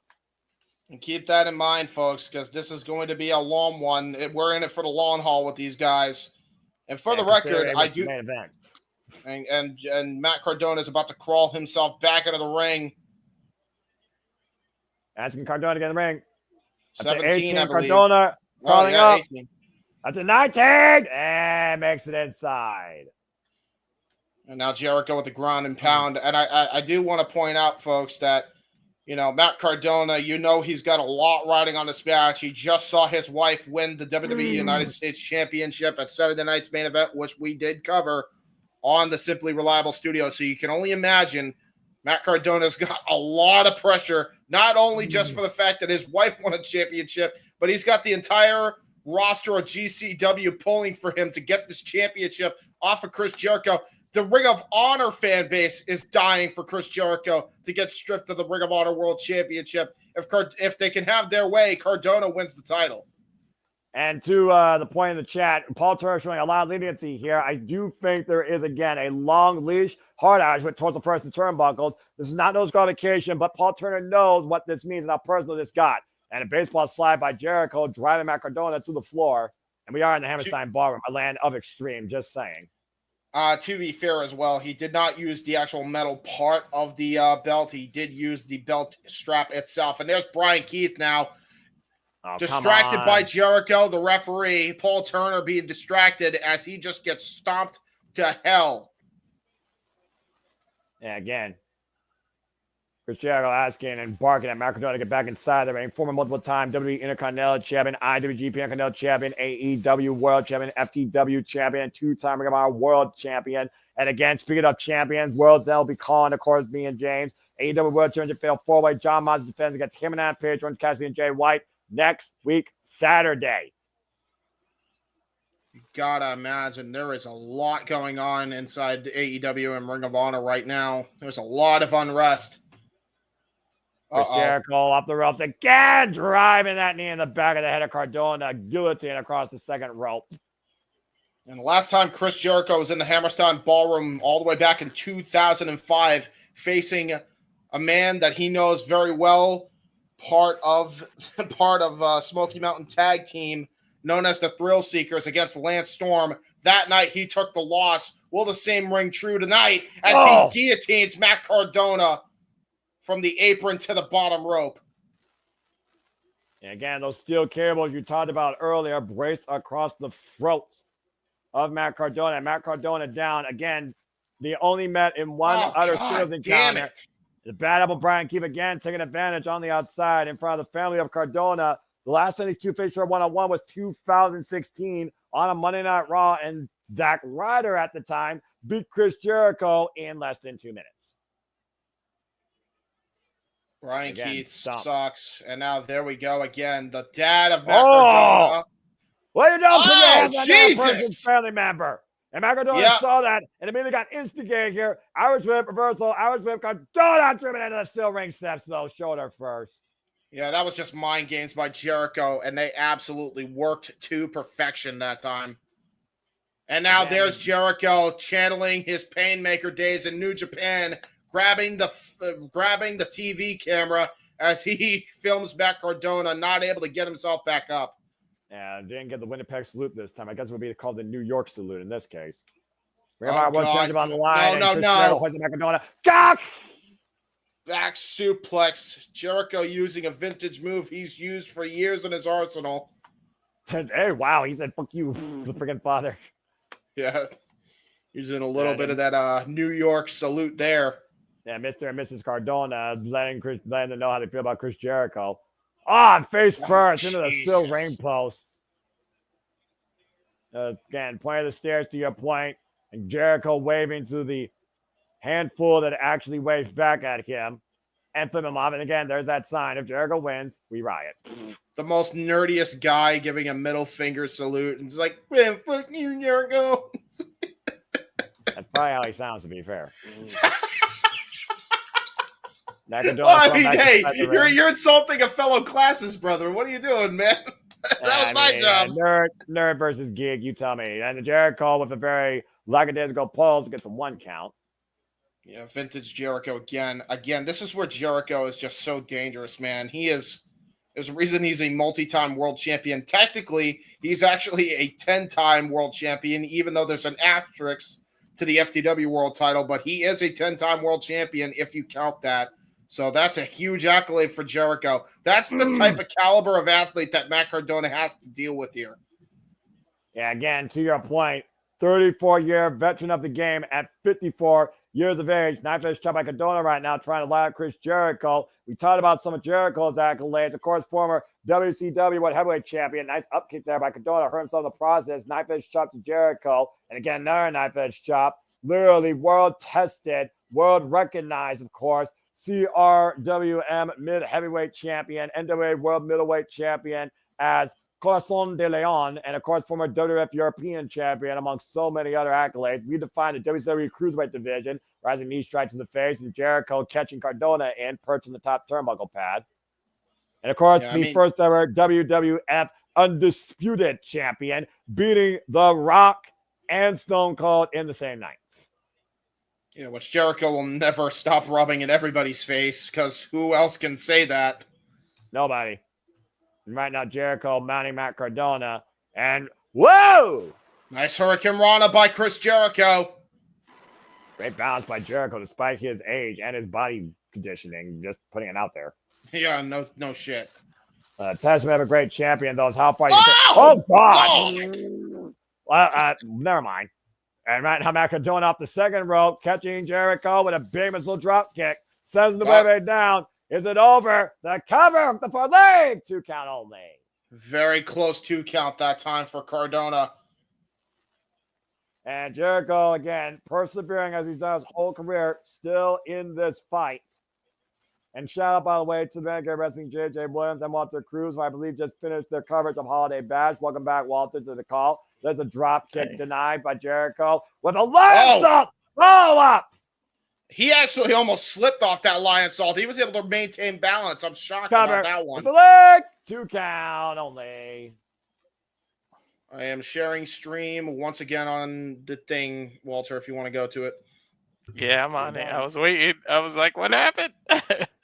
He almost slipped. Jericho, yeah, but somehow Jericho still pulls off a lion salt at his age, which is ridiculous. Yeah, right? It might be looking double leg takedown. Uh-oh. Then looking for the walls, and immediately Mack Cardona swings him off. And Cardona hoists him up. Plant Spinebuster! Cover him the leg. Kick out at 2. Oh, damn it for Cardona. Getting a little frustrated. Cardona needs to stay on the momentum here.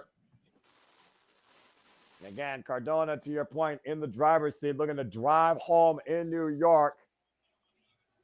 Looking to ring in the new year as the Ring of Honor World Champion. And the matches in the Hammerstein Ballroom behind Wrong character, SC. y'all. Hey, it's still You know Matt what? Cardona. That's the character that beat Chris Jericho. I'm just saying. He true. is not wrong. That knife is shot by Chris Jericho, though, catching Matt Cardona on his way up to the top rope. Now both men standing at their own twin towers. People don't realize Jericho's ties to New York. Yeah, he's Canadian. Yeah, but he was actually born in Manhattan, New York. People. Exactly. Yeah. I just realized. By the way, I just realized Matt Cardona, also a former Intercontinental Champion. Whoa! Oh shit! Superplex by Jericho. And again, Jericho taking Matt Cardona back onto his feet. What the hell? Doesn't need a clothesline. Get to the midsection. No way. No way. No way. Do it! Tiger Powerbomb! No! Oh, come on! That was 2.5, guys. Good God. double underhook powerbomb. That was crazy. I didn't expect that to be pulled out. I thought he was going for a pedigree, to be honest. And Tiger Driver shades what Chris Jericho's days in New Japan taught him. Codebreaker! Oh, Jesus! He caught him flush with that codebreaker. Back with that lion heart. Jericho with the cover to retain. Kick out to Cardona. Too much time in between the move and the cover there. And slow fall, but once again, Chris Jericho back in control and bounding under Brian Keith. Can't believe it on the outside. Still got to be aware of the bad apple looming here. The bad apple and the big apple. How poetic. I was about to say, keep in mind that Big Bill has to be looming outside the Hammerstein Ballroom, also a New Yorker. Oh, boom, Mack in the middle. Long Island, just like Matt. Oh! Matt Cardona, nice double clothesline there. But I think Matt Cardona got the better of that. And now both men down after a double big boot. Dude, how is his feet not hurting with all those packs stuck in his boot? Right? Goes back to the testament of calling yourself the king of the Indies, Walter. One of the greatest cities in the world to host all forms of entertainment, including pro wrestling tonight, New York. They said if you can make it here, you can make it anywhere. Definitely, the Hammerstein Ballroom, definitely you could call this the what do you call it? The Broadway of pro wrestling for sure. And again, looking for the walls this time. Can he turn him over? Does he got? He's got in deep this time. Got This the is full walls of Jericho. Jericho. Just put him on the call. And Cardona has to get to the ropes. Otherwise, Jericho might step through. Might put him in the Lion's Hammer, though. And again, Jericho readjusts the position. Mack Cardona, though, again, trying to find some way to break the walls. And Jericho still holding on. Presenting his head, though, as Mack Cardona fights with downward position. And reversal. Inside cradle. Small package. Kick out at 2. Oh! And again, wait, hold on a second. Sides up. Oh, no! Oh, Jesus! Oh, boy. 2. No! Oh! I almost jumped out of my chair, guys. I did too. Come on, At the Cardona. beginning of this match. You see the premium, though. You see the heavy chest cavity. Oh, God. Oh, I'm trying to go for radio silence. Again, that back bump might literally be Mack Cardona's undoing once again for the full Boston Crab. Cardona He can struggling turn him here, over. though. Jericho got it in. Balls of Yeah. Jericho. And Jericho, you'll notice though, Jericho's not sitting fully in like he usually does. And that's allowing Cardona to crawl to the bottom rope, and he grabs the rope. Again, he's got to get the rest of his shirt off of him. Jericho's Yeah, shirt right. might have interfered with how he can put Wait a that minute. move. Oh! Oh, I told you! I told you to watch out for the Big Apple! Oh, God bless it! With that He just size wants the face of 20. Mack Cardona. Not like this. Not like this. Kick out! What? And you got to think about it. Cardona really doesn't have any friends that can come and even the odds. Well, as far as you Again, know, though. keep in mind, you don't know what type of friends Cardona has. And keep in mind, there is the conglomeration who Jericho still has unfinished business with. That's Limited true. the fact Cardona ducks underneath and codebreaker by Cardona. Oh, shit! Put the leg 2. No. Kick out by Jericho. And 2 and Could be 9/10 the- on his own finisher. Oh my gosh. Anybody could even it on. It could be just common enemy type thing. Well, I mean, again, how many enemies does Chris Jericho not have in this industry? Mm-hmm. Though Big Bill and Brian Keefe looming around ringside, though, and Matt Cardona is permanently in a handicap, catches Jericho with the elbow strike, now up the second, and again, radio silence from the middle rope. Listen up. Come on. Ah, come on with this big son of a bitch. 6, 7, God bless it. And there's Brian Keefe. No. Get him on the back of the head. Come on. Brian Keefe with positive kill shot. In the back of the head. Paul Turner, show some sense. Eject these idiots. You knew Cardona had to have had it right there. Ah, God damn it. Come on. Cardona had it right there, man. That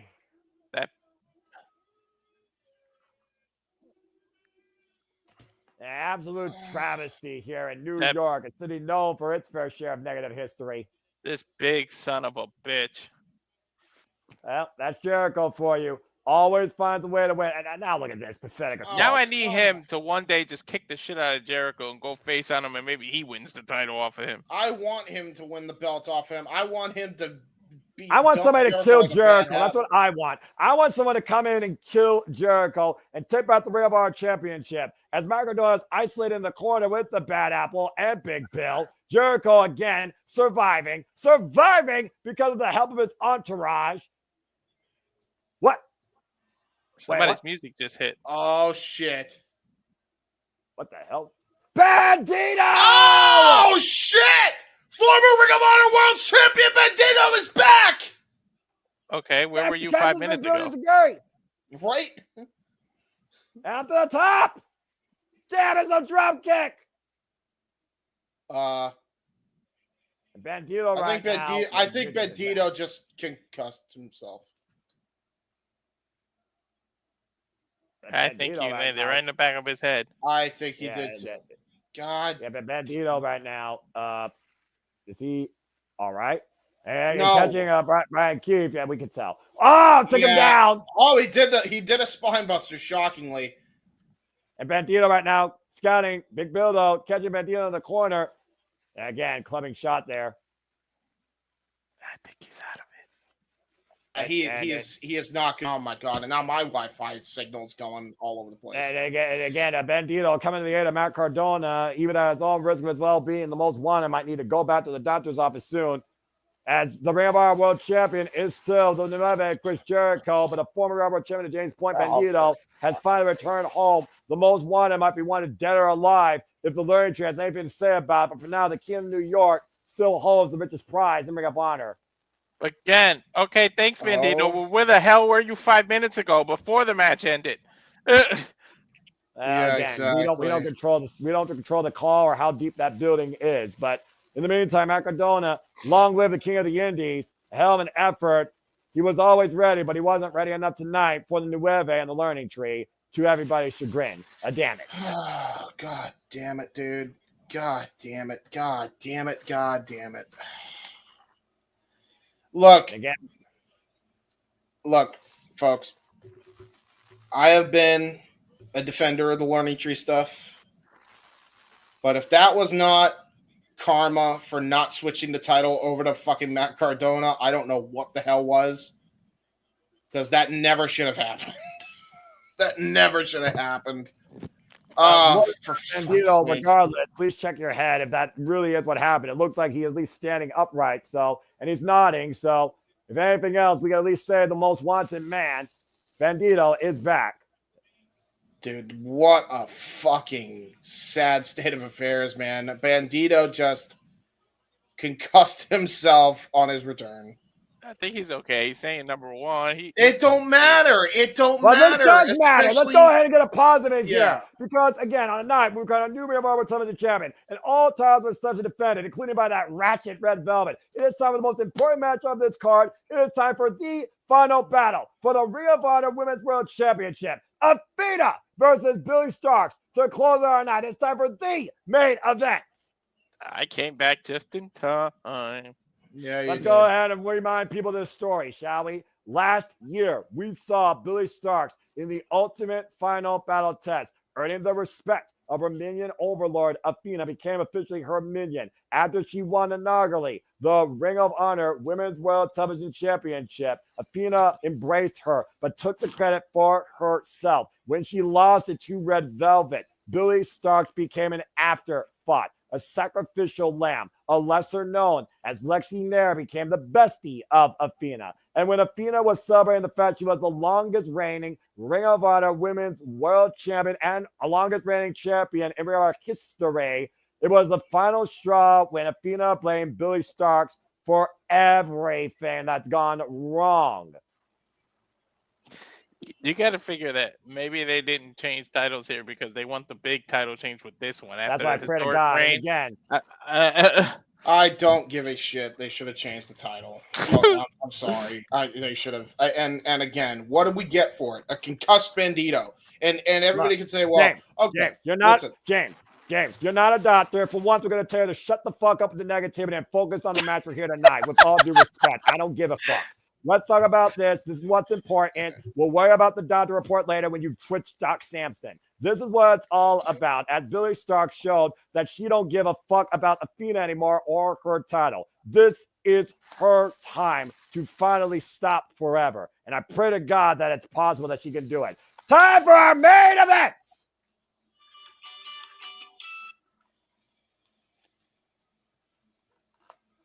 The stage could not be any higher tonight at Ring of Honor Final Battle for an American hero to rise in young Billie Starkz tonight. And look at that gear, by the way. US And of look at that A. gear. Yeah, about to say, guys, that gear is symbolizing the first ever Women of Honor champion who's now retiring next year, Sumi Sakai. One of the greatest champions. One of the greatest champions and champions trainers in Ring of Honor, Women of Honor history. Oh my God, I'm getting goosebumps. I really think the title might change now. It'll be a hell of a way to change it. Again, her fans, her family, her supporters, including I, have followed Billie Starkz in this entire ride for the last year. 1 year in the making, we are revisiting a classic. The rematch, Athena and Billie Starkz, Ring of Honor Women's World Championship. Oh boy. Yeah.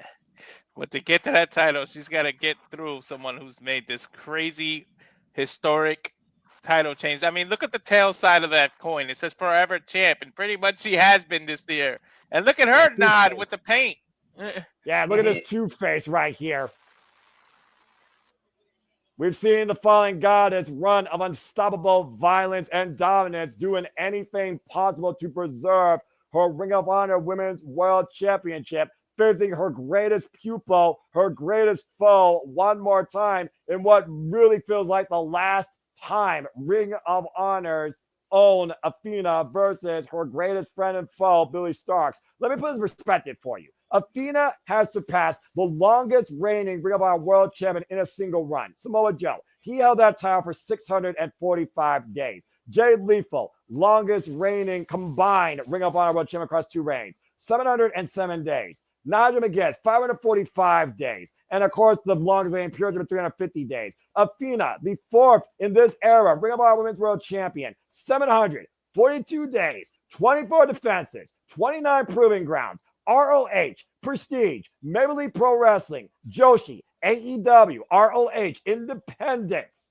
53 times Athena has made forever possible. We're hoping 54th is her undoing. Let's go down to Bobby Cruz for their inductions.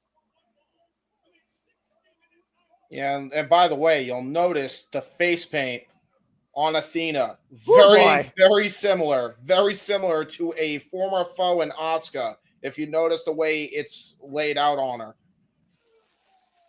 Billie Starkz, of course, with 20 wins in her past 22 matches. Those 2 losses, Athena and this skank. Athena and, of course, Red Velvet. I already had 1 ratchet tonight. I don't need another. She isn't just my favorite kind of cake, though. Mm-hmm. That is true. I like it. I like Red Velvet cake. Oh. I do like it. All I know, Billie Starkz, if Lexi Nair gets involved, drop her on her head. This has to be her night. This has to be her moment. Not just for Winner of Honor, not just for Ring of Honor, not just for Sumi Sakai, but for the future of this brand. This is their final battle. This is our main event. James, God damn it, you know what you better fucking need to do. Referee Mike Posey holding up the Ring of Honor Women's World Championship. The challenger, Billie Starkz, the champion, the longest reigning Women's World Champion in Ring of Honor history, Athena. Bell sounds, and here we go. Code of Honor, of course, adhered to. Lackadaisically, that's Athena, of course, maintains the wrist control, and Billie Starkz not letting go either. Again, this is how personal I got. Oh, God. And again, Athena, the aggressor, early going, clubbing shots to the back of Billie Starkz. After Billie Starkz destroyed Athena's special prize, that forever spinner Ring of Honor Women's World Championship. Yep. Sure, second Introducing her to the turnbuckles. Yep. Again, telling everybody how this has been and still will be her house. But again, don't count out Billie Starkz. Already wrestled in multiple countries and 28 states with high honors right now in college. Clubbing forearm in the corner. Former Spark Joshi World Champion. Former Girl Fight Champion. Former Ring of Honor Women's World Television Champion. The inaugural one. Former BLP Heavyweight Champion. H2O Hybrid Champion. She's had championship gold accolades since 2021. There's Big Bill by Billie Starkz here. And again, I think this year literally was her moment. This is her moment to finish her story, guys. And we're all part of it. Yep. And Billie Starkz, such a young competitor, too. I mean, think of it. She could be a world champion at 20 years old. That's unheard of, especially in AEW standards. The only thing you can think of is Go ahead. French wrestler, in WWE. What was he? I think he was Rene Dupree at 19. Yeah, the only one that would have her beat at that point.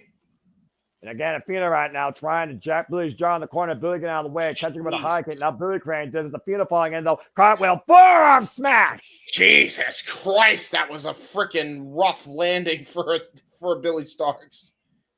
Again, Billie Starkz with a pump kick, follow up to Athena. These two are not letting up here.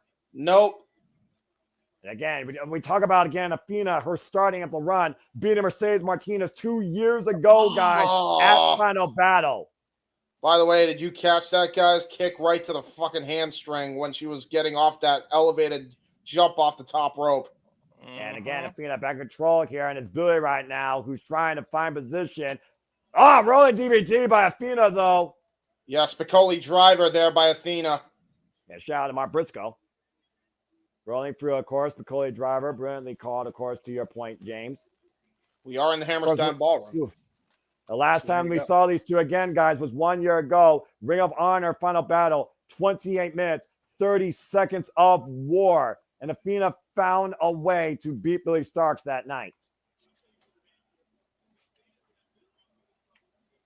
And the fact of the matter is, though, we know that Billie Starkz might be the most dangerous opponent to Billie Starkz' run, but it also, Walter, might be Athena's most familiar foe to her run. And I do wonder if that gives Athena the advantage here. She could be. I mean, no one's been around Billie more than Athena. These two are very, very, very familiar with one another. I was about to say, you could say the very same thing for Athena, vice versa to Billie. There's nobody that's been around Athena more than Billie Starkz. And when you're around somebody that much, you pick up a thing or two. You know their habits. You know what they want to do, when they want to do it, so that you can develop a strategy to reverse holds, to counter. That's the advantage of being that close to someone. And Billie Starkz now reversing Athena's momentum here. Climbing clotheslines, whip for the back elbow strike. Athena counter, though. Irish whip in the corner. Athena fall up again. Billie Starkz catching with double boots. Oh, rebound kick. Rocks Athena to her knees. And again, Billie Starkz, she knows the tricks, man, because she's employed them herself. Remember, that's how she beat Queen Aminata in the inaugural ROH Women's TV Championship Tournament. Don't remind me, please. Coming over. Waistlock applied. Standing waistlock exchange here. Athena, Billie Starkz. Now Athena grabbing the ropes. O'Connor will deny. Forces the break. And went for the rolling kick. Athena, though, up and around, scouting into a stretch muffler. God. Yeah, stretch muffler, Brock lock applied there by Athena. Jesus again, Christ. In the Sitting down center, in it too. now and clapping the wrist. S-lock applied with the wrist here. Oh Applying my as God! much So foot as now she's gonna possible. drag Athena's weight all the way to the ropes. Noah, the fact that she's kneeling down puts her weight, her center of gravity, even lower. Yep. And Billie Starkz knows that as you see her really up on her hands, trying to keep Athena up on her feet, trying to garner some leverage and reversing the pressure. Clement shots now to the back. Maybe looking for a ground octopus. Athena, though, still holding on. And Athena, oh boy. Oh, no. Gotta stretch her Oh, hand God. Nice power bomb there by Athena. And again, this is what makes her so damn dangerous. This is why she's the longest reigning Ring of Honor Women's World Champion in the company's history. She What a survived 2 beautiful out of 3 run. falls tables matches. She survived Chicago streets fights. She survived her greatest foe outside Billie Starkz in someone that she never beat, Hikaru Shida. She outlasted a Ring of Horror against Abaddon. She has beaten Sky Blue, Kiara Hogan, Miya Majita, Yuka Sakasaki, Emi Sakura, just to name a few. Marina Shafir, Kiara Hogan, and of course, Willow Nightingale. Yeah, Masha Slamovich as well. She's beaten the who's who of pro wrestling. Mm-hmm. Absolutely. And of course, talking about this global tour, we know no matter what Athena is going to Wrestle Dynasty January 5th. Again, big spinal tap kick to the spine. She's defended this title all over almost every continent. Yep. Back elbow, though, by Billie Starkz in the corner, though. And Athena again grabbing the leg, looking for a knee breaker. Oh. And a kick to the hamstring, trapping the leg. Yeah, again, this is not Athena, good. Athena said to Billie Starkz, who destroyed her custom championship, this is what you wanted. This is what you wanted. I'm going to give it to you. And Oh, again, God! immediately pinpointing Oh, that ankle right God! now. Ugh. It's killing the Achilles. That's a pop knee socket right there. That's not good. Uh-huh. Everything Athena does is so violent, but also so calculated. Yeah, you heard what she's saying, telling the crowd to shut about new champ. Now she's got a target to focus on. Yep. And again, oh, God. Oh, Jesus. That was just... That is just simple and effective. Yep. And painful. The big old bump on the mats. You ain't never lie, Noah. You ain't never lie. I try not to. So far, I'm glad you kept up with that streak with me. And again, Athena just dragging Billie Starkz around, having full way with her here. She wants to make sure that she sends a message, a statement to anybody that tries to oppose her as close as Billie Starkz was to her these last 2 years. And look at that, right to her family members right here, right to her mom. That's her mother. That is her mother. Yep. Billie Stark's mother at ringside. Remember, at one point, Billie Starkz just owned herself to her mom. How poetic would it be to win in front of her mother? This is for you, Mom, she says. Oh, no. Athena. Oh, drives those knees are still ringside, but Billie Starkz got out of the way. Yeah, that wasn't good. I don't think her mother's disappointed in her now. No. Again, literally that mom made her ring gear. Uh-oh, what is this? Well, this may be Now flying disappointing. through. Oh, wait a minute. Counter. Arm ringer. And Billie Starkz swinging a miss. Look at Athena. Face first. Still ring set. Ow! Christ. Guys, that was right on the corner. That could have poked her eye out. Yeah, dude, that was not good. Oh my God. Yeah, If but she's not bleeding, I'll be shocked. Yeah, no kidding. I'm sure that we got some scar tissue open there. It's not the first time we've seen Athena bleed, nor Billie Starkz bleed, I'll assure you. Athena, though, will go rolling to the outside, preserving her Ring of Honor World Championship. Title cannot change hands via countouts. Billie Starkz has to bring Athena right back inside and stay on the attack. Oh, Jesus, what a forearm shot. She just knocked her out. I think that was like a year in the waiting, built up in animosity, James. Yeah, you think? And Billie Starkz right now hoisting Athena up in the electric chair position. Oh, God, no. I'm so glad the women get the main event this show. As they should, damn it. The main event. Again, Clement shots to the crown of the head. Up Billie Starkz by Athena. And again, we talk about damage done to the Achilles and that leg and that stretch muffler as well. Billie Starkz hobbling. Grand distance. I think Athena, Athena made it. hoisted up. Oh. Black shot! I was gonna say, I think she tweaked her knee, like the way she's holding it, but then she did that power bomb, so maybe she's okay. Well, again, Athena she's getting also some knows feeling how back to into that prey leg. on weakness and fake it. I'm so happy for her, man. Keep in mind that was the same leg she actually injured earlier this year in a title defense. That was the same injury that she actually fought Masha Slamovich with in Prestige for the Ring of Honor Women's World Title. She beat her with one leg at that point. Yeah, And look if at anybody Mr. is aware of that, you know it's Billie Starkz. No doubt. Yep. And of course, Billie Starkz, no stranger to injuries. Like I said, so young in her career, so young in life, so heavily accoladed. One of the most sought after and respected independent bookings in the wrestling business. Now in Ring of Honor, looking for Ring of Honor Women's World Championship. In what feels like a brawl, of course, Ring of Honor will present Boxing Day Brawl for the Hammerstein Ballroom on Thursday. We'll see if we present that, folks. I don't know yet. And again, Athena shoots the half. Lara press, never mind, hooks in the leg, and a 2 count by referee Mike Posey. Again, look at the face of Athena right now. Yeah, this is the same vicious streak that we've seen Athena implore since her days on AEW Dark. Remember, it was Jody Threat she adopted this new vicious mean streak with. That was the most infamous match in her entire reign, just for how she was able to brutalize the poor girl.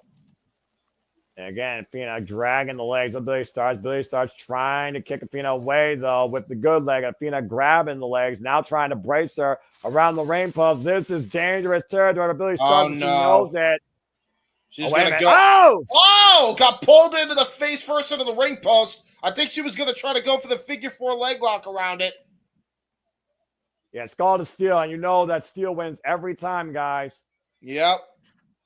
No matter It's what. Athena the champion right now. DDT! Jesus Christ, she spiked her. Oh, my God. You were saying, Walter? Yeah, she spiked her. Yeah, but I was saying, that left Walter speechless. Yeah.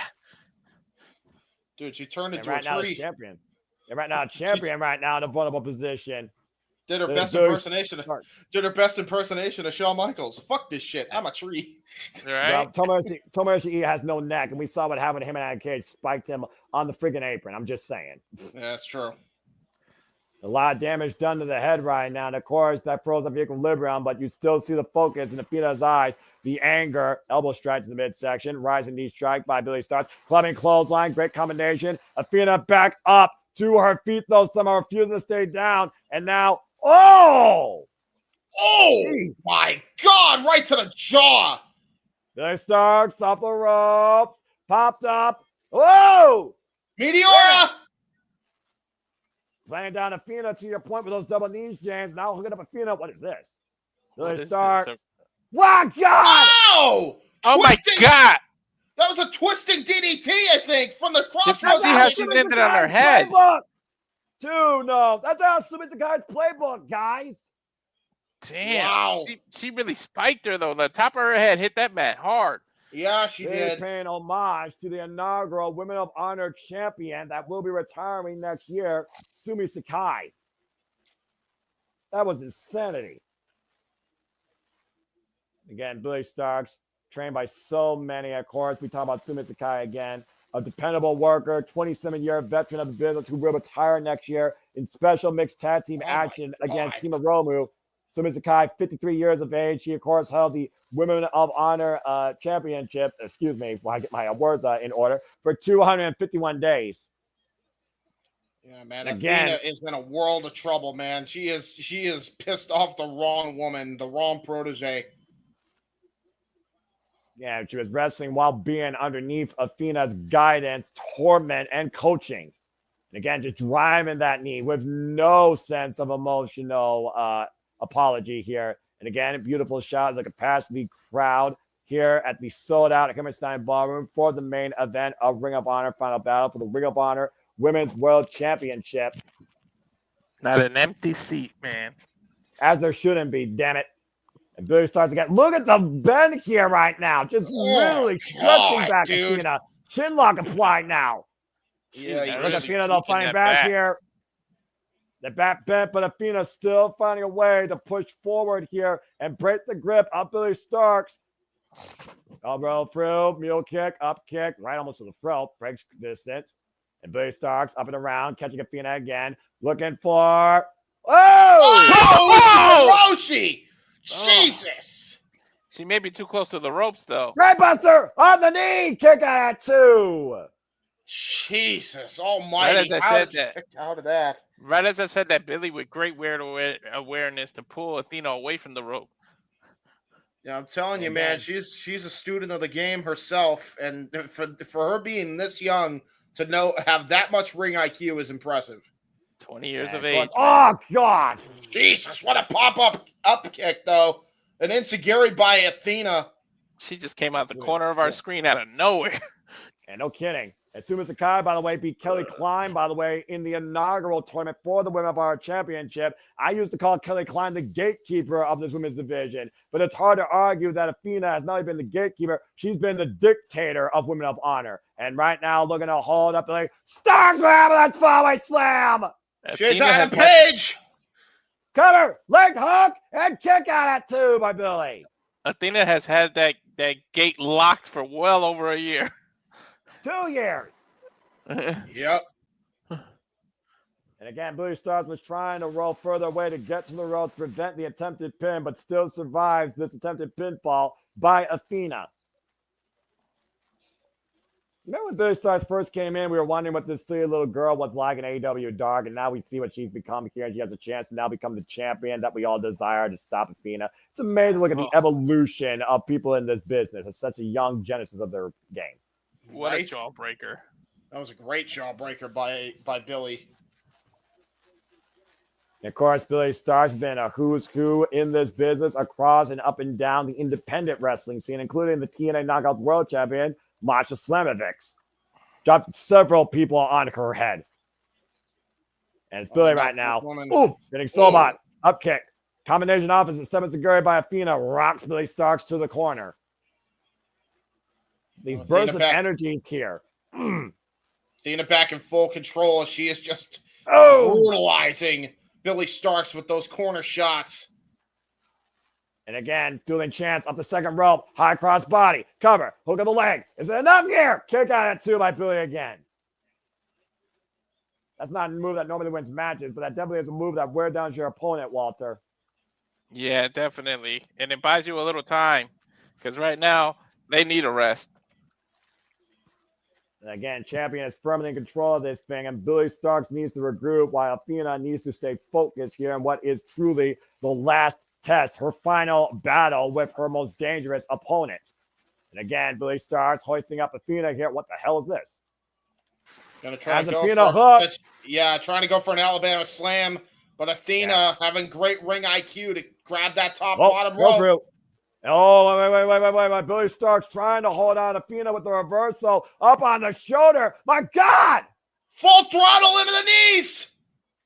Too close to the rope, the cover, the hook and kick out 2. No, no ropes needed.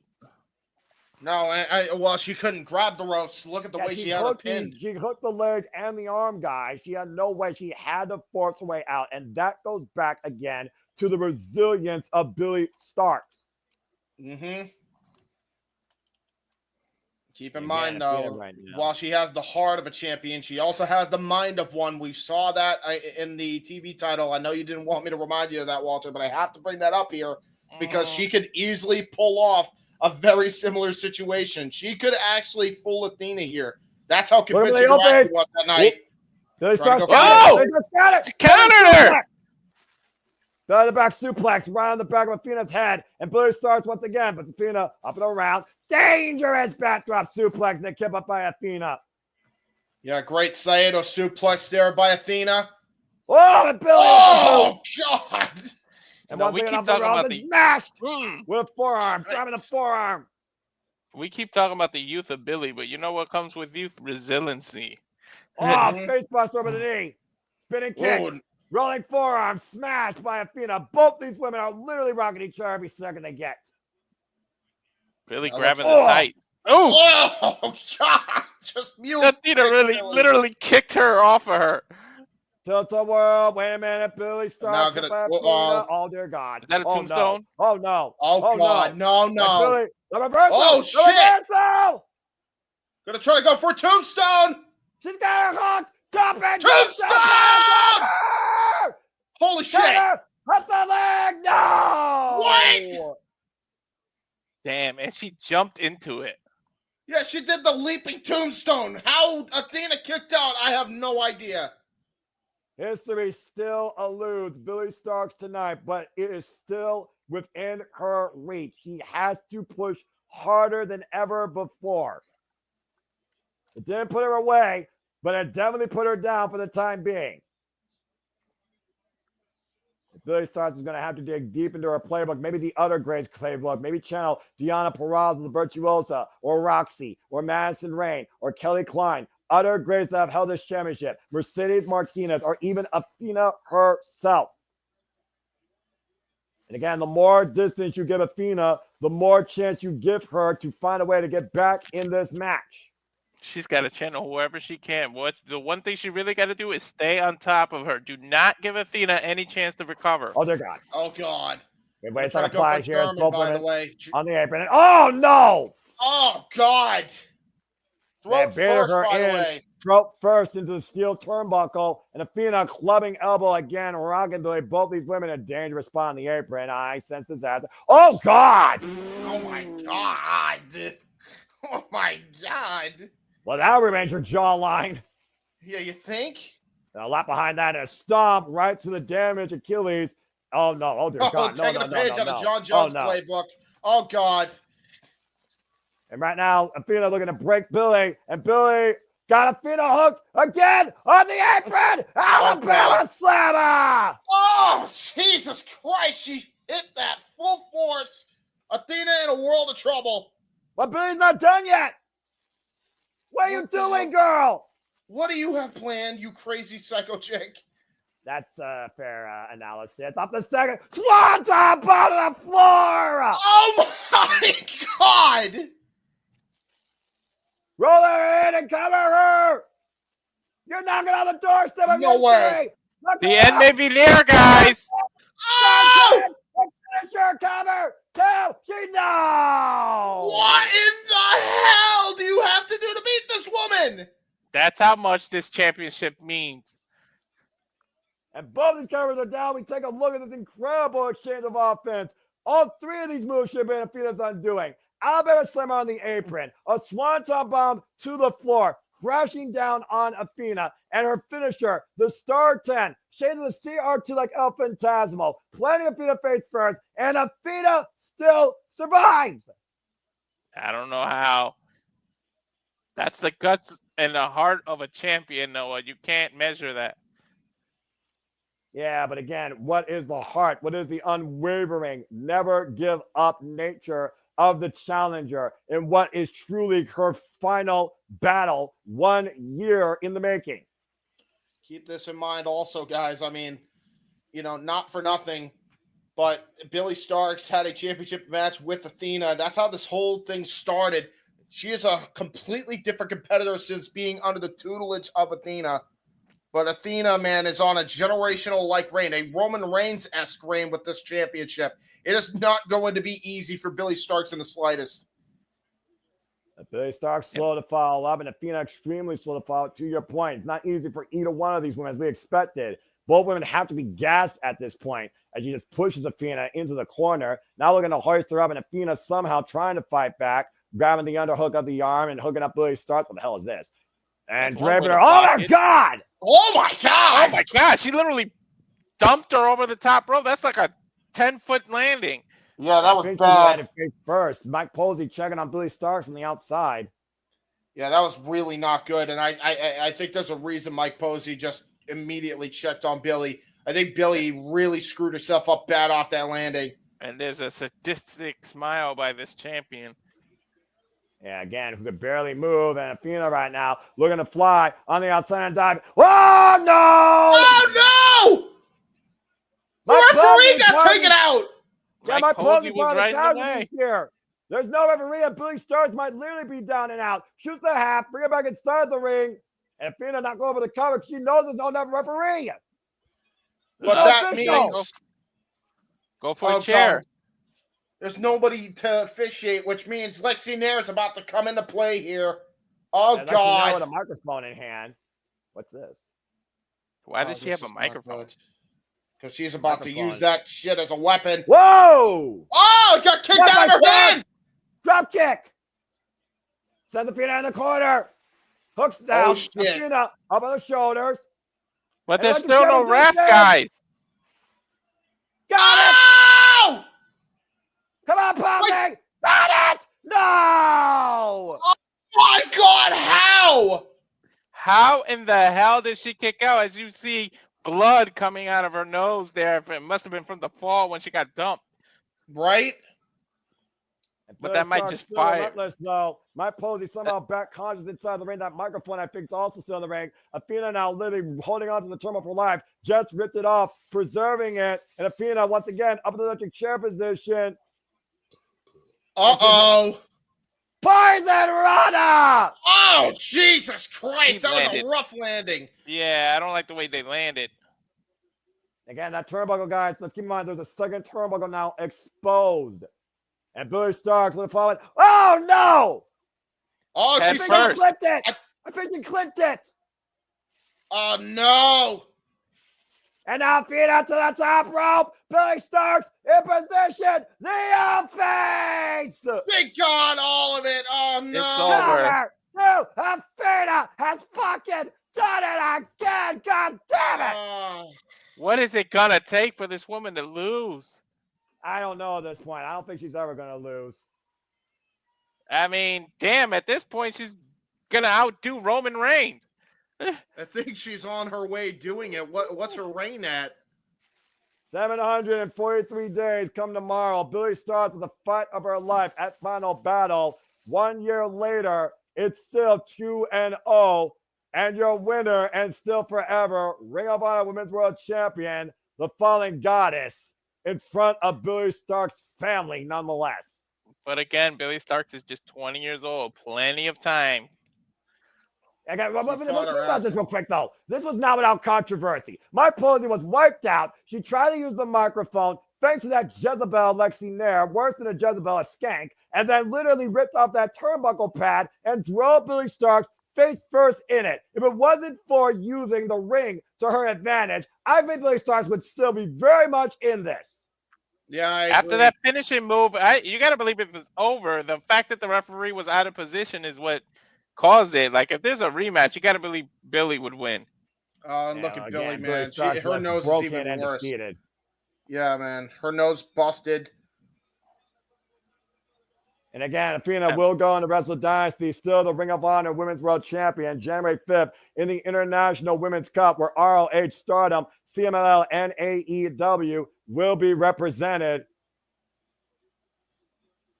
This is the type of reign that we're just going to have to deal with and accept. It may go as long as Roman Reigns, you wish to acknowledge that, as Billie Starkz fails once again at Final Battle. Could Final Battle 2025 be her time? Can anyone beat Forever? Can anyone beat Athena for that Ring of Honor Women's World Championship?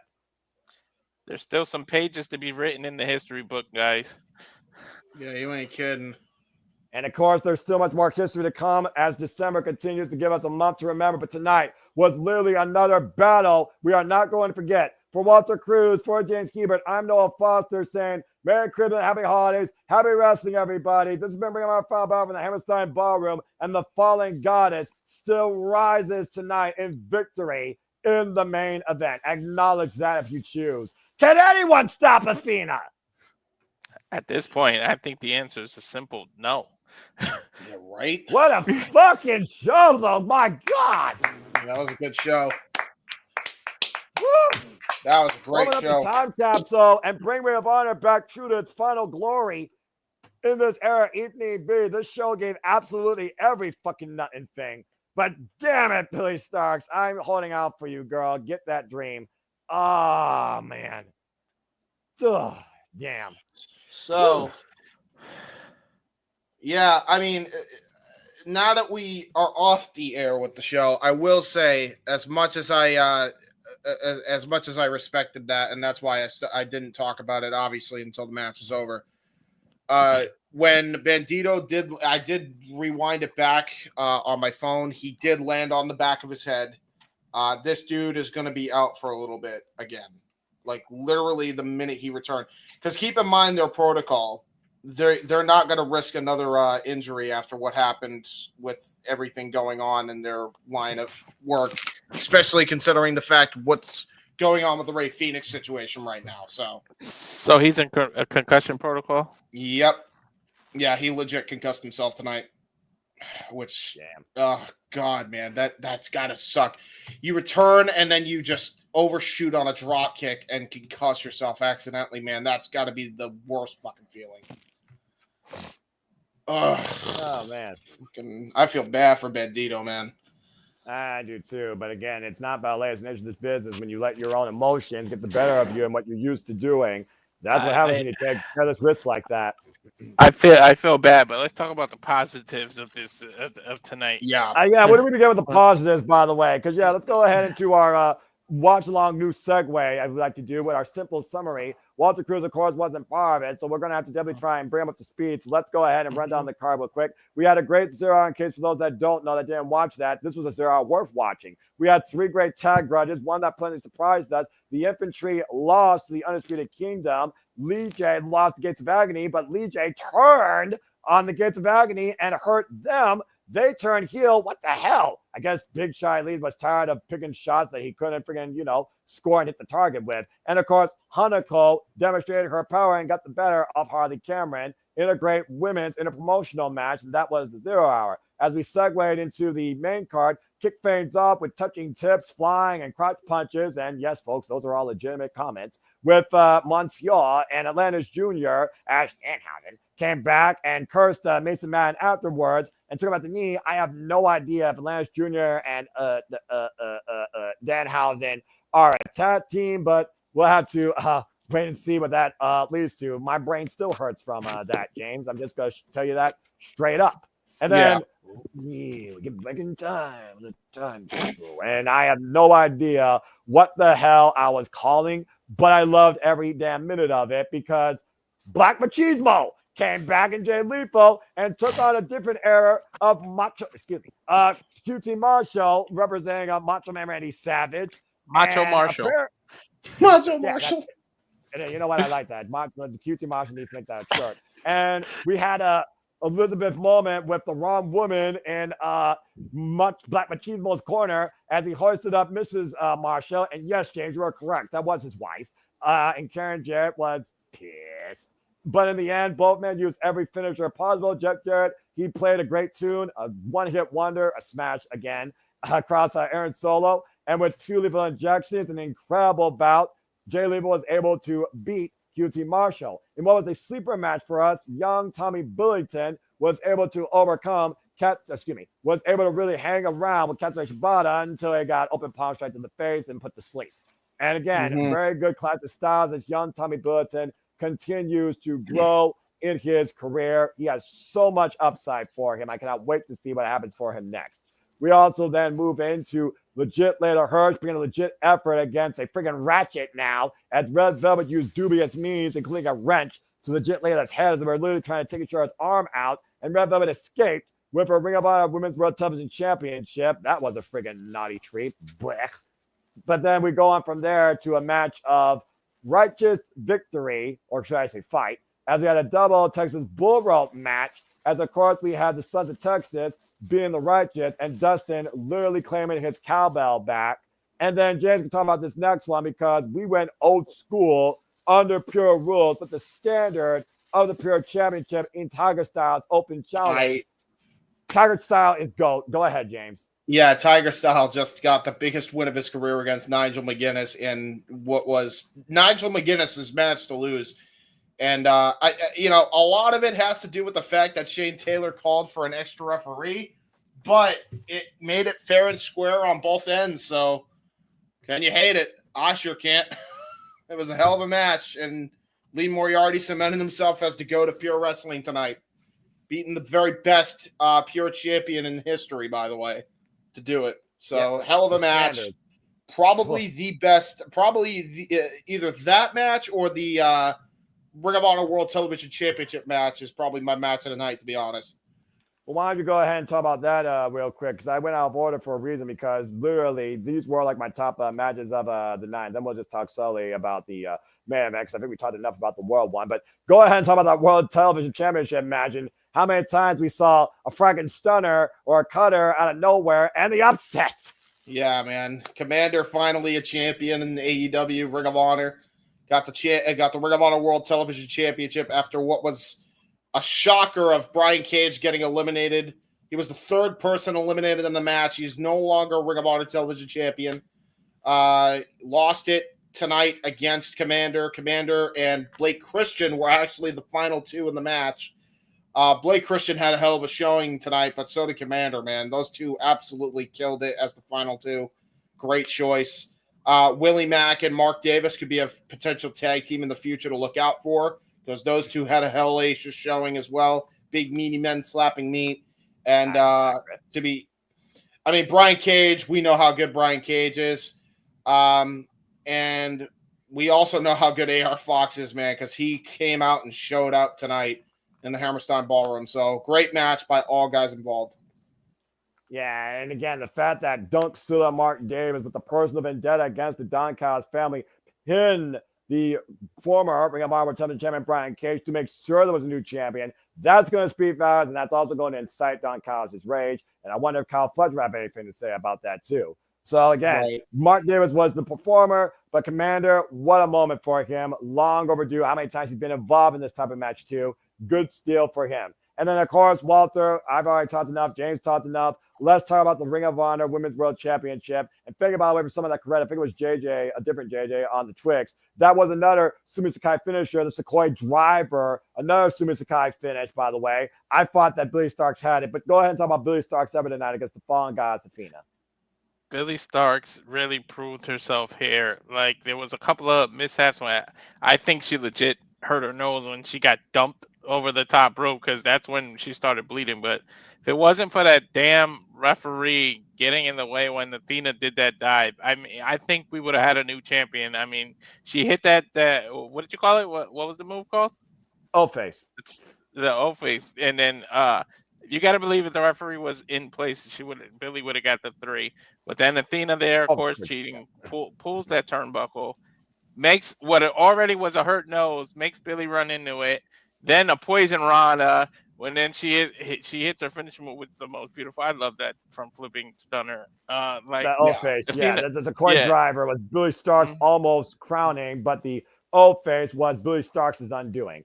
Damn it. Yeah, it's like first the Jezebel on the outside also, because you had to use Lexi a mic. there. Yeah, Athena had to use so many different tactics, but it's like she's an unstoppable. The Roman Reigns version, the women's version of Roman Reigns with this title reign is like the question in the end of the day is who's going to stop it. And I really don't see anybody on the horizon at all. Like, I really can't even think of someone. It may take somebody from maybe a line has to get crossed. Someone from another company has to come over and take that historic title run, because I really don't see anyone on the roster that can do it unless Billie gets a rematch after the controversy, because you can't say this wasn't controversial. So maybe she needs to get this rematch. I'm telling you, there's a very real possibility that we could be getting a champion versus championship match later down the line. It could be TNA Knockouts versus ROH Women's World Title. I think that's going to be next year's final battle. I'm calling it now. Because what other match do you do? There is actual history there. And the only reason that Athena won was because she was able to use her bum leg and her brace to her advantage and actually snuck out the win. Otherwise, Masha would have had it. The only other two people that I could legitimately see taking the belt off of Athena is Shayna Baszler and Kana, a.k.a. Asuka, and I don't think they're leaving WWE anytime soon. So only person really is Masha Slamovich possibly being a double champ. It's the only person I can think of right now. Prestige Wrestling, there is unfinished business there, but I also go back to this one, Nod. At this point, Billie Starkz, she's probably going to be hell-bent on beating Athena. She might literally go for the entire Ring of Honor women's roster to get back there. At this point, the only way I see Billie Starkz getting one more chance, loser leaves ROH. Because at this point, if Billie Starkz doesn't win, does she still belong here, I now wonder? And does she believe she still belongs here? I don't know if Billie's ever going to recover from this unless she gets one more chance where loser leaves ROH, and maybe that's where she wins, or we see her lose for the last time. But something's got to give here at some point with Athena. Forever cannot be forever. There has to be a point where we break that. And her youth, like maybe her confidence is broken at this point. I mean, you know, with such a heartbreaking loss when you're young, it's hard to get over something. People that've been in the industry for so ever, they know how to just let things roll off like water off a duck's back, and it's just like. But sometimes things stick with you when you're young in the game. That one loss just sticks with you, and you dwell, and you might lose confidence. Like we've seen it happen with veterans. Look at Gunther recently, like how things just dwell, how he lost to Cody Rhodes. So imagine how much worse it is for somebody who's only 20 years of age. So yeah, that had to have been a heartbreaker for her, man. Shit, that was rough for her.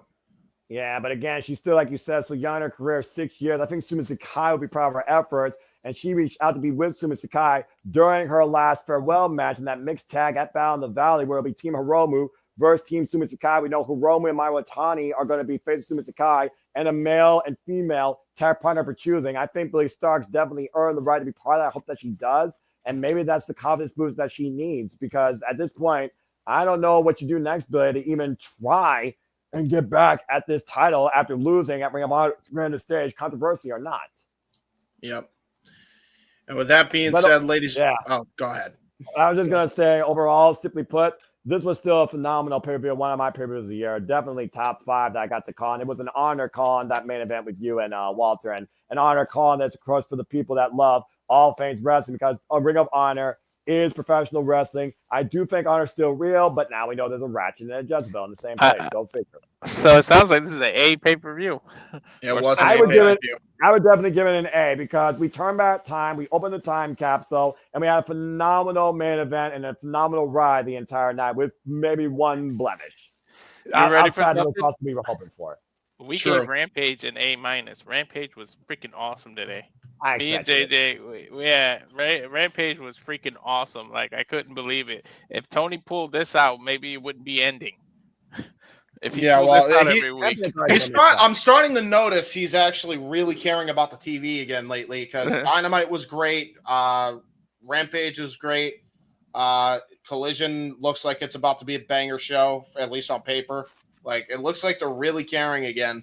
And I really hope that continues, man, because they really need all the momentum they can get right now, especially going into this mother of all simulcasts. Yeah, January 1st. But again, guys, we still have so much more to do here with the people here outside some of our studios that follow us here after the night. Again, we got Christmas Collision. We got JW Diamond on 34th Street, pending officially if it's done on Christmas Day or the day after. We got the final Rampage Forever. And AEW ends the year at World's End. And of course, we will continue into the new year, beginning the first day of the year with the mother of all simulcasts of AEW, Fight for the Fallen. And what's going to be a December to remember? I hope January is even better, because AEW has so much potential right now. They can't afford to screw up on this. They are in the driver's seat. They have a lot of stuff, a lot of promise ahead for them. They got a lot of competition that first week of January with Japan is going to be. Yeah, I mean, I was about to say, like, look at all this. Look at that, all this, man. Jesus That's Christ. back to back January 4th and January 5th. Sorry about that graphic covers Ricochet's face. But yeah, I can't wait for that. And of course, prior to that, there's the Marigold show and there's the Marigold show and the Noah show that I guess you all want to encourage that we cover here as well, part of Wrestle Universe. And again, I'm going to go watch Star on Dream Kingdom, but hell, that might become a thing next year for all I know. And again, folks, that's your card so far for World's End, the last stop for AEW calendar's year. So stay tuned to continue to cover the Continental Classic, which will literally be, if you're East Coast, later tonight, because it's Saturday. And as far as the West Coast, for you, tomorrow. Again, there's your score updates. We know the matches that are ahead in their entirety, because the round robin action ends Christmas Day. And we will know our top 2 seeds for both leagues heading into World's End. All the professional wrestling, damn it. Oh yeah, JJ and I kind of predicted it. Like I kind of know what where they're going. You think you know? You don't know nothing. I'm just hoping. I know what I hope happened because I know it should be Ospreay and All Kyle right, Fletcher. in the Walter, final. go ahead. Humor me. Premonition. Who is the That top two scorers for the Blue League and the Gold League? It needs to be Kyle Fletcher and Will Ospreay. You need that to be the finals. Yeah, I agree.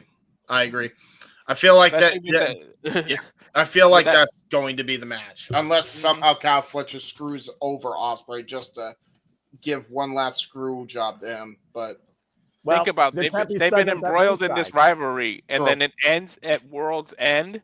Like you Yeah. gotta give us those two. Like I'm just hoping that's what I hope. I'm not saying that's 100% what's gonna happen, but that'll make me extremely happy.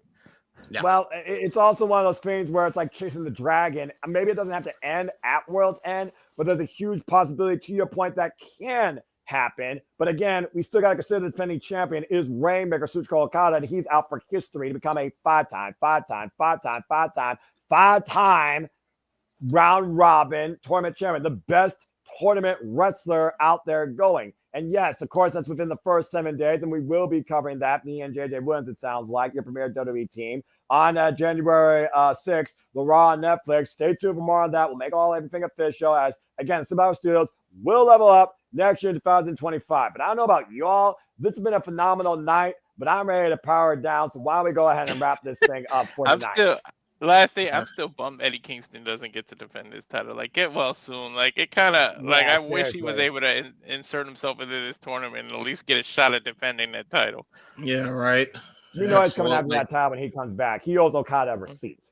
Yeah, he does. And speaking of which, let's get our plugs going. First off, Welta. Go figure. Well, I kind of did the plug earlier, but yeah, the new Twitch is at SRS 1983, and of course you have Blue Sky and Twix at Walter Alex Cruz, the Walter.Cruz.940 on the Instagram, and of course the YouTube at Rage of Wrestling. If everybody can subscribe, you got about 2 weeks left to the end of this month. You can get me to 100 subscribers. It looked like JJ already has something in his head that he wants to discuss with everybody that's going to put me on an embarrassing streak. So I done pulled the no and put my foot in my mouth. So if you guys want to see it, just keep subscribing. Do it.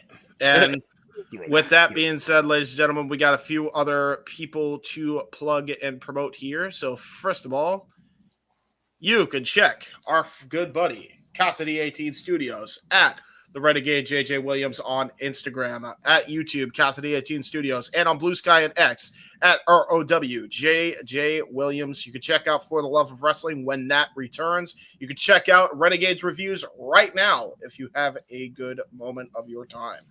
Follow our Big Baller at Big Baller G right now, even though he was not here for the festivities. Definitely give him a follow on all the various social medias here on your screen. You can find me on YouTube, Instagram, and X at JHebert95 and on Facebook at JHebert. I do really cool and dumb things on the internet. Go check out my uncle's documentary, 1 in a Million, The Man, the Myth, the Legend. Part 1 is out now. I was trying to aim for part 2 to be on the holiday season, but the way it's been looking, probably not going to happen, but we will see. Still got about a few days before the holidays are officially over, so we'll see what happens. But with that being said, go check out part 1. Keep running those views up. We're almost at 2K, so go check that out right now. Follow good old JM, Jeff Meacham, at Facebook.com at Jeff Meacham, on Instagram and on Blue Sky and on YouTube. He's also back on X at _ Jeff Meacham, so go check him out there. Noah.